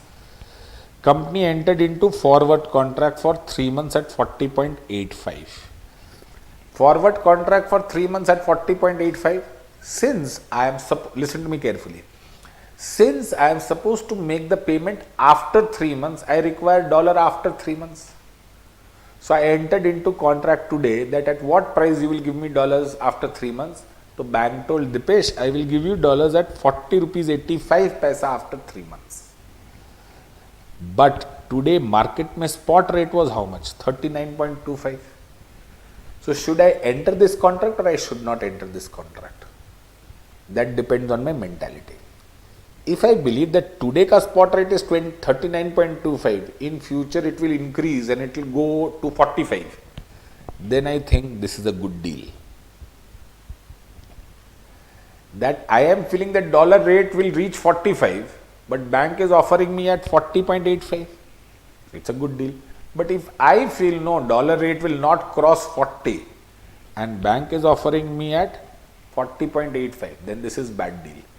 So over here, since I have entered into contract, that means I believe that although the dollar rate today is 39.25, but after 3 months it will be more than 40.85. So I enter into contract. So today it was available at what price? I purchased at 40.85. Today it was available at 39.25. Correct? So how much am I losing? 1 rupee 60 paisa into $3 lakh. That means my total loss will be 48,000.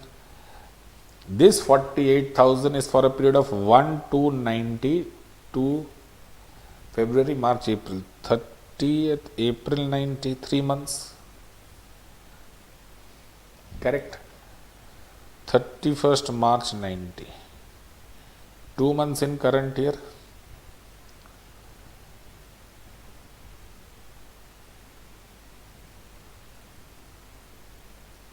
In next year.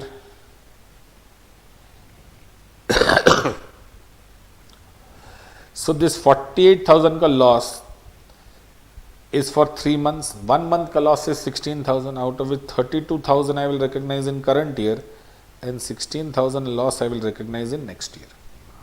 Correct? I am buying for how much? 40.85. The spot rate today is how much? 39.25. So I am paying 1 rupee 60 paisa extra. Why? Because I believe in future the dollar rate will increase beyond 40.85. So I am believing the dollar rate will become 45, but bank is giving me at 40.85. So this is a good deal for me. So then you should buy at spot rate. You cannot buy at spot rate and hold the dollars. So when you have to make the payment, that day only you have to buy the dollars. You cannot buy the dollars at 39.25 and hold it. That you cannot do. So after 3 months you are supposed to make the payments. After 3 months only you are supposed to buy the dollars. So if you buy the dollars, 4,80,000. Correct, Shah. 4 lakh. So I believe that after 3 months the rate will go to 45. Bank is offering me at 40.85. So it's a good deal. Good deal. So but still spot rate ke hisab se, if I look at from spot rate's point of view, there is a loss because it is available today at 39.25. I am buying at 40.85. So 1.6 rupees loss per dollar. How many dollars I am buying? 3 lakh. So 1.6 into 3 lakh is 4,80,000. 4,80,000 is for 3 months. 2 months are falling due in the current year, that is 3,20,000 I will recognize in the current year loss, and one month is falling due in the next year, that is 1,60,000 I will recognize loss in the next year. Yes sir, no sir. Yes sir. Ram bought a forward contract. For what, Joy? That is not given. Since Ram is purchasing forward contract not for business payments,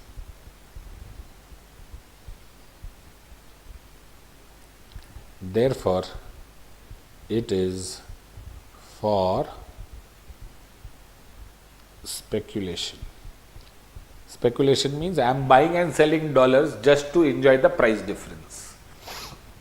Correct? Over here I was buying dollars because I have to make the payment. So it is purchase for trade payments for business activity. Am I clear? But over here I am not, I don't have to make any payment. Still I am purchasing. So it is for speculation. US dollar 3 lakh on 112.90 for 47.10 when the exchange rate was 47.20. So spot rate was 47.02, but I purchased it at 47.10. On 31st December year end, the exchange rate became 47.15. On 31st January, decided to sell the contract for 47.18. I purchased it at 47.10. On which date? 1st of December 90. 31st January 91. Decided to sell at 47.18. So I purchased dollar at how much? 47.10, but I am selling dollar at what price? 47.18. That means 0.08 per dollar I am gaining. How many dollars? 3 lakh dollars. Therefore 2,40,000 ka gain I will record immediately to PL. I will record immediately to PL. Correct? Immediately I will record this loss in PL. I will not stretch this loss. So if you are purchasing for business purpose, then profit or loss should be spread equally over all the months. But if you are purchasing for speculation, profit or loss should be recognized immediately in the month of sale. Acha, so if we have purchased dollars for business payments, for business purpose, then profit or loss should be spread equally over the period of contract. But if you have purchased dollars for speculation purpose, then profit or loss should be recognized immediately on the date of sale. Am I clear? Yes sir, no sir. Yes sir. Shall we move ahead? Ha sir. 0.08. So that is 24,000. Correct, Shah. Correct? Yes sir. So with that we come to end of AS11. AS12 government grant. Government grant. Grant basically means what? Any assistant in cash or kind which can be identified with an organization, which can be identified with organization receiving it and with certain conditions. Now, there are certain assistance given by the government to everybody. Free Wi-Fi, good roads, easy documentation, ease of doing business wala facility. Such are available to everybody. It is unconditional.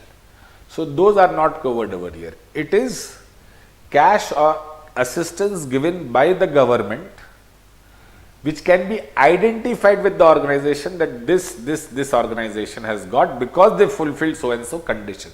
So it is conditional. Otherwise, there are government assistance unconditional also and conditional also. Ease of doing business, speedy paperwork, speedy documentation, free Wi-Fi, good infrastructure, that 24-hour electricity, all that government is giving you unconditionally. Those assistance are not considered over here. Correct? Tax holiday period. But chatted, if government says, I will give you grant, if you satisfy certain condition, then it is known as government grant. It can be identified with the organization.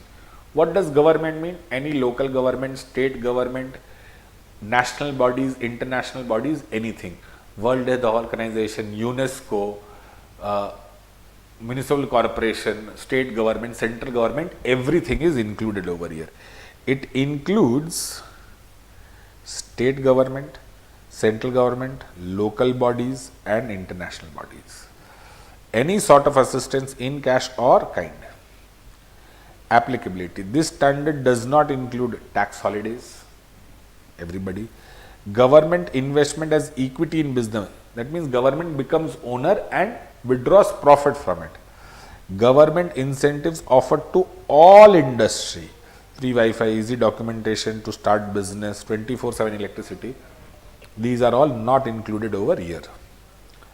Recognition criteria. It should be recognized when conditions are satisfied and there is certainty of collection. That means government has told that you will receive. But generally in reality we account when we received it on cash basis. Our objective is to learn accounting for two things: receipt of grant and refund of grant. What is the journal entry for receipt of grant, treatment of grant, refund of grant? Three things. Journal entry at the time of receipt, then treatment of grant after you receive, what will you do with the grant, and third is refund of grant if you have not satisfied, or if you have failed to satisfy certain condition, or if you have violated certain condition, then the grant can be refunded or it becomes refundable. Then what accounting should be done at the time of refund? Now, special types of grant. Specific grants. Bailout grant, that means government gives you grant. Since your organization is running in heavy losses, to cover those losses, bank gives you grant. So in that context, the journal entry is bank account debit to PL debit balance. PL debit balance represents your loss. And when you refund, you will pass the entry PL debit to bank. Now, business promotion grant. Now, 1 minute.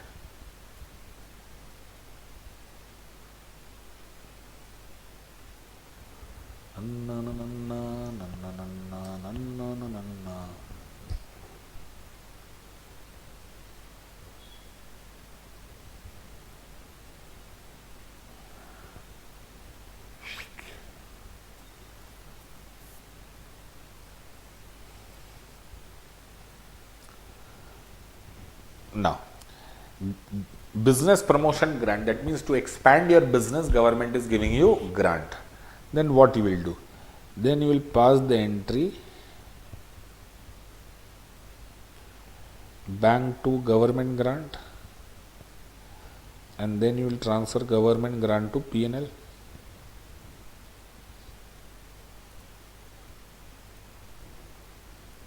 GG to PL. And if you have to refund that grant, the entry will become PL to bank, because you have transferred government grant to P&L. Correct? Capital contribution. So government can give you, you have started a business, you are doing a good work, but to expand business they are giving you grant, then it is business promotion grant. But sometimes they give you grant to start the business, that is capital contribution, a promoter's contribution. That time, that acts like a capital. So entry is bank to capital reserve. And from such capital reserve, you cannot pay dividend, it's a capital. And if it becomes refundable, then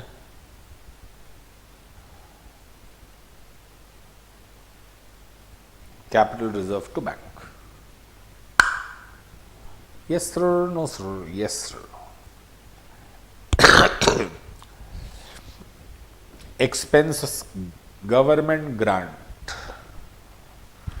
received for expenses. That means government has given specific grant for incurring specific type of expenses. Grant received for welfare activity, or providing salary to medical facility, or providing food to poor, or you are getting government grant to provide books to the poor.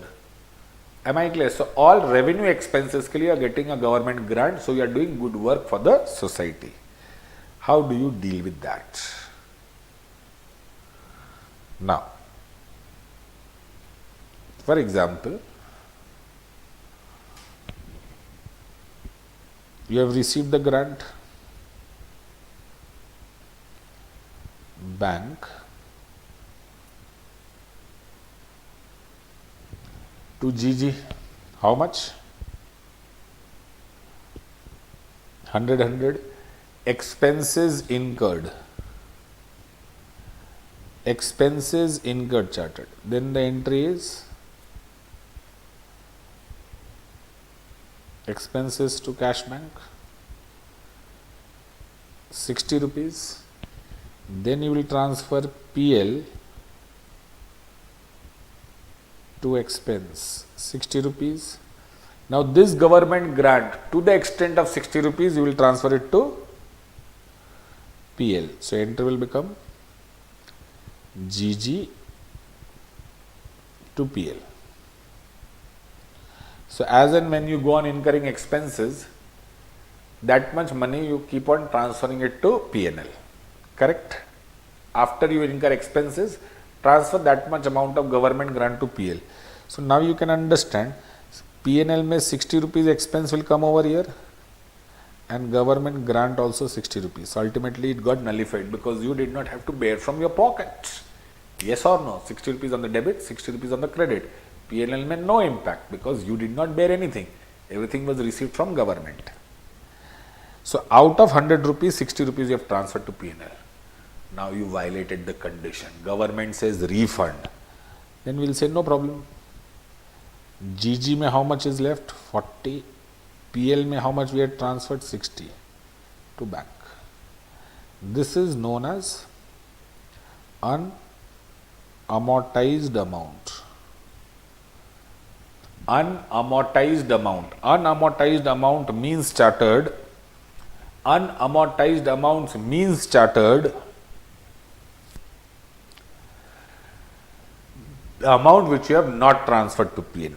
And amortized means amount which you have transferred to PNL. Amortized. Clear? Yes sir? No sir? Yes sir. Now. So expense grant. GG liability should be transferred to PNL in proportion of expenses incurred. In proportion of expense incurred. Correct? Yes. Now, government grant, fixed asset grant. Now, fixed asset grant means they can give you fixed asset free. They can give you fixed assets at concessional rate. That means 500 ka fixed asset, they can give it to you for 100 rupees. Correct? And next, they can give you money to buy fixed asset. So, three options. Option 1, they give you fixed asset free. Second option, they give you fixed asset at a cheaper rate, concessional rate. Third, they give you money to buy fixed asset. Now, fixed asset received free. Then what is the journal entry? PPE to capital reserve. PPE to capital reserve, nominal amount, at nominal value, that is 1 rupee, 10 rupee, 100 rupee, 1000 rupee, whatever is nominal for you. For me, nominal is 10 rupees. For you, nominal might be 1000. So, we will record at nominal value and we will depreciate that nominal value only, or rather we need not depreciate also. We just want to show that we have an asset. Refund. Capital reserve, we give back the asset to PP. Yes sir, no sir, yes sir. Now chartered, fixed asset of 500 given to you at 50 rupees. So 450 ka logically government grant, 50.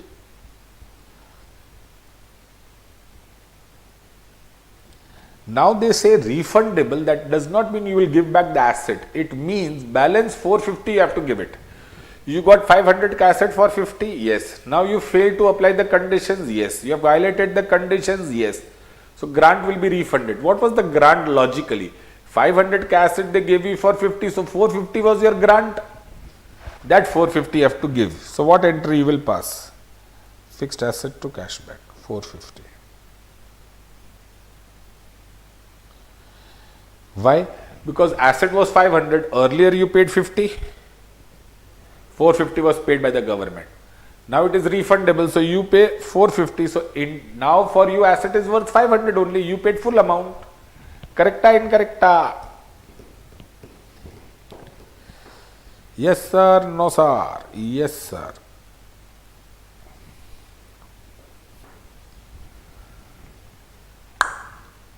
बोलो बोलो. 500 में 50 we paid initially, then you violated the conditions, so government asked 450 from you. So now that means entire 500 you only paid, no? Correct.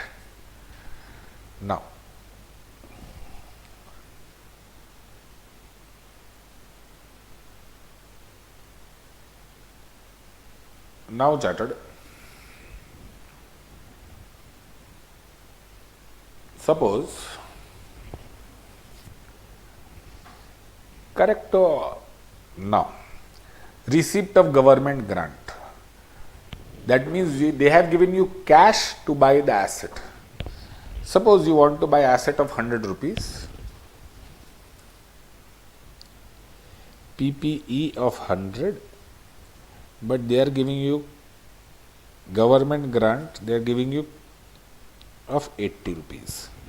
Correct? You have got two methods. One is known as total asset method, or this is also known as deferred grant method. Total asset method or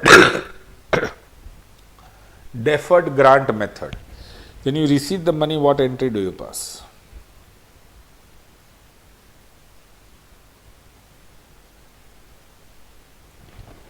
Bank to GG. Correct? How much? 80. Then you purchase fixed assets. Fixed assets, bank to DG, deferred grant, PPE to cash bank, 100 rupees ka asset you purchased. That means in your balance sheet, liability side you have got DG, and balance sheet asset side you have got PP. Balance sheet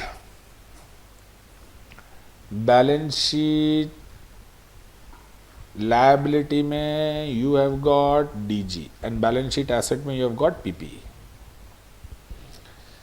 Correct? Fixed asset appears in balance sheet at a cost of 100 and DG appears in balance sheet liability at 80 rupees. Depreciation. Now how much you will depreciate? Life assume 5 years.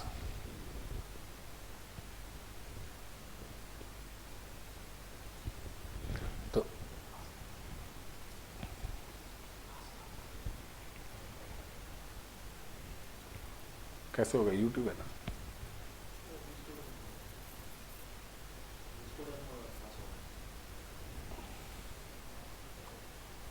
1 minute. Yola.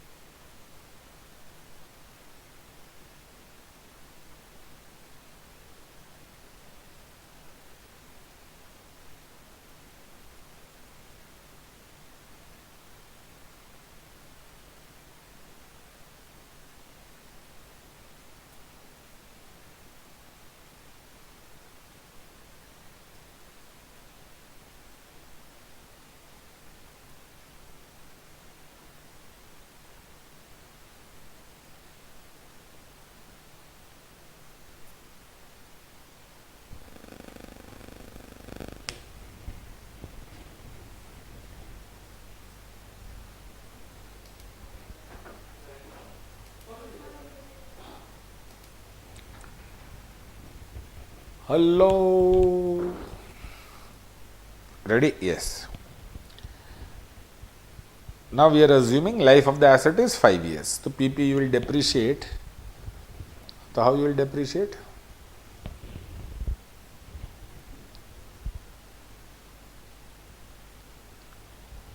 Depreciation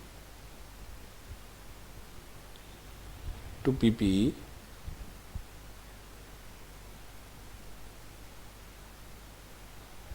that is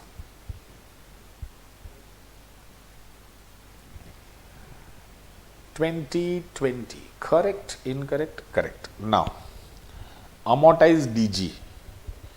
This DG should also be transferred to P&L. So, what entry will pass? DG to PNL.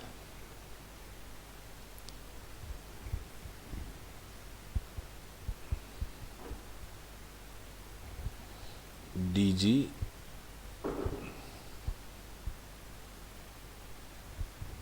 is how much?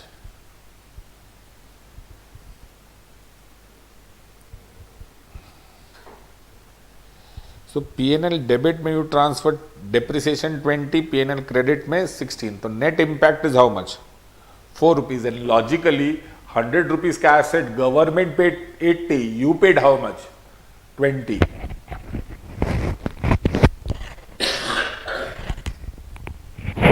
Now 100 rupees का asset government paid how much? Government paid how much? 80. You paid how much? 20. So 20 rupees only should depreciate over a period of 5 years. If 20 rupees depreciates over a period of 5 years, then each year ka depreciation 4 rupees. No, net impact 4. Now refund. Oh my God. 80 rupees you are refunding, out of which 16 you have transferred it to PL. Out of 80, 16 you had transferred it to PL. Therefore 80 minus 16, 64 is still in your DG. Therefore refund entry DG 64 PL to cash bank 80. Correcta, incorrecta? Correcta. Now net asset method, that means first entry bank to DG, same. Then second entry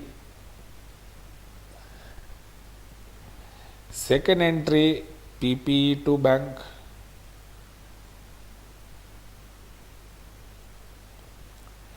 Now charted DG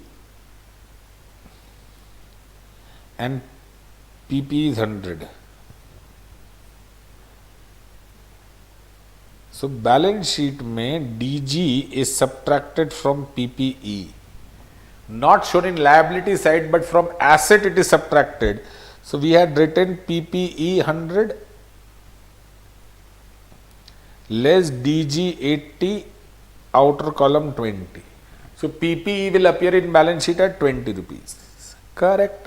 Yes, sir. So next entry will pass is DG to PPE. DG gone. Where? PPE में 2020. Now you will depreciate. Depreciation to PPE. How much? 20 divided by 5 years, 4 rupees depreciation. Amortization of DG not applicable. Why? Because DG you have closed it by transferring it to PP. Now you are refunding. DG is not there. Where you had transferred DG? PL. PP. So entire refund will happen to PP. 64 to cash bank 64. Now chartered, understand. You had PP how much? 100. From there you subtracted 80. You are left with 20. Then 20 depreciated by 4. It became how much? 16. Then 64 you remitted. Correct? No, sorry. You refunded 80 rupees. So 80 rupees you will debit to what? PP. Why? Because entire DG you had transferred where? PP. So now when you are refunding, you will debit entire 80 to PP. So plus 80, that will come to 96. Now this 96 you will depreciate over remaining life. I am reading again. 100 rupees ka asset, 80 rupees you subtracted as DG. So you are left with how much? 20. That 20 mein 4 rupees you depreciated. So you are left with how much? 16. Now you refunded entire 80, so amount refunded should be added. Yes. So now you are left with 96. This 96 will be depreciated over remaining 4 years. This 96 will be depreciated over remaining 4 years. Why? Because life of asset is 5 years, 1 year is gone. So 96 is remaining, that you should depreciate over a period of 4 years. DG should appear in balance sheet under reserves and surplus. DG written off in PL as income should be shown under extraordinary item. DG written off in PL as income should be shown under extraordinary item. When PL is debited at the lifetime of refund, it is to be shown as extraordinary item. When PL is debited at the time of refund,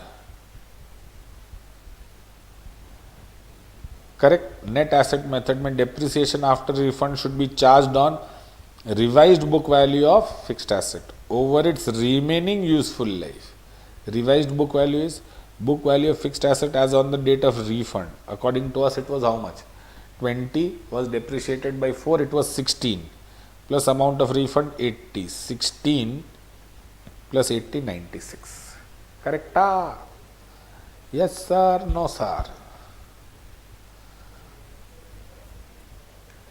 So this is very, very important. Asset minus DG, net asset depreciated, add refund. After adding refund, whatever value you get, that will be depreciated over its remaining useful life. Correct? Yes sir. Now, investment is 13.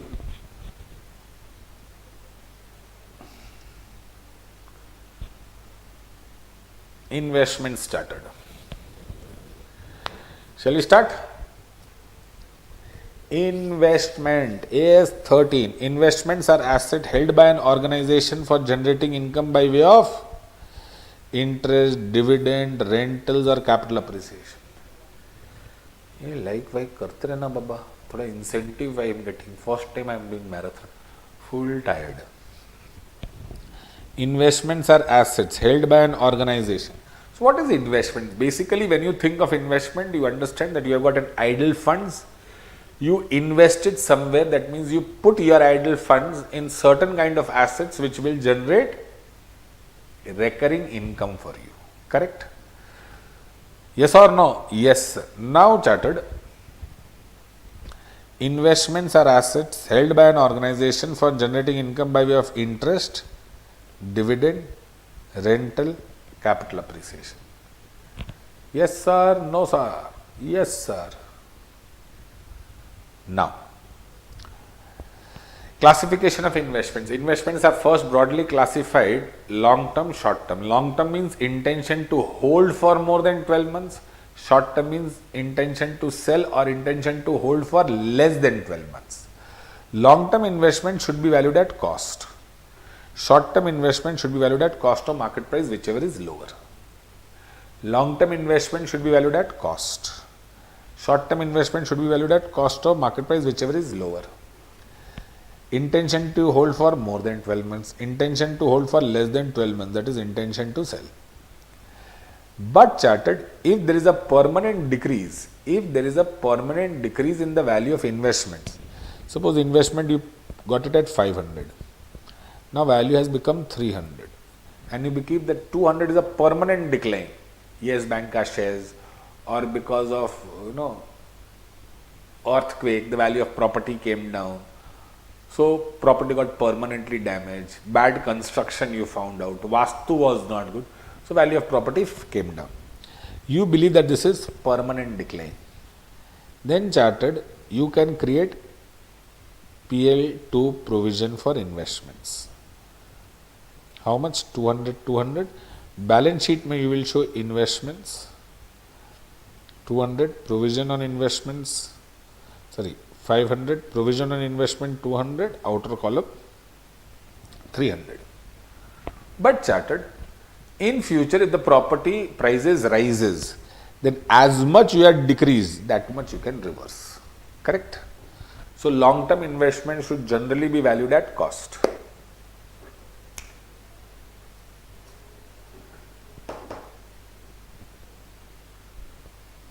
Long-term investment should be generally valued at cost. But if there is a permanent decline or permanent diminution, then the decrease ke liye we can create provision and such provision is subtracted from the value of investment. If in future the value of investment increases, If in future value of investment increases, then charted such increase, then the provision which we had created earlier can be reversed. Am I clear? That means you had created a provision of 1000 made, the value became 200. So you created a provision of 800. Now 1000, say it became, then from 200 it became again 1200. Then when you will increase the investment by 1000 or only 800? You will increase investment by only 800. As much decrease you had done, as much provision you had created, that much only you can reverse. That is, invest POI to PL. 800. Am I clear?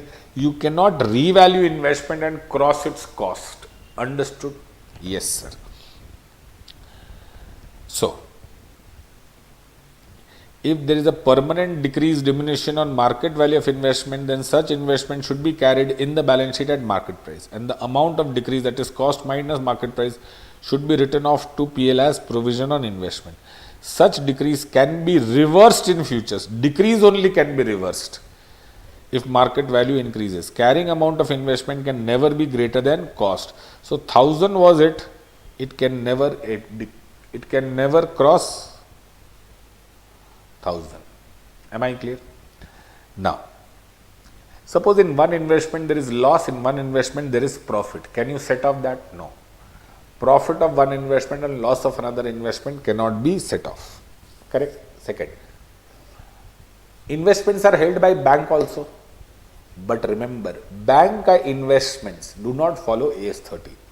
So what did we understand? There are two types of investment, long term, short term. Short term should be valued at cost of market price, whichever is lower. Long term should be valued at cost.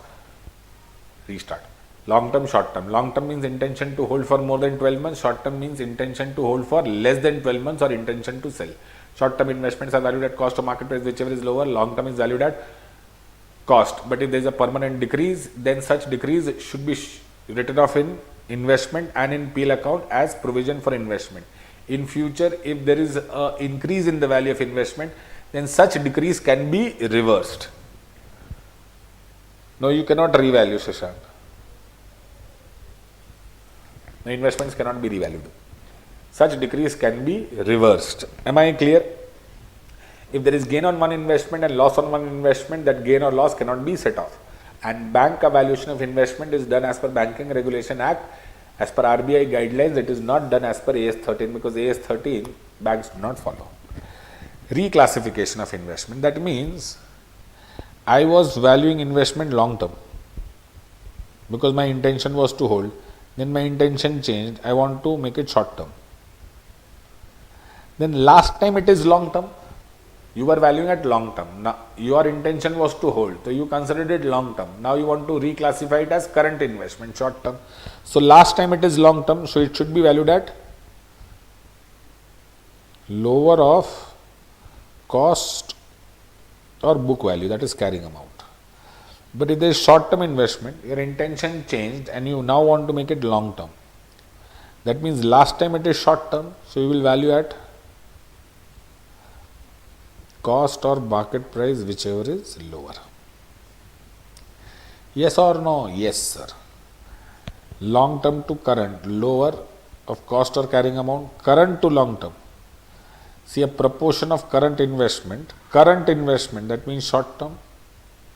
That means short term to long term you are going, purchased, cost 20, market value is 25, you will value at 20, lower. Another portion of current investment, that means short term to long term, lower of cost of market value. Purchase at 15, market value 6.5. So you will value at 6.5, lower of cost or market value. Certain long term investment. So long term, say it will go to short term. So last time it is long term, cost or book value. Original cost 18 lakhs, written down value 12 lakhs. Lower 12. Yes sir, no sir. Yes sir. Now chartered. So short term investments are again classified into two parts. Sir, why you are talking about short-term investment? Because accounting for long-term may you purchase, then you sell. So there is a long gap between purchase and sell, but it happens at very irregularly. But in case of short-term investment, purchase, sale happens constantly. So there is a constant activity in short-term investment. But whether you buy long-term or short-term, the journal entry is what?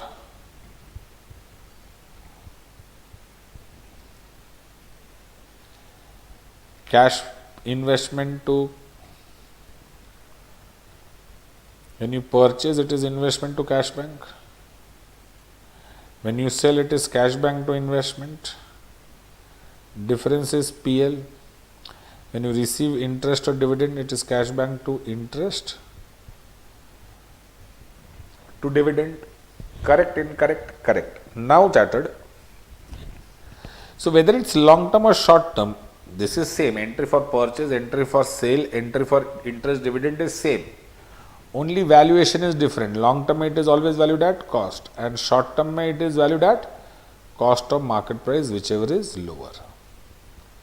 But more of these entries are passed in short term because activities are more. So we will learn accounting for short term investment. Short term investments are bifurcated into two parts: fixed income, variable income. Fixed income means rate of income and date of income is fixed. Rate of income and date of income is not fixed. Investment in debentures are formed. 12% interest receivable on 30th June and 31st December. Oh. 12% debentures interest on 31st of March and 30th September. Oh, so rate of income and date of income is fixed. Rate of income and date of income is not fixed. Variable income bearing securities, that is investment in equity shares. You don't know when will you receive. Rather, you don't know you will receive or not. How much though? Secondary factor. Our objective is to learn from investor's point of view accounting for short-term investment for purchase and sale, gain or loss, interest, dividend, valuation. Correct? Yes, sir. So now we start with part 1. Fixed income. This is the format of investment account. This is debit side, this is credit side. In investment account, we have got 3 columns: nominal value, amount and interest. Nominal value is just your disclosure column. Amount column is your investment and interest is your interest account. So in investment account, basically there are 2 accounts. One is amount column, which is your investment account, and one is interest column, which is your interest on investment account.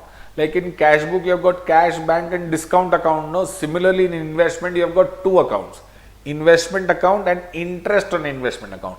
Nominal value is just a show figure. Correcta, incorrecta? Correcta. Now, opening balance of investments. To balance brought down, asset will have a debit balance. Date of purchase, 2 bank purchases. Correct? By bank sale. By PL loss, 2 PL profit on sale. By bank interest received, by loss on valuation, by closing balance. Now generally the doubt is, sir, interest column you have written always. Why?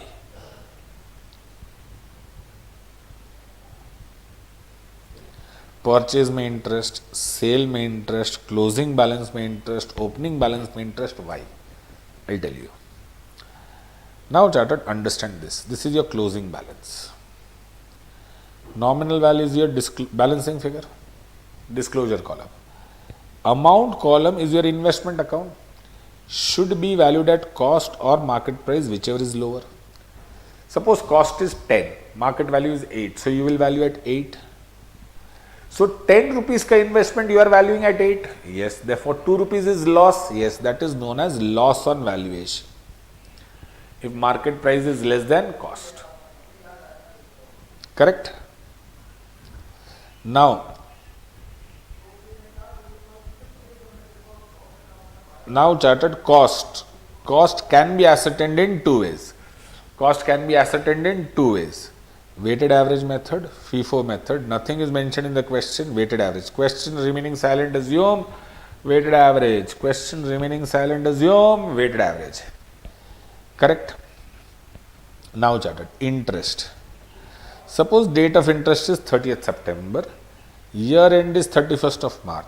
Date of interest is 30th September, year end is 31st of March. So I received last interest on 30th September and year end is 31st of March chartered. Are you understanding? I received last interest on 30th September and year ending is 31st of December. So these 3 months के लिए October, November, December, last interest I received on 30th September. Year ending is 31st of December. October, November, December, was I holding investments? Yes. So these 3 months का interest is accrued? Yes. Have I earned it? Yes. Did I receive? No. So interest earned but not received. Interest earned but not received is known as accrued interest. Correct? So this accrued interest is interest receivable. Interest receivable or accrued interest is asset.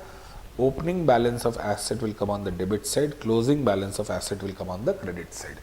This accrued interest of current year will become next year ka opening. Last year ka closing has become current year ka opening. Correct? But if date of interest and year end is different, then this drama is. But suppose if I tell you date of interest is also 31st December, year ending is also 31st December, then the concept of accrued interest will arise. Bolo, hero.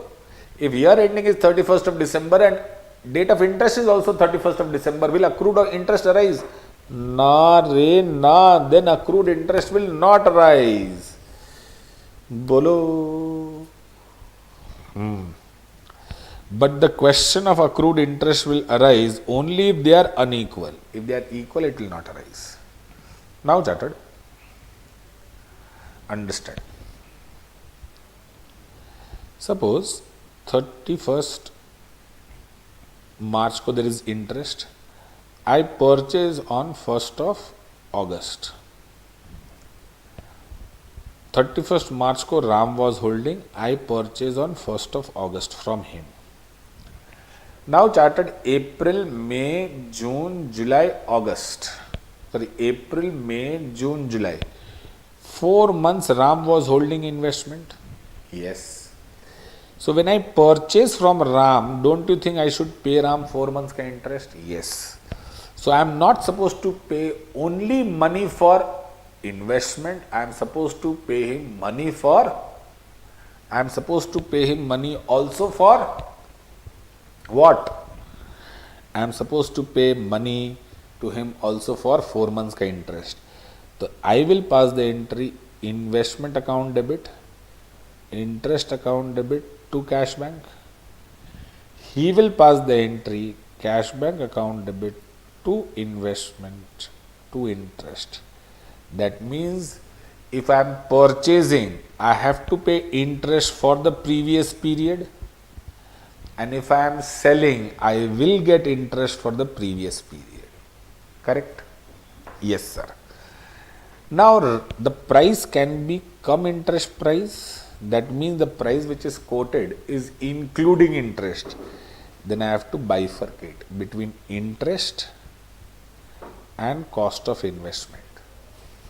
Suppose I purchase 300 debentures of rupees 100 at rupees 98.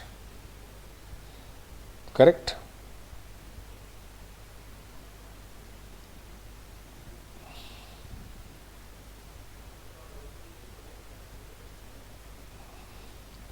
Suppose 31st March, 1st August, 31st March, 1st August. Purchase 300 12% debentures of rupees 100 at rupees 98. Now chartered I am supposed to give him 4 months ka interest. So first I calculate interest.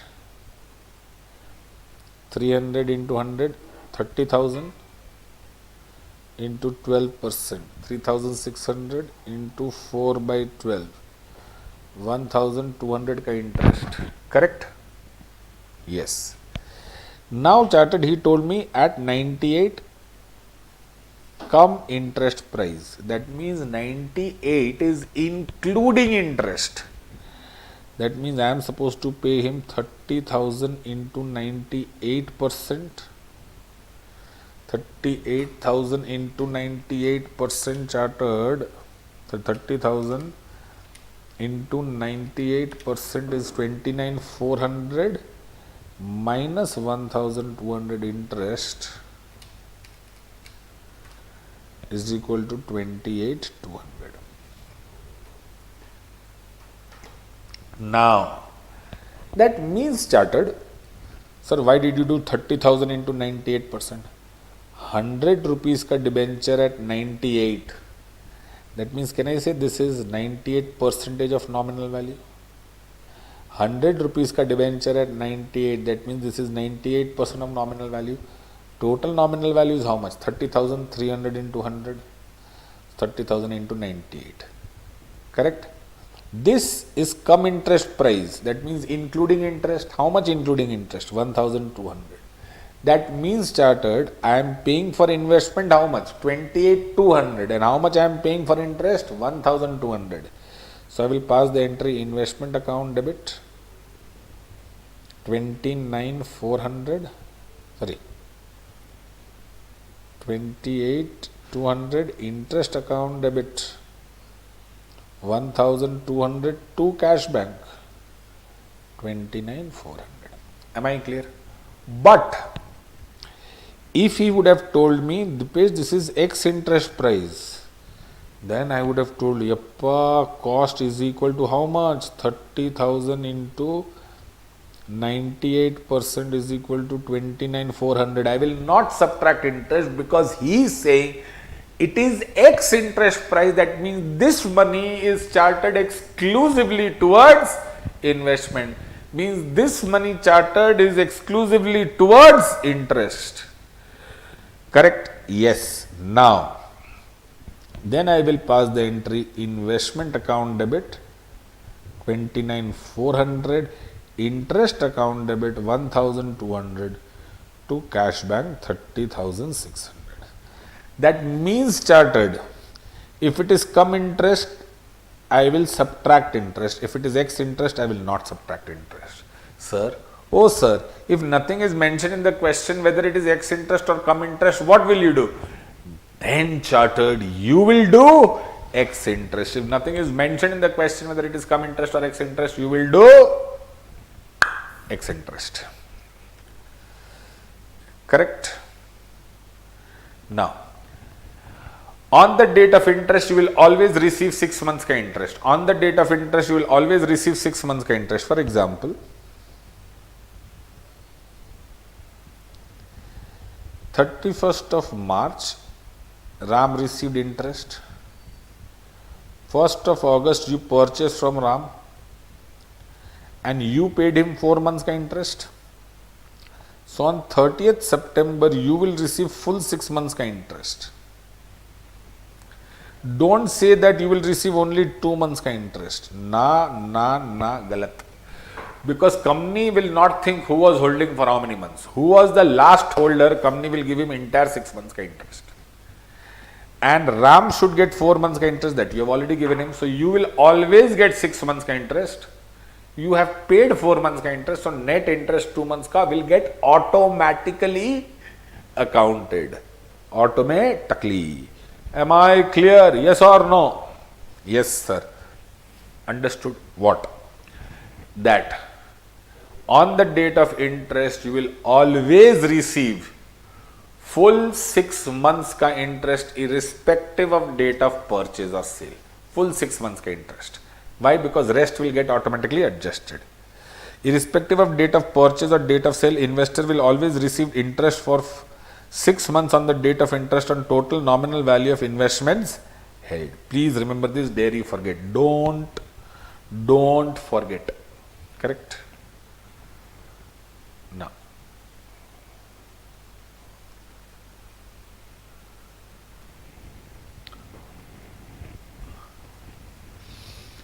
Now charted calculation of purchase cost and sale proceeds. Calculation of purchase cost and sale proceeds. How to calculate purchase cost? Purchase price come interest price less interest. Previous date of interest to date of purchase. Previous date of interest to date of purchase, not forward. Today you are purchasing, go behind and check what was the previous date of interest. Previous date of interest to date of purchase. Interest you will subtract, you will get X interest price. Then you will add brokerage. Brokerage will be on quoted price. Sir, what is quoted price? The price which is given in the transaction. If the price question says 3000 debentures at 98 come interest, then come interest is quoted price. If the question says purchase 400 debentures at 103 X interest, then 103 X interest is quoted price. So quoted price can be come interest price or X interest price, whichever is given in the question. Rather, quoted price is basically that price which is quoted in the market. It can be X interest also, it can be come interest also. So you will always calculate brokerage on quoted price. That means the price which is given in the transaction. If the transaction says 50 rupees X interest, then you will calculate on X interest. If the transaction says 98 come interest, then you will calculate on 98. Am I clear? So whatever price is given in the transaction, on that price you will calculate brokerage. Add any other charges. Any other charges means stamp duty, registration charges, transfer charges, legal charges, any charges. Am I clear? So purchase price come interest price, less interest from PDI, previous date of interest to date of purchase, that will give you purchase price X interest price. Add brokerage, brokerage will be on quoted price. Arey oh Samba, are you all understanding? No, no, no, no, no, no, no. Purchase price X interest price, add brokerage, percentage of quoted price, add any other charges of EIP, add any other charges, that will be percentage of EIP. So all other expenses will be percentage of EIP except brokerage will be percentage on quoted price. Quoted price can be X interest price or come interest price, whichever is there. Sale proceeds. Sale price less interest, same PDI to date of sale. Gives you sale price X interest price, less brokerage, percentage of quoted price, no expenses. Oh, no expenses, no. Now, so purchase may you will add brokerage, sale may you will subtract brokerage. Because when you purchase, you have to pay brokerage, your purchase price will increase. When you sell something for a brokerage, brokerage will get deducted and you will get the money. When you purchase something, brokerage will be added, so your purchase price will increase. When you sell something through a broker, he will deduct brokerage and give you the money. So purchase may brokerage is added, sales may brokerage is deducted. If question is of EIP, then start calculation from EIP. If the question is of EIP, don't go backward, come interest price and forward. The question is of EIP, start calculation from EIP only and calculate interest separately. Sir, why to calculate interest separately? Because Nalayak, you have to account interest in investment account. Oh, question remaining silent, assume quoted price to be X interest price. If purchase and sale and interest is on the same date, if purchase or sale and interest is on the same date, then first do accounting for purchase or sale, second do accounting for interest. 30th September ko interest is there, 30th September ko purchase is there. Now, what you will do? Sir, first we will do interest. Na, Bapu, na. 30th September ko interest and 30th September ko purchase. First purchase, then interest. Why? Institute does. 30th September ko sale and 30th September ko interest. Then first sale, then interest. Okay. Yes, sir. No, sir. Yes, sir. Now, correct. Now charted variable income bearing securities. Now charted. To balance brought down, suppose 14. Our current year is 15-16. Our current year is 15-16. We are talking about investment in equity shares. This is very important. Generally, investment in equity shares come. That does not mean first part you leave it. Hey, understood. Go through your classwork questions very thoroughly. Very, very thoroughly. Whatever you have done in the class, those questions are very, very important. Please do it. Now, if you have purchased if your current year is 15-16, opening balance means you have purchased in 14-15. So I could have purchased before 14-15 also, no? No, because this is short term. So you would have purchased in 14-15. To bank, purchased in 15-16. Bonus shares, free shares. To right shares, purchase of right shares. If you have purchased right shares, bonus shares are free shares. Right shares are shares offered to the existing shareholders at concessional rate. If you want, you can purchase. If you don't want, you don't purchase. You can sell the rights also. Correct? Now charted dividend. There are two types of dividend: interim dividend, final dividend. We are talking about final dividend. Final dividend means last year's dividend received in current year. Yes. What is our current year? 15-16. Last year is 14-15. So 14-15 ka dividend we are receiving in 15-16. Yes. That means we will receive on these shares also and these shares also. We will not receive on bonus shares, we will not receive on right shares. Why? Because these are issued by the company in the current year only. These are issued by the company in current year only. Now, the dividend is of 14-15. These shares are purchased in 14-15. So, dividend on opening balance is known as post-acquisition dividend. Dividend on opening balance is known as post-acquisition dividend. But these shares are purchased in 15-16. Dividend is of 14-15. That means dividend is related to the period before the date of acquisition. Dividend is related to the period before the date of purchase. Yes, such dividend is known as pre-acquisition. So on opening balance charted, remember this thing, on opening balance you will always get post-dividend. On purchase you will always get pre-dividend. Correct? That we discussed in cash flow also. Opening balance may you will get post-acquisition dividend. Purchases may pre-acquisition. Because you have purchased the shares in current year. You have purchased it from Ram. So who was the share? The shares were with whom last year? Ram. Who should have received dividend? Ram. But who is receiving dividend? You. Will you go and give dividend to Ram? No. So you will say this dividend is not my income but reduction in cost. So you will pass the entry bank to investment. Oh. So opening balance per post, purchases per pre. Opening balance per post, purchases per pre. Post dividend will come in dividend column, pre dividend will come in amount column. Post dividend will come in dividend column, pre-dividend will come in amount column. It will reduce your cost chartered. It will reduce your cost. Am I clear? Interim dividend you will receive on all shares and it is income, it will come in dividend column. So final dividend means current year may you are receiving previous year ka dividend. Such dividend is known as final dividend. Final dividend on opening balance is always post dividend and it will come in dividend column. Final dividend on shares purchased is always pre-dividend, it will reduce your cost, so it will come in amount column. Correct?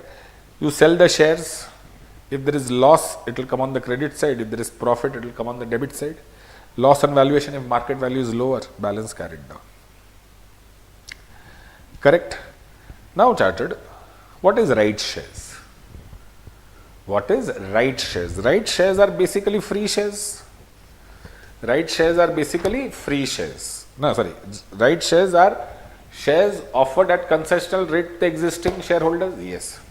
Suppose company tells me, Dipesh, for every 5 shares you can buy 2 shares. Therefore, right shares are offered in the ratio 2:5.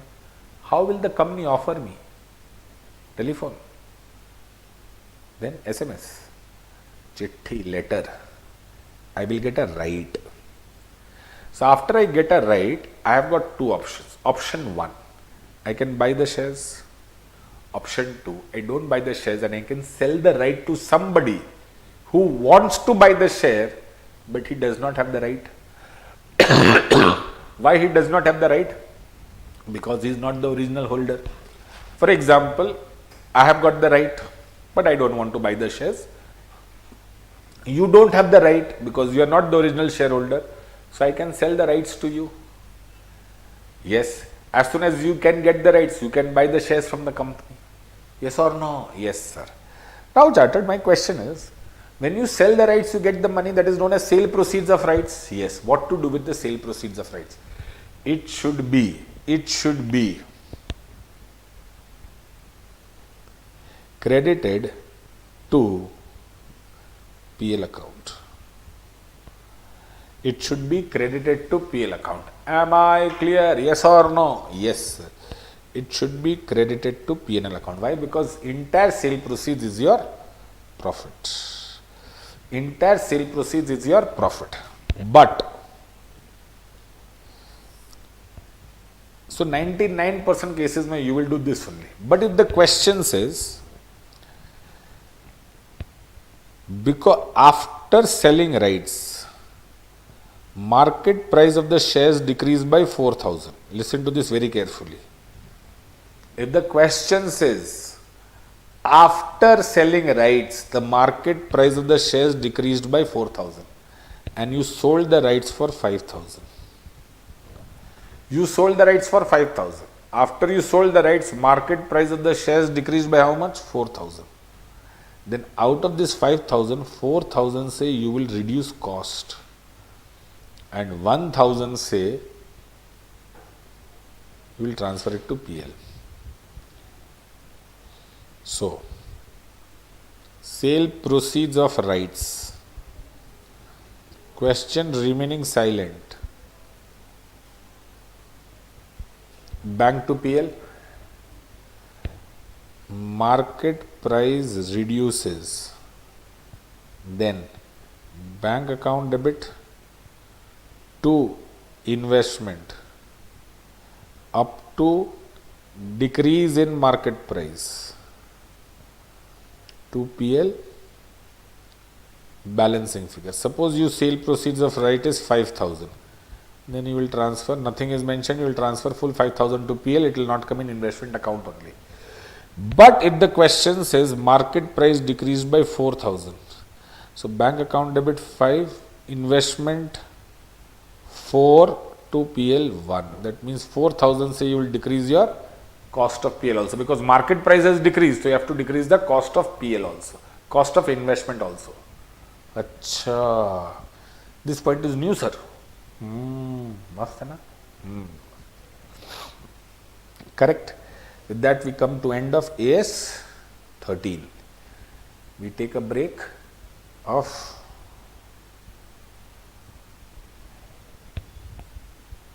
10 minutes and then we start amalgamation. AS 14.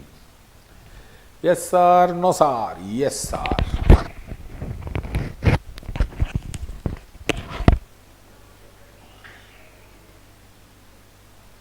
चलेगा ना? Shall we take a break?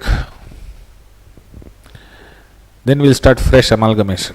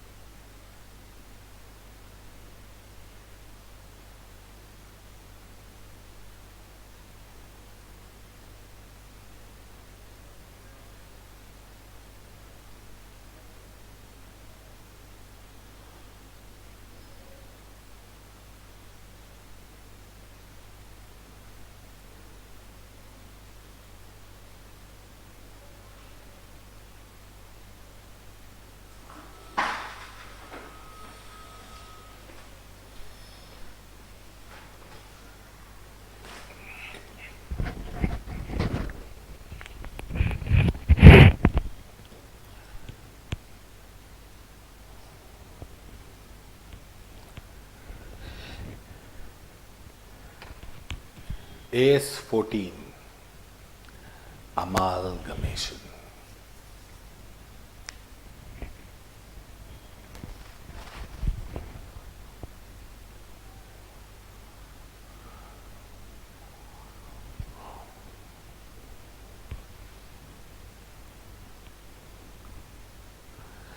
Now chartered,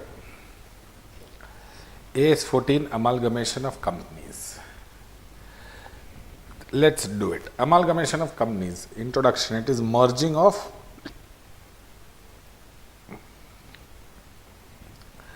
it is a combination of two or more corporate entities or two or more corporate entities. Correct? Two or more corporate entities combination is known as amalgamation. Amalgamation was initially divided into two parts: amalgamation, absorption, external reconstruction. Amalgamation meant two companies joined, third company is formed, amalgamation. One company takes over another company, absorption. One company died, the same management formed a new company and took over the dying company. That was external reconstruction. New A Limited is formed to take over old A Limited with loss. Correct? Now chartered, there was a problem in this. People used to say this plus this, if they form a new company, it is amalgamation. One company takes over another company, then it is absorption. But if you view it from a different way, then chartered, I can say A Limited plus B Limited, AB Limited is amalgamation. Or I can say AB Limited was formed to take over A Limited and to take over B Limited, then this will become absorption. Correct? Now, so with advent of one company taking over another company, two companies merging, there was a change in amalgamation. You can call it amalgamation also, that can be absorption also, but that is old. Now we will come to new thing. What does it say? Purvi. Correct? Now, new amalgamation came out of this logic that this is amalgamation and this is absorption. New logic said that this can be amalgamation also, this can be absorption also, depending upon the conditions laid down. So let's look at new amalgamation. How to do amalgamation? Abroad में it is done through IFRS. India में listed company follows Ind AS 103, unlisted companies follows AS 14. Correct? We are into AS 14. As per AS 14, there are two parties in amalgamation. One is transferor, that is selling company. One is transferee, that is purchasing company. We refer to as big company and small company. And there are two types of amalgamation: amalgamation nature of purchase, amalgamation nature of merger. As soon as I say that there are two types of amalgamation, one is amalgamation nature of purchase, one is amalgamation nature of merger, the people used to come back to this only. They thought this was merger and this was purchase. No. I told you, no, this can also be purchase. So how to distinguish what is merger and what is purchase? So AS 14 laid down four conditions. But basically 5, I have crunched into 4. 4 conditions, if you satisfy, then it is amalgamation nature of merger.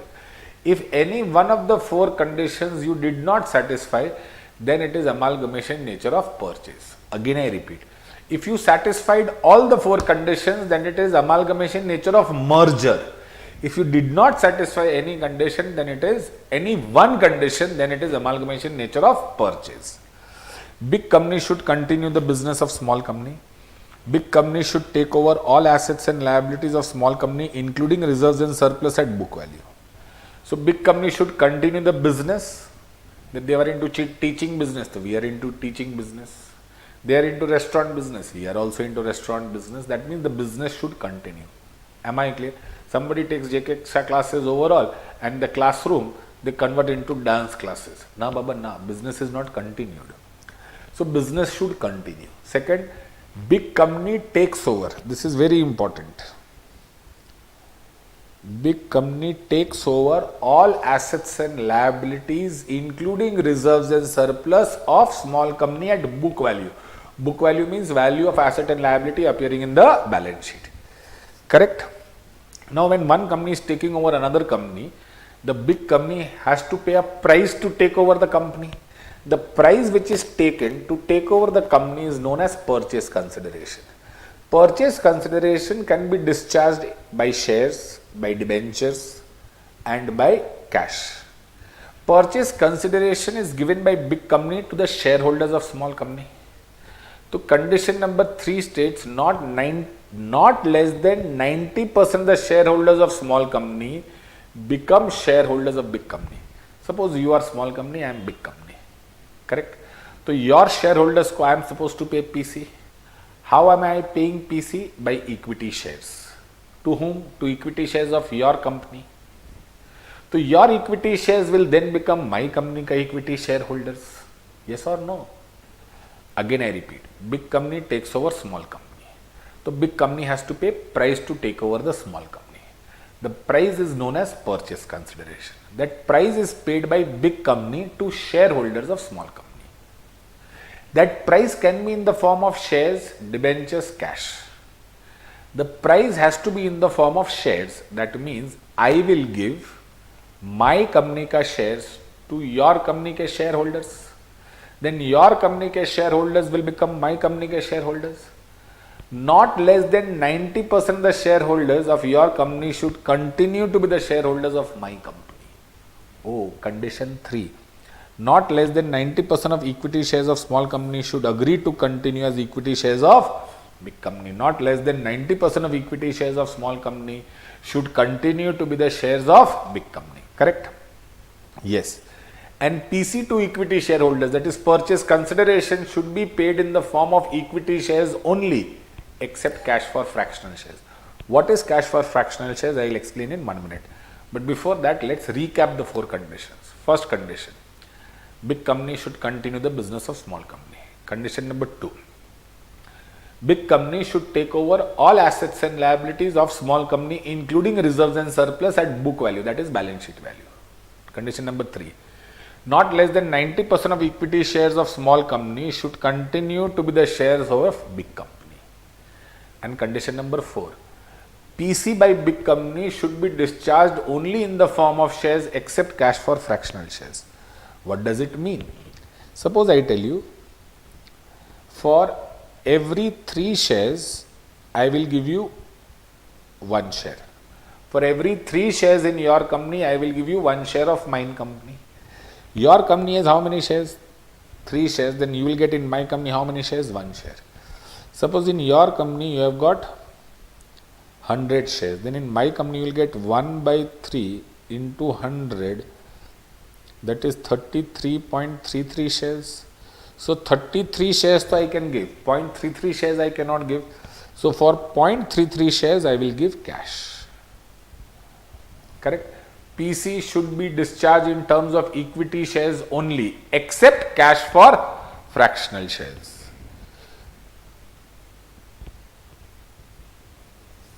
Correct, Rahul. Now, now chartered, that means in this case, if the conditions are satisfied for merger, then it is merger. If AB Limited does not continue the business of A Limited and B Limited, if all assets and liabilities including reserves and surplus are not taken over, if they are not taken over at book value, PC is not discharged in terms of equity shares, then this could also become amalgamation in nature of purchase. So for time being, we'll remember that in amalgamation there are 2 small companies, 1 big company. In absorption there is 1 big company, 1 small company. Correct? In amalgamation there are 1 big company, 2 small company. In absorption there is 1 small company, 1 big company. That much we'll remember. Correct? Yes, sir. So 4 conditions satisfy. If any one of the above condition is not satisfied, then it is treated as amalgamation nature of purchase. All 4 conditions must be satisfied. Difference between purchase and merger. In case of purchase, assets and liabilities are taken over. That means assets minus liabilities at fair value. Fair value matlab market value. That is known as net assets taken over. Correct? NATO. In case of merger, business or owner is taken over, that is shareholders fund is taken over, that is all assets, all liabilities and all reserves and surplus are taken over, and that too they are taken over at book value. Now understand. Suppose share capital 100 rupees, reserves 40 rupees, current liabilities 60 rupees, fixed asset 150 rupees, current assets 50 rupees. In case of purchase, chartered, assets are taken over, liabilities are taken over. Reserves and surplus and share capital is not taken over. In case of purchase, the all assets at fair value, market value, minus all liabilities at fair value, that will give you NATO, net assets taken over. But in case of merger, all assets at book value, all liabilities at book value, all reserves at book value. That means I am taking over this at 150, this at 50, this at 60 and this at 40. That means, can I say NATO will become 150 plus 50 fixed asset plus current asset minus current liability minus reserves? That will give me how much? 100 only. So that is why I have written over here all assets at book value minus all liabilities at book value minus all reserves and surplus at book value is nothing but share capital. So NATO in case of merger is share capital only. Okay. So NATO in case of purchase, assets and liabilities are taken over at fair value. That means market value. So NATO is equal to assets at fair value minus liabilities at fair value. But in case of merger, it is assets at book value minus liabilities at book value minus reserves at book value is nothing but share capital at book value only. Am I clear? Yes. In case of purchase, the difference between NATO and PC is transferred to goodwill capital reserve. In case of merger, the difference between NATO and PC is transferred to general reserve. If you have paid more money, then it is goodwill. If you have paid less money, then it is capital reserve. More money, you have paid extra for goodwill. Less money, that means you made profit, that is transferred to capital reserve. But in case of merger, the difference is always transferred to general reserve. Am I clear? Yes. Method of accounting. For big company, for purchase, amalgamation nature of purchase, it is purchase method of accounting. For merger, it is pooling of interest method of accounting. But small company AS 14 does not prescribe any method of accounting for small company. Hence, general practice we follow realization approach, which we used to follow in dissolution. Transfer all assets and liabilities to realization. Correct? So, till now what we studied? In amalgamation, there are two parties. Purchasing company, selling company. That is, selling company is known as transferor, purchasing company is known as transferee. Entire AS 14 is written from transferee's company's point of view, that is purchasing company's point of view. AS 14 gives us two types of amalgamation nature of purchase, amalgamation nature of merger. In case of how to distinguish whether it is purchase or merger? So they gave us 4 conditions. Rather it is 5, I have crunched into 4. What are those 4 conditions? Big company should continue the business of small company. Big company should take over all assets and liabilities of small company, including reserves and surplus at book value. Condition number 3, not less than 90% of the shareholders, equity shares of small company should continue to be the equity shares of big company. And condition number 4, PC to equity shareholders must be satisfied in terms of equity shares only, except cash for fractional shares. If all 4 conditions are satisfied, it is merger, else it is amalgamation nature of purchase. In case of purchase, you are not taking over reserves and surplus and you are not taking over at book value. So in case of purchase, you take over assets and liabilities at fair value. That is NATO. Difference between NATO and PC is goodwill or capital reserve. In case of merger, you are taking over assets at book value, liabilities at book value, reserves at book value. That is nothing but share capital. The difference between share capital and PC, NATO is nothing but share capital. The difference between share capital and PC is transferred to general reserve in case of merger.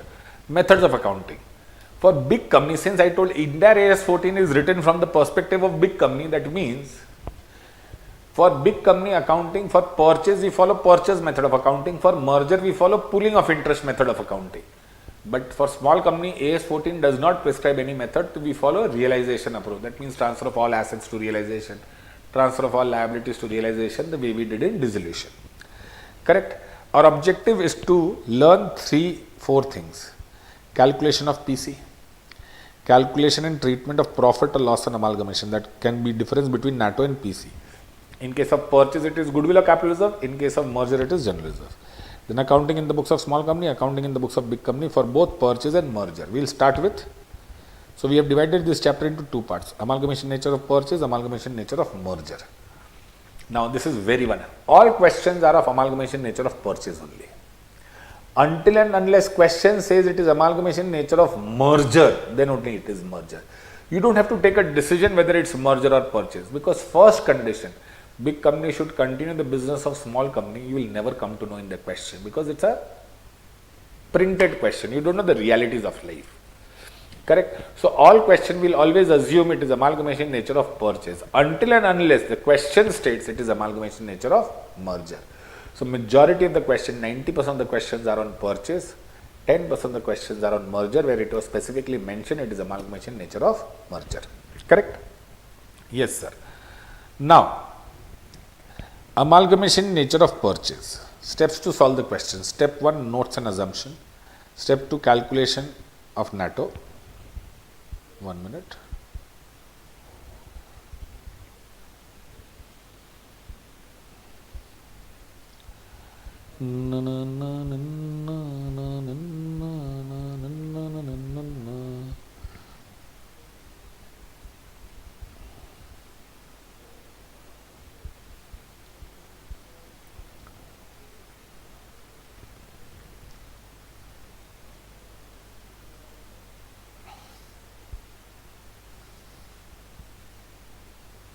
Now,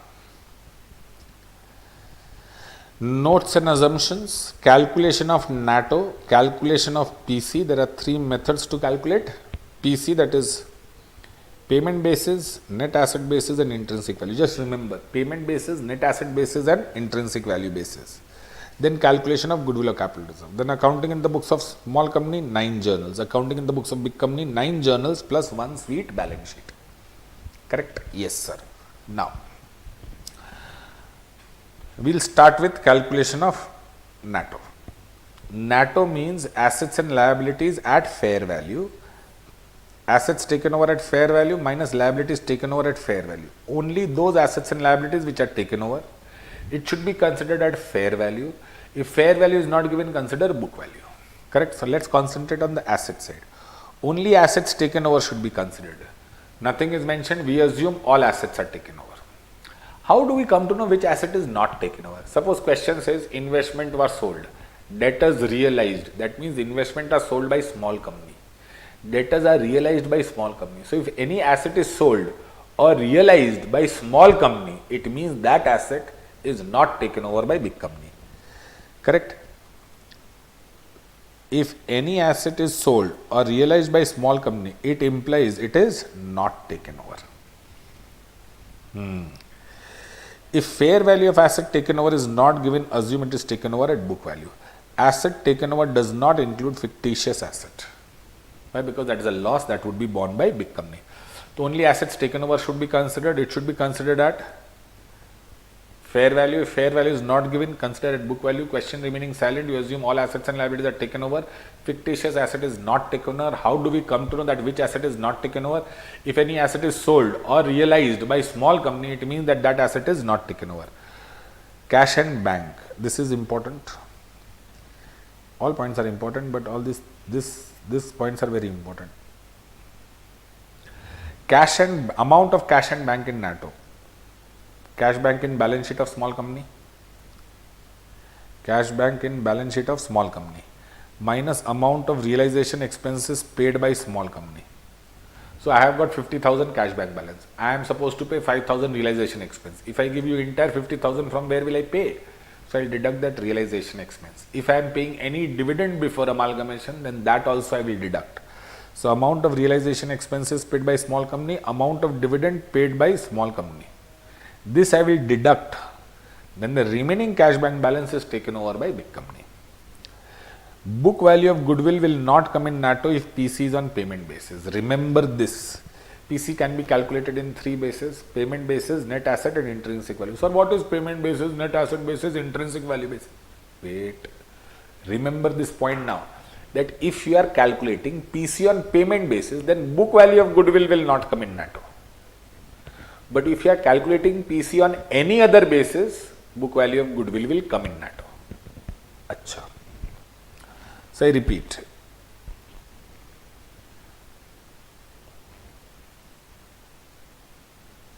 Now, if you are payment basis, intrinsic value basis, net asset basis, book value of goodwill. In payment basis, it will not come in PC. Intrinsic value, net asset basis, it will come. But if fair value of goodwill is given, then it will come in all three methods. Book value of PC will not come in payment basis, but it will come in remaining two bases. But if fair value of goodwill is given, then it will come in all three bases. Am I clear? Yes or no? Yes, sir. Book value of goodwill will not come in NATO if PC is on payment basis. Correct? Yes. Liabilities. Only liabilities taken over should be considered. Question remaining silent, all liabilities are taken over. If fair value of liability taken over is not given, then consider book value of liability. Now, fair value of asset is very easy to find out, the price at which it will be sold in the market, or the market value of asset is fair value. But how to find out fair value of liability? The amount which is payable by big company to liability of small company is fair value of liability taken over. Remember, I'll repeat two sentences now. Amount payable by big company to shareholders of small company, that is PC. Amount payable by big company to liability of small company is fair value of liability taken over. Amount payable by big company to shareholders of small company is PC, but amount payable by big company to liability of small company is fair value of liability taken over. Correct? Incorrect? Correct. Fair value of liability means amount payable by big company to liability of small company. Suppose balance sheet of chartered balance sheet of small company में equity share capital, preference share capital, debentures and creditors. Payable by big company. Big company is paying 400 to equity shares, 300 to preference shares, 200 to debentures, 100 to creditors. These are shareholders. So amount payable to shareholders, that is 700, is PC, 400 plus 300. This is fair value of debentures, this is fair value of liability. Fair value of liability taken over. Okay, amount payable to shareholders is PC, but amount payable to liability is fair value of liability taken over. Correct? If any liability is paid off by small company, it implies that liability is not taken over, therefore it does not come in NATO. If it is stated that bank OD, creditors, loan is discharged by small company, paid by small company, that means such loan or such liability will not come in NATO because it is already paid off by small company. Liability taken over does not include share capital and reserves. Why? Because it is not a liability only. Correct? Yes. So, now listen to this. Only those assets and liabilities will come which are taken over. It will be taken over at fair value. If fair value is not given, consider book value. Correct? Question remaining silent, all assets and liabilities are taken over. Fictitious assets are never taken over. How do we come to know any asset or liabilities? How do we come to know any asset or liability is not taken over? If any asset is sold by small company, then it is not taken over. If any liability is paid off by small company, then it is not taken over. Correct? Book value of goodwill will never come in NATO if PC is on payment basis. Correct. Liabilities taken over does never include share capital and reserves and surplus. Correct? Yes. Fair value of liability taken over means amount payable by big company to liability of small company. Correct? Suppose workman's compensation fund is 40,000. Liability against workman's compensation fund is 9,000. Liability against workman's compensation fund is 9,000. Therefore, out of this 40,000 liability is how much? 9,000. That is NATO. Remaining 31 will not come in NATO because it is reserves and surplus. Acha. If nothing is mentioned, then we assume entire 40,000 is reserves and surplus. Liability taken over is 0. You understood? Workman's compensation fund liability is 9. So this will become liability will come in NATO. Remaining 31 is reserves and surplus. It will not come in NATO. Because NATO will never have reserves and surplus. If nothing is mentioned, then we assume entire workman's compensation fund is reserves and surplus.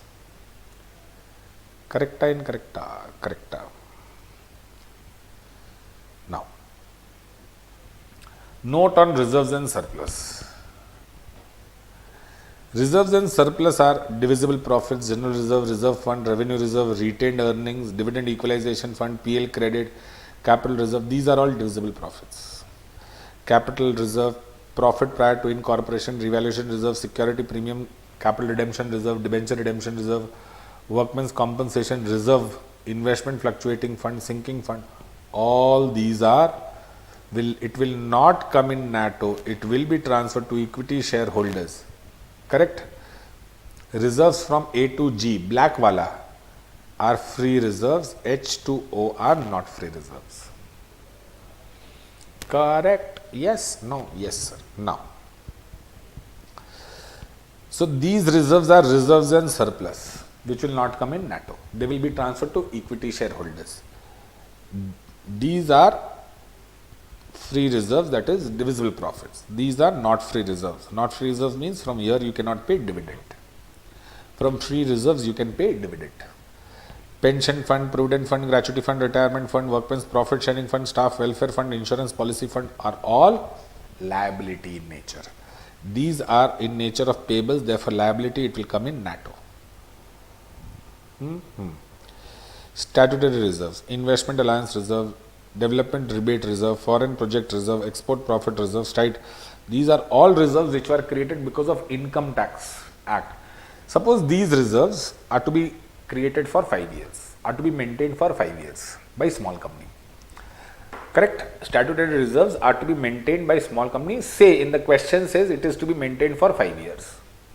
And after 3 years amalgamation happens. But they were supposed to maintain for 5 years. After 3 years if amalgamation happens, then what will happen to these reserves? Then these reserves will be maintained by big company for remaining 2 years. Oh, suppose it was 8 years, 5 years have gone. So for remaining 3 years, big company will take over the reserves and maintain for remaining 3 years. For which big company will pass the entry amalgamation adjustment account debit to statutory reserve. They will create a dummy account, amalgamation adjustment account. These reserves are created because of Income Tax Act for a specified period, say 5 years. If small company is taken over by big company before specified period is over, say after 3 years, then big company has to maintain such statutory reserve for remaining specified period, that is 2 years. It will not be transferred to NATO. In the books of small company, transfer it to equity shareholder account. In the books of big company, amalgamation adjustment account debit to statutory reserve. Amalgamation and statutory reserve will show like this: statutory reserve less amalgamation adjustment, outer column nil. गौर से देख लो, ध्यान से देख लो.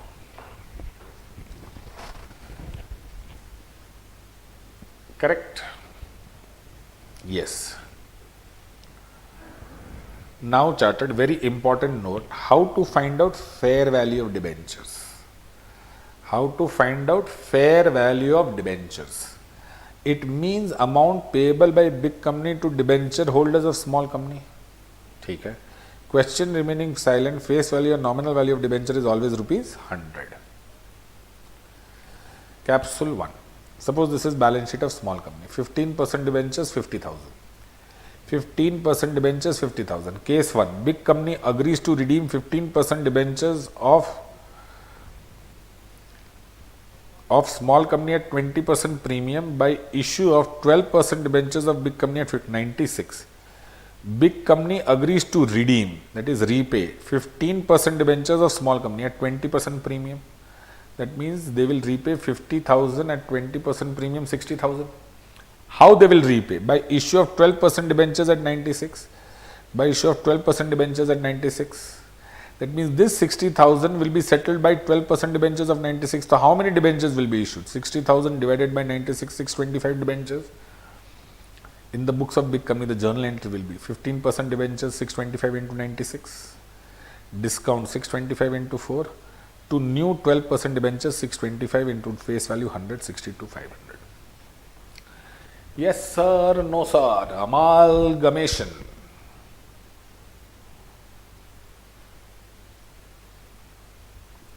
Correct, Purvi.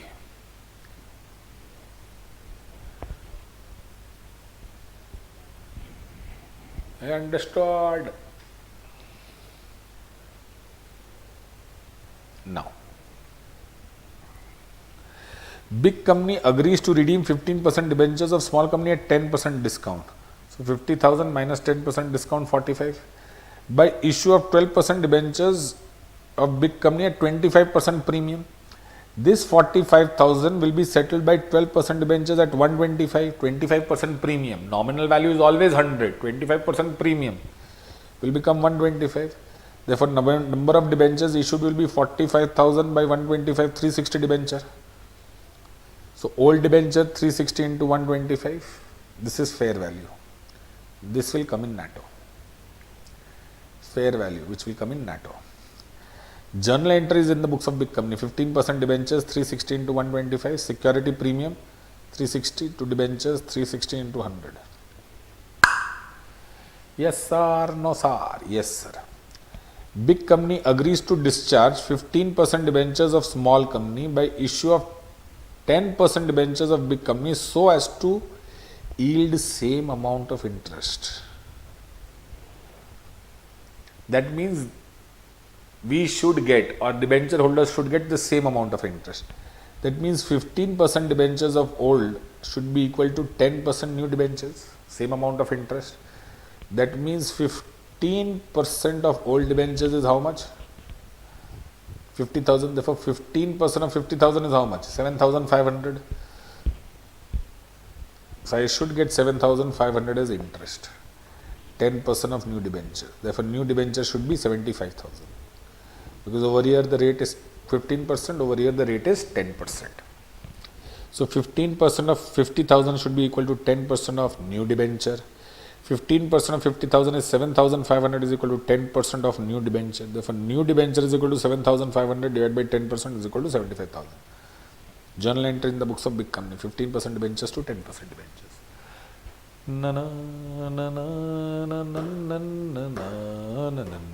Correct. Now, purchase consideration.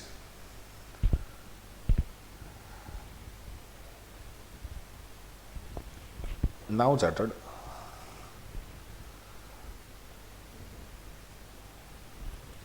Purchase consideration. What is purchase consideration? It is the amount payable by big company to shareholders of small company. It can be in equity shares, it can be in cash. So, PC is basically number of equity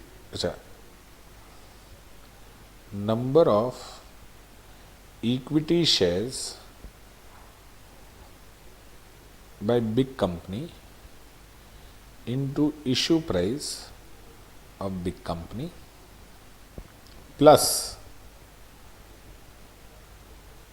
cash is equal to PC. Correct? Now chartered, let's concentrate on this part. I am assuming cash is given in the question. So I want what? Number of equity shares of small company. If it is given, very good. If it is not given,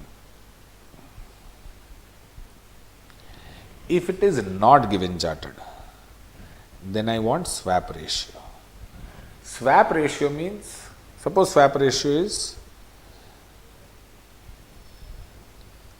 3 shares for every 5 shares. That means for every 5 shares in small company, I will get 3 shares of big company. For every 5 shares of small company, I will get 3 shares of big company. So I will say swap ratio is 3 by 5. The number of shares which I am going to get, I will keep it in the numerator.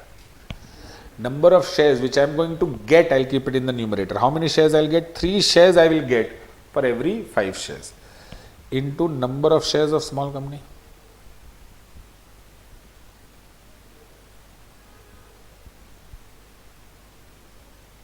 Correct? So if number of shares is given, very good. If it is not given, then I want swap ratio. Correct? Now, swap ratio, how to calculate? Number of shares I will get divided by the number of shares I will give away. I will give away 5 shares, I will get 3 shares. The number of shares I will get will be in the numerator. Into number of shares of small company. Suppose small company had 60,000 shares. So those 60,000 shares will get 512, 36,000 shares. Correct? Yes. Now kahani mein twist. This number of shareholders of small company are assenting shareholders. That means those shareholders who agree to the scheme of amalgamation. There might be few shareholders who do not agree to the scheme of amalgamation. Those shareholders we call it dissenting shareholders. So it is assenting shareholders are nothing but total shareholders minus dissenting shareholders who do not agree to the scheme of amalgamation. These shareholders will be paid off in cash and say Tata. Acha. So number of shareholders of small company means total shareholders minus dissenting shareholders or assenting shareholders. Correct? Issue price means what? Issue price would be given in the question. If it is not given, consider market price of equity shares of big company. If market price is also not given, then consider nominal value of equity shares of big company. So I want two things: number of equity shares by number of equity shares issued by big company and issue price. Issue price will be given in the question. If it is not given in the question, then market price of equity shares of big company. If market price is also not given, then nominal value of equity shares of big company. Correct? So if nominal value of equity shares of big company is not given, then you have to close the question a bit. Nominal value, if it is not given, it is always rupees 10 for equity shares. Correct? Okay, sir. Now I want number of equity shares of issued by big company. I want number of equity shares issued by big company. If it is given, very good. If it is not given, I want swap ratio. Correct? Swap ratio. How do we calculate the swap ratio? If 3 shares for every 5 shares, then it will become 3 by 5. Number of shares which I will get, I will keep it in the numerator. Into assenting shareholders. Correct? Now charted, if swap ratio is given, very good. If it is not given, swap ratio, if it is not given, then it is equal to, swap ratio is equal to share value of big company, share value of small company by share value of big company. If swap ratio is not given, then you can calculate swap ratio as swap ratio of small company by swap ratio of big company. Swap ratio is equal to share value of small company by share value of big company. Correct? So you have to give me number of shares. If you don't give me number of shares, you have to give me swap ratio. If you don't give me swap ratio, then you have to give me share value. Then share values I can calculate PC. Share value of small company by share value of big company. Sir, why like this?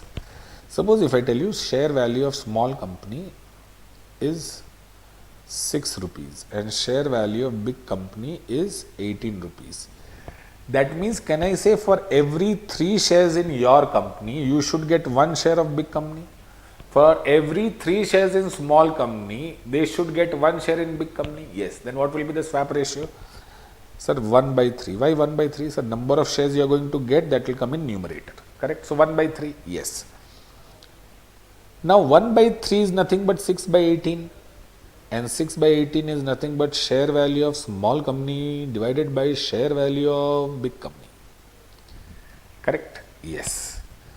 Now, therefore, PC is equal to number of equity shares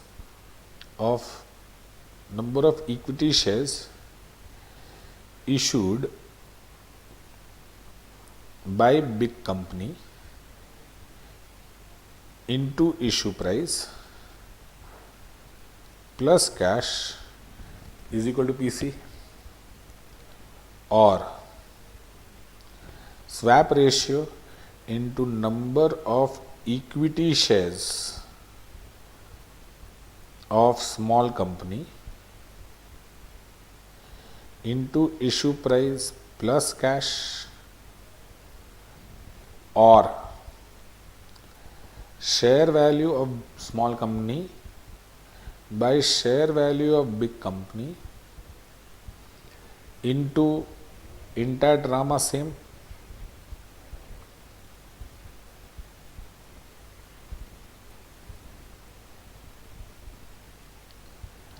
Correct?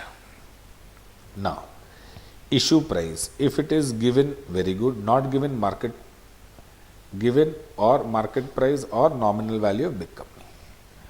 This way, if we calculate PC, it is known as payment basis.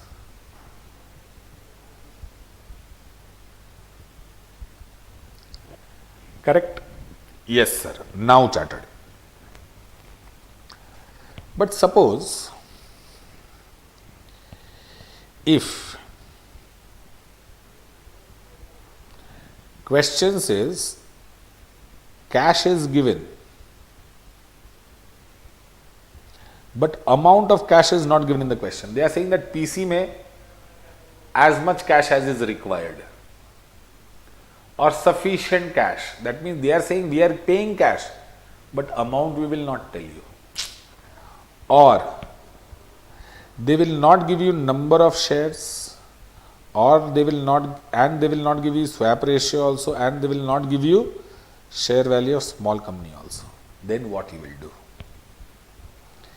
In this case, your second preference is chartered net asset basis. Am I clear? First is payment basis. How to calculate payment basis you understood? Yes. If cash is given but amount of cash is not given, or number of shares are not given, swap ratio is not given, share value is not given, or they tell you sufficient cash is issued, sufficient number of equity shares are issued, then you will apply net asset basis. Correct? So when will you apply net asset basis? When question says you apply net asset basis. 2.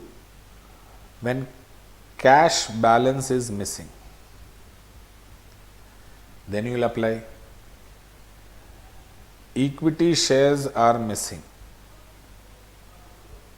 then you will apply. Number 4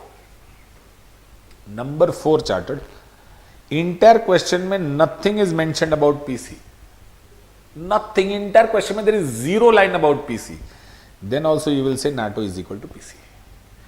PC, then you will apply net asset basis. And net asset basis chartered, NATO is equal to PC. Correct? Yes. Now let's see how it works. Amount payable by big company to shareholders of small company. Equity shareholders, you can give them equity shares, preference shares, cash. Swap ratio into number of equity shares of small company, #A, less fractional shares, shares issued by into issue price, #B. Correct? Cash for all shares, cash for fractional shares, and preference shareholders same. #A, number of equity shares of small company is equal to total number of equity shares of small company minus dissenting shareholders. #B is equal to price at which the shares are issued by big company. If issue price is not given in the question, then first preference market price, second preference nominal value. Correct? Payment basis means number of shares issued by big company to shareholders of small company should be given. If it is not given, situation 1, number of equity shares issued by big company to equity shareholder of small company is not given, then it is calculated as under swap ratio into number of equity shares of small company.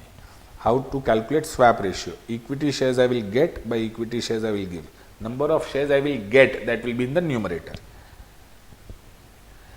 Correct? If swap ratio is not given in the question, then it is calculated as under swap ratio is equal to share price of small company and share price of big company, and issue price will become share price of big company by default. If share price is not given in the question, then it is Allowed to be calculated? No, not allowed to be calculated. If question is of intrinsic value. Yes, allowed to be calculated if question is of intrinsic value. That means you don't have share value. Now you want to calculate share value. Is the question allowing you to calculate share value? That means question is of intrinsic value. If the question is not allowing you to calculate share value, then you are in this. Then apply net asset method where PC is equal to NATO, which includes book value of goodwill. Correct? And if they allow you to calculate share value, then apply intrinsic value method. Intrinsic value method means you have to calculate share value. How to calculate share value? Net assets at fair value minus preference share capital at fair value divided by the number of equity shares. Net assets at fair value means assets at fair value minus liabilities at fair value minus preference share capital at fair value. Preference share capital at fair value means what? Means amount payable to preference shareholders as per PCA. Amount payable to preference shareholders as per PCA. Correcta, incorrecta? Correcta. So ultimately chartered, my objective is to calculate PC on payment basis. If I am not able to calculate PC on payment basis, then I will go to net asset basis. And if the question says intrinsic value, then I will go to intrinsic value basis. Now intrinsic value basis may a lot of things to understand. First of all, how to calculate intrinsic value? Intrinsic value means share value which we are calculating. Net assets at fair value minus preference share capital at fair value. That means amount payable by big company to preference shareholders of small company in PC divided by number of equity shares will give you intrinsic value.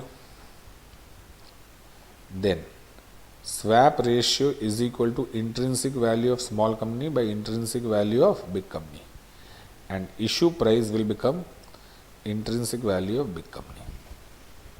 Correct? Yes. Now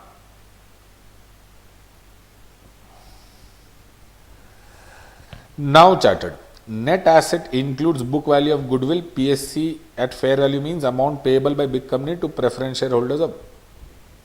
So why did you write this? Net asset includes book value. I told you book value of goodwill will not come in payment basis. Rest in all other method, that is intrinsic value method or net asset value method. In both, NATO will include goodwill. Correct? Yes. Therefore, intrinsic value is nothing but equity shareholders fund per share. This is the meaning. If you are calculating PC using intrinsic value of shares, then issue price is equal to intrinsic value of shares of big company. Okay. This is important. If question states entries are to be made at par, entries are to be made at par chartered, it means issue price is equal to face value, nominal value of equity shares of big company. And if big company is new company, then issue price is equal to intrinsic value. So after you calculate intrinsic value, what you are supposed to do? Then you are supposed to calculate swap ratio. Swap ratio is intrinsic value of small company by intrinsic value of big company. Number 2, issue price is equal to intrinsic value of big company. Correct? If big company is a new company, then intrinsic value is nothing but their issue price only. If big company is a new company, you will not be able to calculate big company ka intrinsic value. Then what will you do? Whatever is the issue price given in the question, that is only intrinsic value. Sir, that means you are supposed to calculate intrinsic value of both big company and small company. Yes. Why? Because chartered swap ratio is equal to intrinsic value of small company by intrinsic value of big company. So intrinsic value of big company you are supposed to calculate. If big company is a new company, then whatever is the issue price, that will become their intrinsic value. Am I clear? Yes. If question says entries are made at par, that means issue price is generally what? Issue price is intrinsic value of big company. But question says entries are made at par, then issue price will become face value of equity shares of big company. Correct? Yes, no, yes, sir.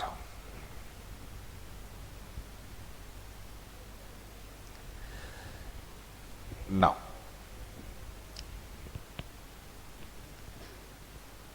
If question says, this we'll do it later. If question is silent about PC, nothing is mentioned, then we say PC is equal to NATO and entire PC is satisfied by issue of equity shares at par.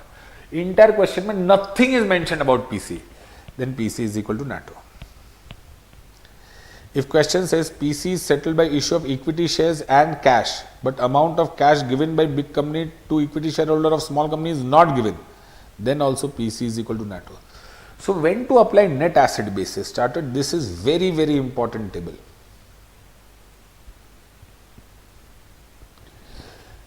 When to apply which method? Payment basis. If number of shares issued by big company to small company is given, or swap ratio is given, or share value is given, and amount of cash by big company to small company is also given. So this or this or this and cash is given, then you can apply payment basis. So either they have to give you number of shares or share value, number of shares or swap ratio or share value and cash.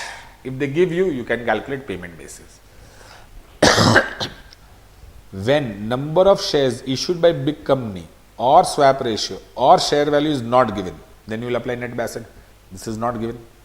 Or when amount of cash by big company to small company is not given. Question states balance of PC in cash. How much cash? That I don't know. Or question remains silent regarding PC. Full question when nothing is stated about PC, then a question specifically states. So under 4 situations you will apply NATO. Situation 1, when number of shares, swap ratio, share value is not given. Number 2, question states that cash is given, but amount of cash is not given. Balance of PC is satisfied in cash. Balance of equity shares, balance by equity shares, then you will apply NATO is equal to PC. Third, when question mein nothing is mentioned about PC, then NATO is equal to PC. Number 4, when question mein specifically it is told PC is calculated on net asset basis, then you will apply. So first preference is payment, second is net asset. Intrinsic value, whenever question says, whenever you hear the word intrinsic in the entire question, whenever you read the question and entire question mein, whenever you find, when question specifically states intrinsic value, then only intrinsic value. Now chartered. So I wanted to show you one thing.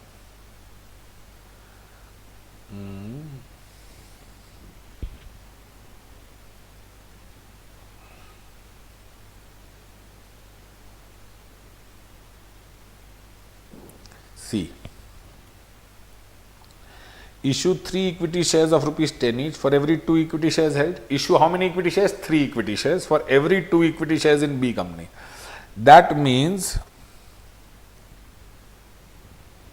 swap ratio is given. Issue 3 equity shares. So small company will get 3 shares for every 2 shares. So swap ratio is 3/2. And to pay balance in cash, then PC is equal to NATO. See, since swap ratio is given, but amount of cash paid in PC is not given, therefore calculate PC on net asset. PC is equal to NATO. So I calculated NATO. 33,55,000. Preference shareholders I am giving preference shares. Equity shareholders I am giving equity shares 3/2 into 15 lakh, because this was also given. Cash balancing figure. NATO is equal to PC, balancing figure cash. Correct? Okay. Now.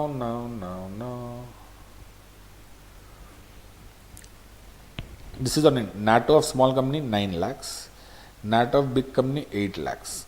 Equity shares 30,000 and equity shares 20,000. Calculate PC on intrinsic value. So net assets 8 lakh, 9 lakh. Preferential capital is not given. Number of equity shares, net asset minus preference shares divided by number of equity shares. एक big company का intrinsic value is 40, small company का intrinsic value is 30. Therefore, swap ratio is equal to intrinsic value of small company by intrinsic value of big company. Yes or no? Yes. Intrinsic value of small company by intrinsic value of big company. Intrinsic value of small company is 30. Intrinsic value of big company is 40. Intrinsic value of small company is 30. Intrinsic value of big company is 40. So swap ratio is 3/4. So 3/4 into number of shares of small companies, how much? 30,000. 22,500 shares. Each share is of 40 rupees because big company ka intrinsic value is 40 rupees, 9 lakhs. This 22,500 shares at rupees 40, 10 rupees is nominal value and remaining 30 rupees is security premium. So 22,500 into 10 is nominal value and security premium 6,75,000. Is this much clear? Yes, no. If it is clear, then do thumbs up. Swap ratio and this issue price is intrinsic value of big company.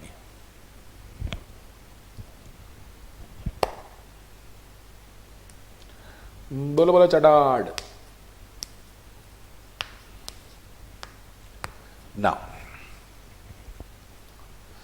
calculate PC on intrinsic value, but entries are made at par. So 3 by 4, 22,500, but instead of multiplying with intrinsic value of big company, you multiplied with 10 rupees. Oh, entries are made at par, then issue price will become 10 rupees. Yes, yes, no, no, yes, yes.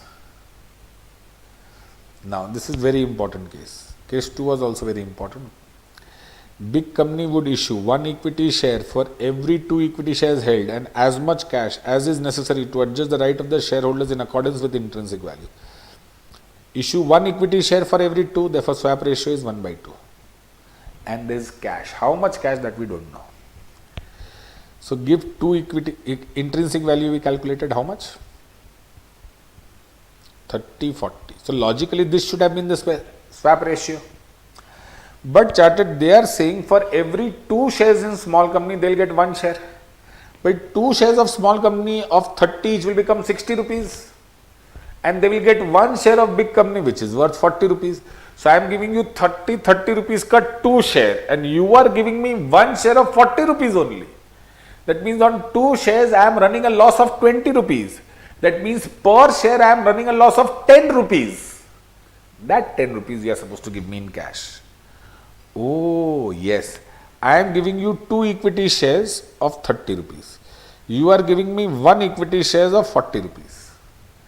So against 60 I am getting 40.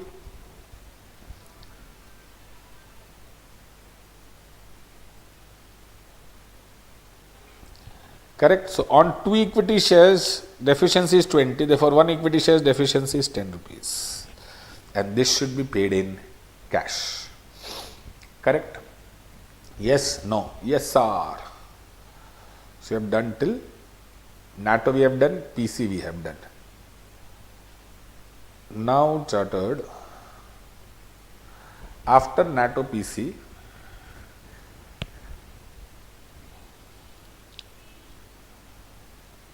step 1 is notes and assumption.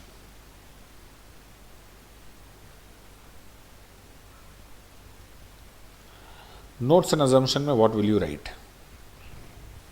Correct? Number 1 you will write is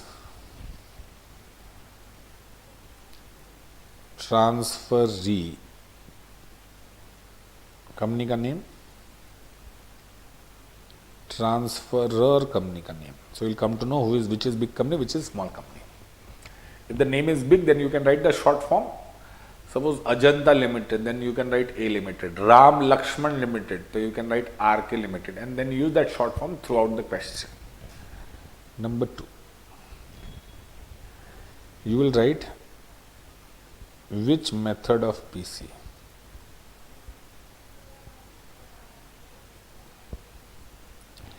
Which method of PC and why. If swap ratio is given, then payment basis. If swap ratio is not given, NATO. If cash is balancing figure, then NATO. If the question is of intrinsic value, then intrinsic value, whichever method of PC you are writing and the reason why you are following and why. Then third may you will write treatment of debentures. These are the 3 treatment of debentures which we learned, how to calculate the fair value. Correct? These 3 are the first 3 points in notes and assumption. Any other calculation working note you want to do, you can do it here, but these 3 points are must. Correct? Yes. Journals in the books of small company. There are 12 journals. How many? 12. Transfer of assets, transfer of liabilities, PC due, payment of PC. Transfer of assets, transfer of liabilities, PC due, payment of PC. 4 done. Then chartered. Number 5 is realization expenses. Number 6, assets and liabilities not taken over. The assets and liabilities which are not taken over are either sold or paid off. Payable to preference shareholders, paid to preference shareholders. Payable to preference shareholders, paid to preference shareholders. Then payable to equity shareholders, bearable by equity shareholders, realization, profit or loss, paid to equity shareholders. 12 entries. Transfer of assets to realization, transfer of liabilities to realization, PC due, that means you are asking PC. Payment of PC, that means they have paid PC. Correct? Yes. Then realization expense, assets and liabilities not taken over, payable to preference shareholders, paid to preference shareholders. Okay. Payable to equity shareholders, bearable by equity shareholders. Okay. Realization, profit or loss, paid to equity shareholders. Transfer of assets.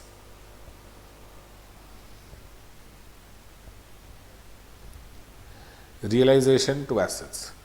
All assets, whether taken over or not, must be transferred individually at book value to realization account.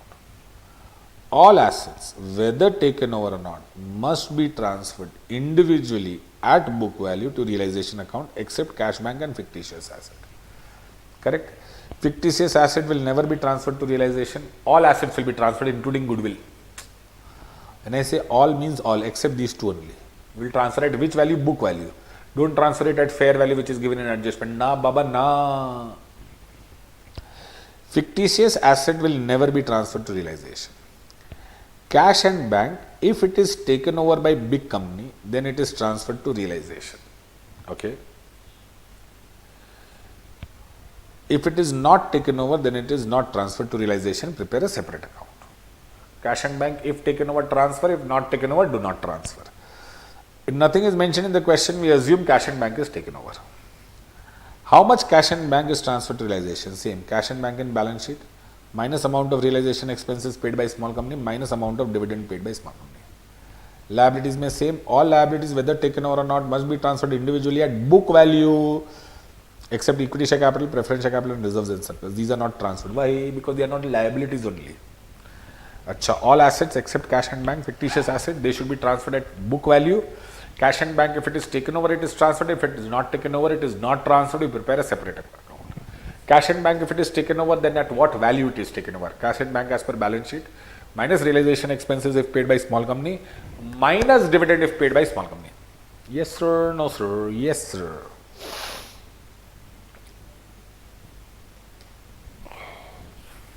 Now, PC due, big company to realization.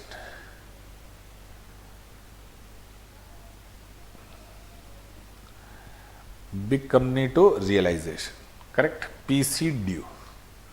Yes sir, no sir. Yes sir. Now, that means you are asking PC from big company to realization, then big company will give you PC, whatever it gives you, mode of payment to big company. They will give you equity shares, they will give you preference shares, whatever. So equity shares in big company, preference shares in big company, debentures in big company, cash to big company. Mode of payment to PC. Number 5, realization expenses. If paid by small company, realization to bank. If paid by small company, realization to bank. If paid by big company, why will small company pass entry? No entry.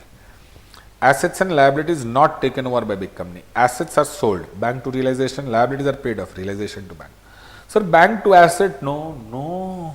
All assets you have already transferred to realization, to bank to realization. All liabilities you had already transferred to realization to bank. Dissolution में also you used to do the same thing. Bolo yes.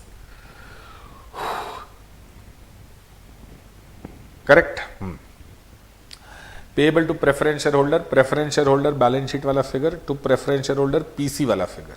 Difference is realization. Balance sheet में 1 lakh is given, but you are paying him 1 lakh 20, so extra 20,000 realization. Balance sheet में 1 lakh is given, but you are paying him 90,000, the next less 10,000 will also be transferred to realization. So whatever is there in balance sheet, if you are paying less, then it's a profit, credit realization. If you are paying more, then it's a loss, then debit realization. अरे बोलो बोलो कुछ तो बोलो सामने वाले ले गए मानी. Then preference shareholder to mode of payment. This mode of payment, from where you will get it? PC में you have to find out what you paid to preference shareholder, that you will pay it over here. Then payable to equity shareholder, what you are supposed to pay? Equity share capital, reserves and surplus to equity shareholder. Now there is a very important thing. When it is payable to preference shareholder, no, it is preference share capital balance sheet wala figure to preference shareholder PC wala figure. Difference is realization. But when it is payable to equity shareholder, no, equity share capital, reserves and surplus to equity shareholder PC wala figure, no, total of these two. Please don't forget that. It's a request part. Over here it is PC wala figure, but over here it is total. Payable to preference shareholder में preference shareholder is PC wala figure, but payable to equity shareholder में this is total of debit items. Bearable, equity shareholders to fictitious asset, they have to bear the loss. Realization, profit, loss paid to equity shareholders. Equity shareholder account debit A minus B plus or minus C. Payable minus bearable, realization profit then plus, realization loss then minus. To mode of payment. Mode of payment again you will get it from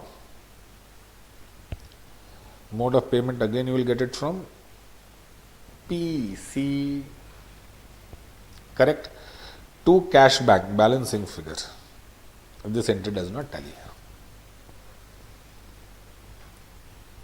These are the ledgers you are supposed to prepare: realization account, big company account, elements of mode of PC. Elements of mode of PC, when you are drawing PC chartered, see over here you have written mode of payment, no? Equity shares of big company, preference shares of big company, all that are mode of payment.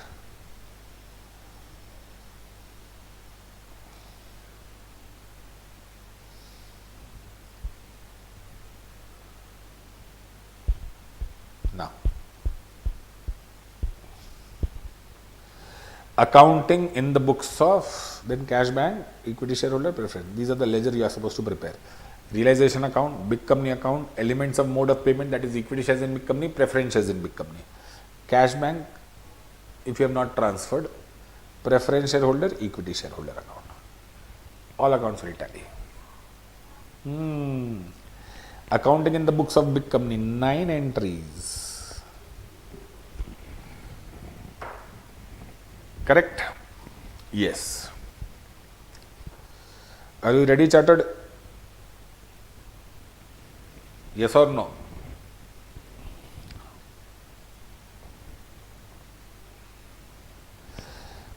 Now, business purchase to liquidator with amount of PC. Assets and liabilities taken over. From NATO you will copy. Assets taken over at fair value, NATO से. To liabilities taken over at fair value, पूरा का पूरा NATO you will paste it. To business purchase PC. Difference is goodwill or capital reserve, which you would have calculated in step 4. Difference is goodwill or capital reserve, which you would have calculated in step 4. PC paid, liquidator of small company to mode of payment. Equity share capital, preference share capital, debentures and cash back. Beware of nominal value and security premium. You have to break. Equity share capital will come at nominal value. To security premium separately. Baba, please. Are you understanding? Yes or no? Yes, sir. Business purchase to liquidator. Assets and liabilities taken over from NATO. PC paid. These 3 entries will come in all the questions if they ask you. Payment of liability to mode of payment. Debentures are paid off. Realization expenses if paid by big company, goodwill to bank.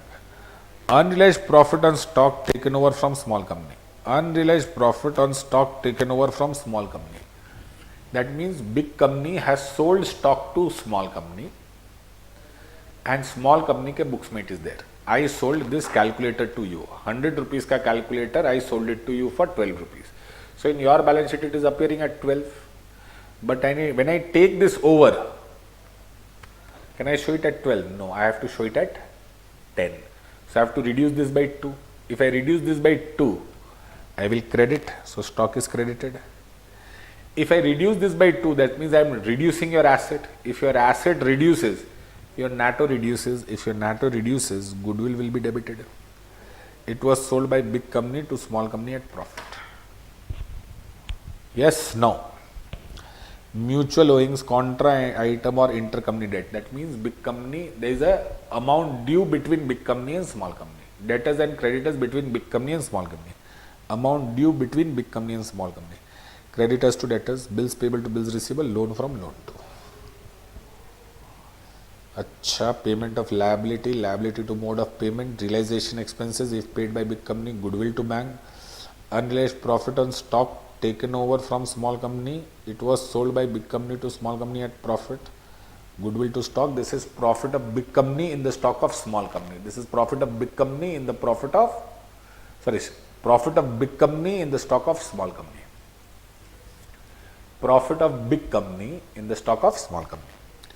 Mutual owings means amount due between small company and big company. Statutory reserve, that entry we have done. Entry number 9, miscellaneous entries. As stated in the question, but always set off goodwill and capital reserve. Some extra entry, they have made a fresh issue, they incurred preliminary expenses, that would be stated in the question. Apart from that, you will always supposed to write off goodwill and capital reserve. Yes sir, no sir, yes sir. Concept 9, some important adjustments. Adjustment 1, treatment of debentures, we have discussed. Workman's compensation reserve, we have discussed. Provision for doubtful debts. If it is appearing in balance sheet, provision for doubtful debts, debtors less provision. Debtors will go in asset taken over, provision will go in liability taken over in NATO.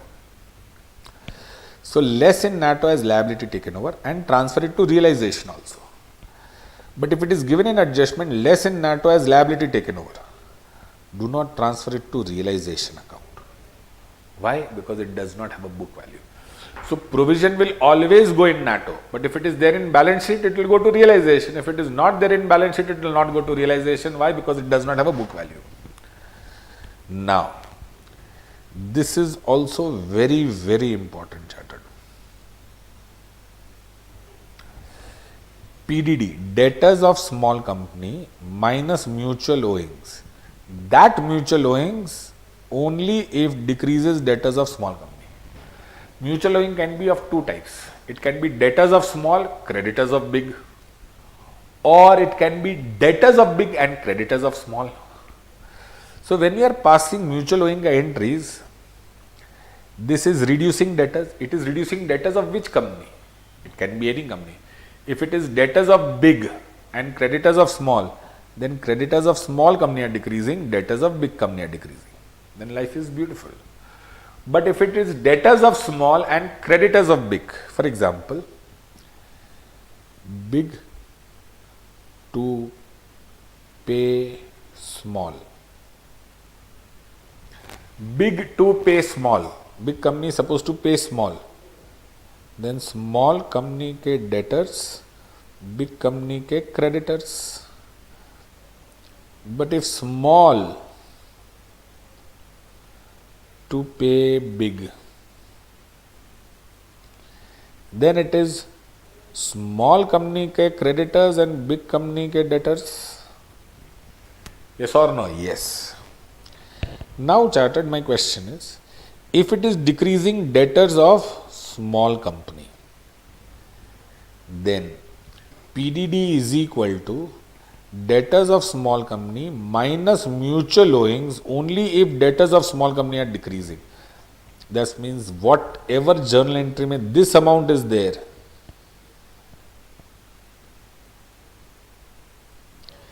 that you will subtract.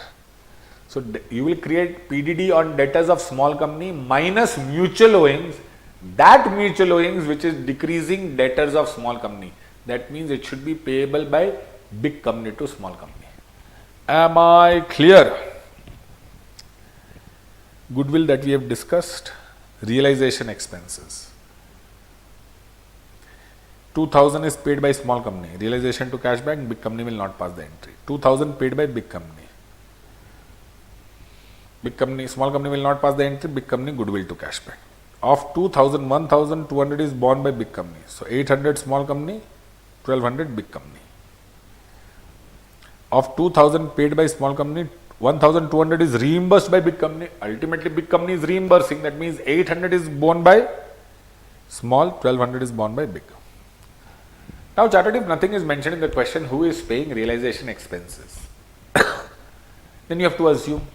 Some people say assume small company, some people say assume big company. I say little different.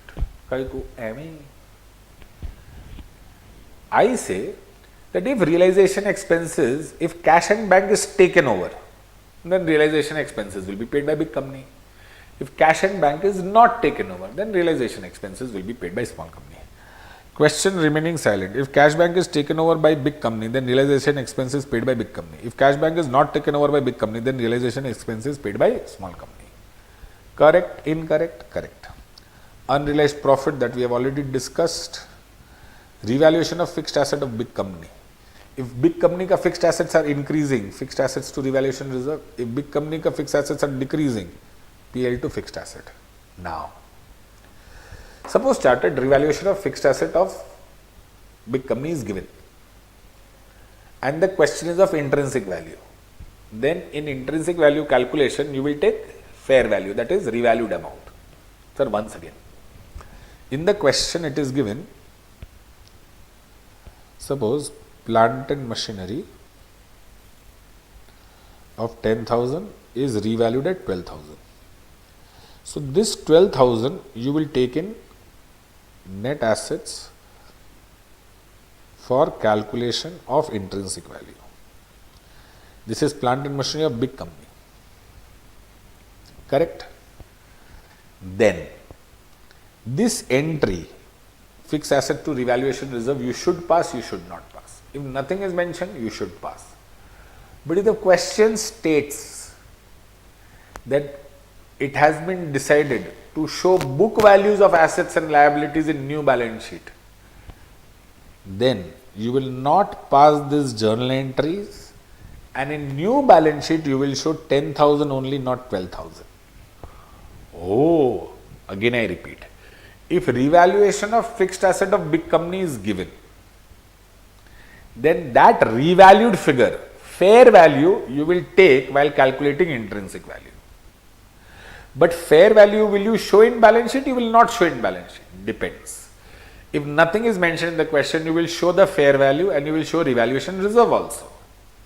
But if question states that the business have decided to show existing book values or existing carrying amount in new balance sheet, then you will not pass this entry.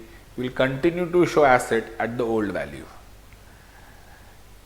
But if question states prepare balance sheet with existing carrying amounts of assets and liabilities of big company, then do point A, that is revalued figure of fixed asset will be considered in intrinsic value.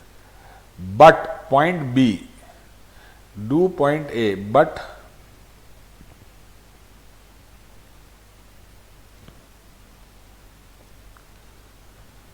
not point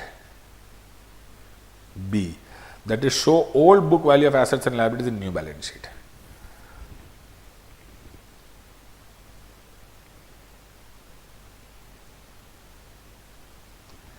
If question states prepare balance sheet with existing carrying amount, same thing.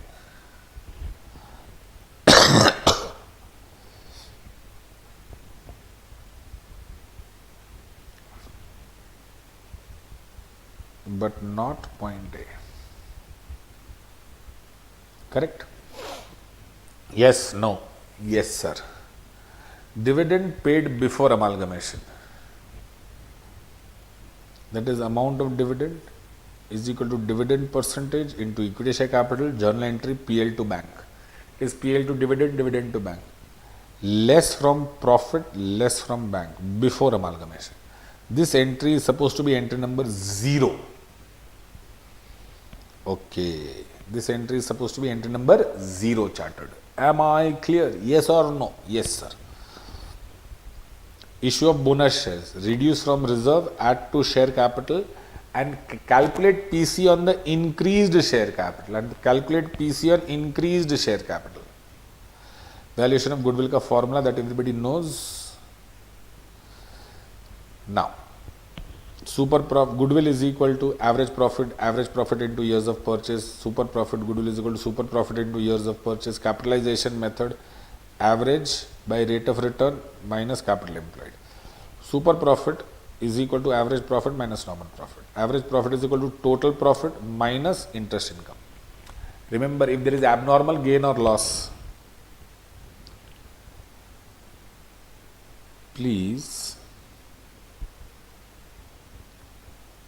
adjust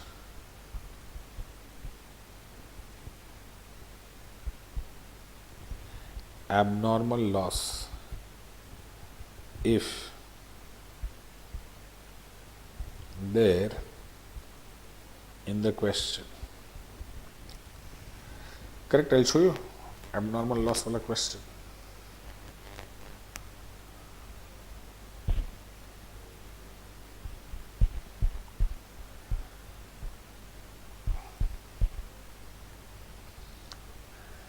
See over here it is given.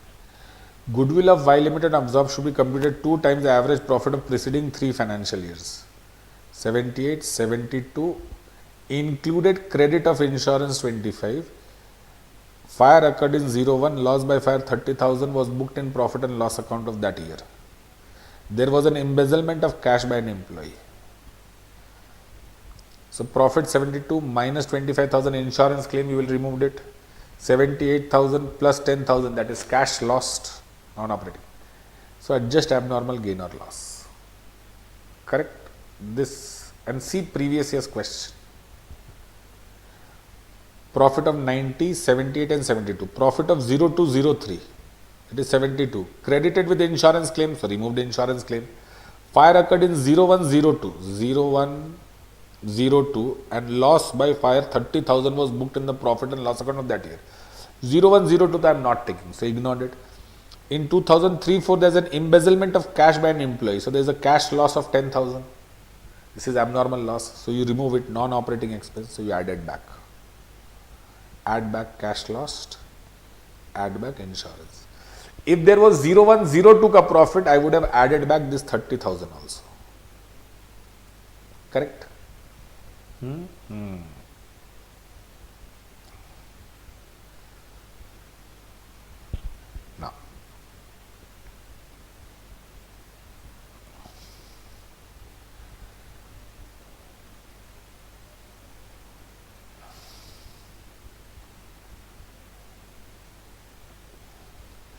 adjust abnormal loss means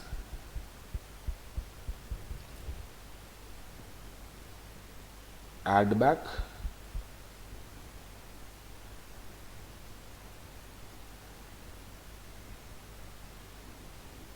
because if you remove abnormal loss, profit will go up. Less abnormal gain. If you remove abnormal gain, profit will come down. Correct? How to find out capital employed? Capital for employed is equal to share capital plus reserves in surplus minus fictitious assets minus investment. This is known as liability point of view. An asset point of view say net assets. Correct? If question says calculate capital employed without revaluation, then you do liability point of view. If the question says calculate capital employed with revaluation, then use asset point of view. Nothing is mentioned in the question, use asset point of view. Correct? That's all for your amalgamation chartered. Yes, no. Yes, sir. Yes, 14. Now chartered there is merger.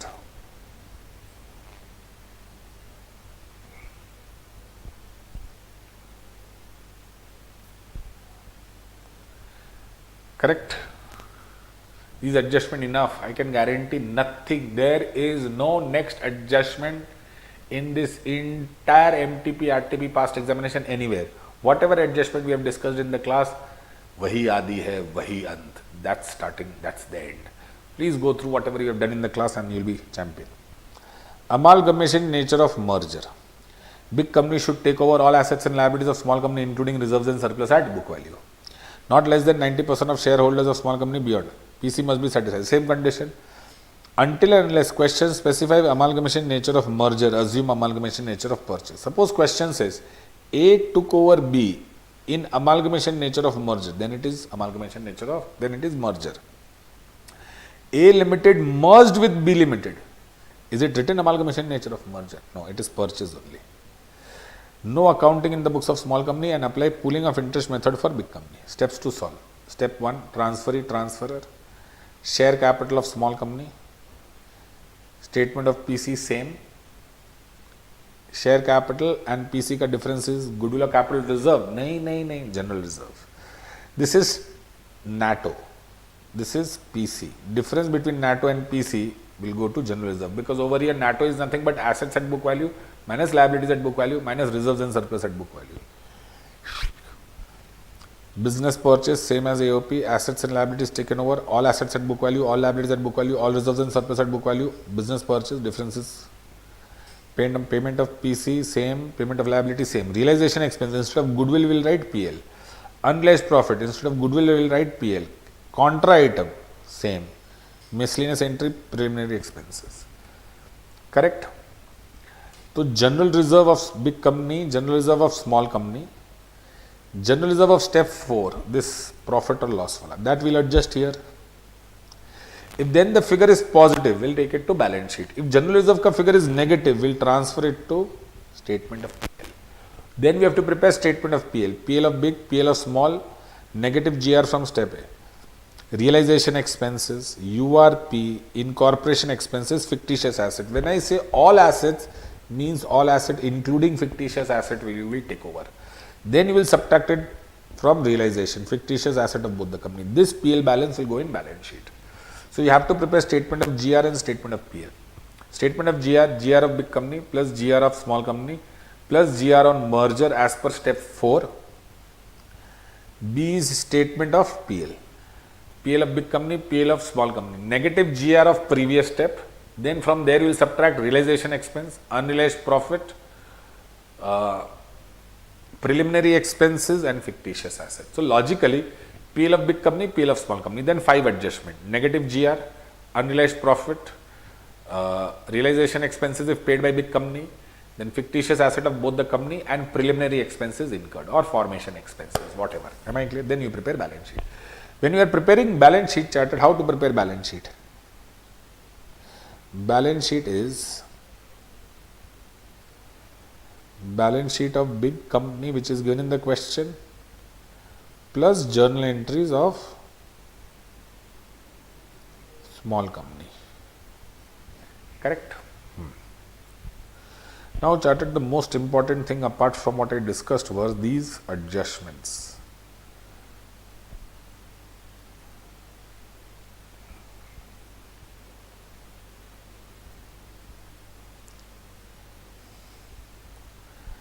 These adjustments charted, very, very important. Correct? So that's all for the today. Remaining accounting standards will continue tomorrow. Barabar chartered, yes or no? Yes, sir. Thank you so much for kind cooperation and listening to me. I hope it was helpful. We'll continue with AS 15 tomorrow and we'll finish tomorrow. Bye-bye. Take care.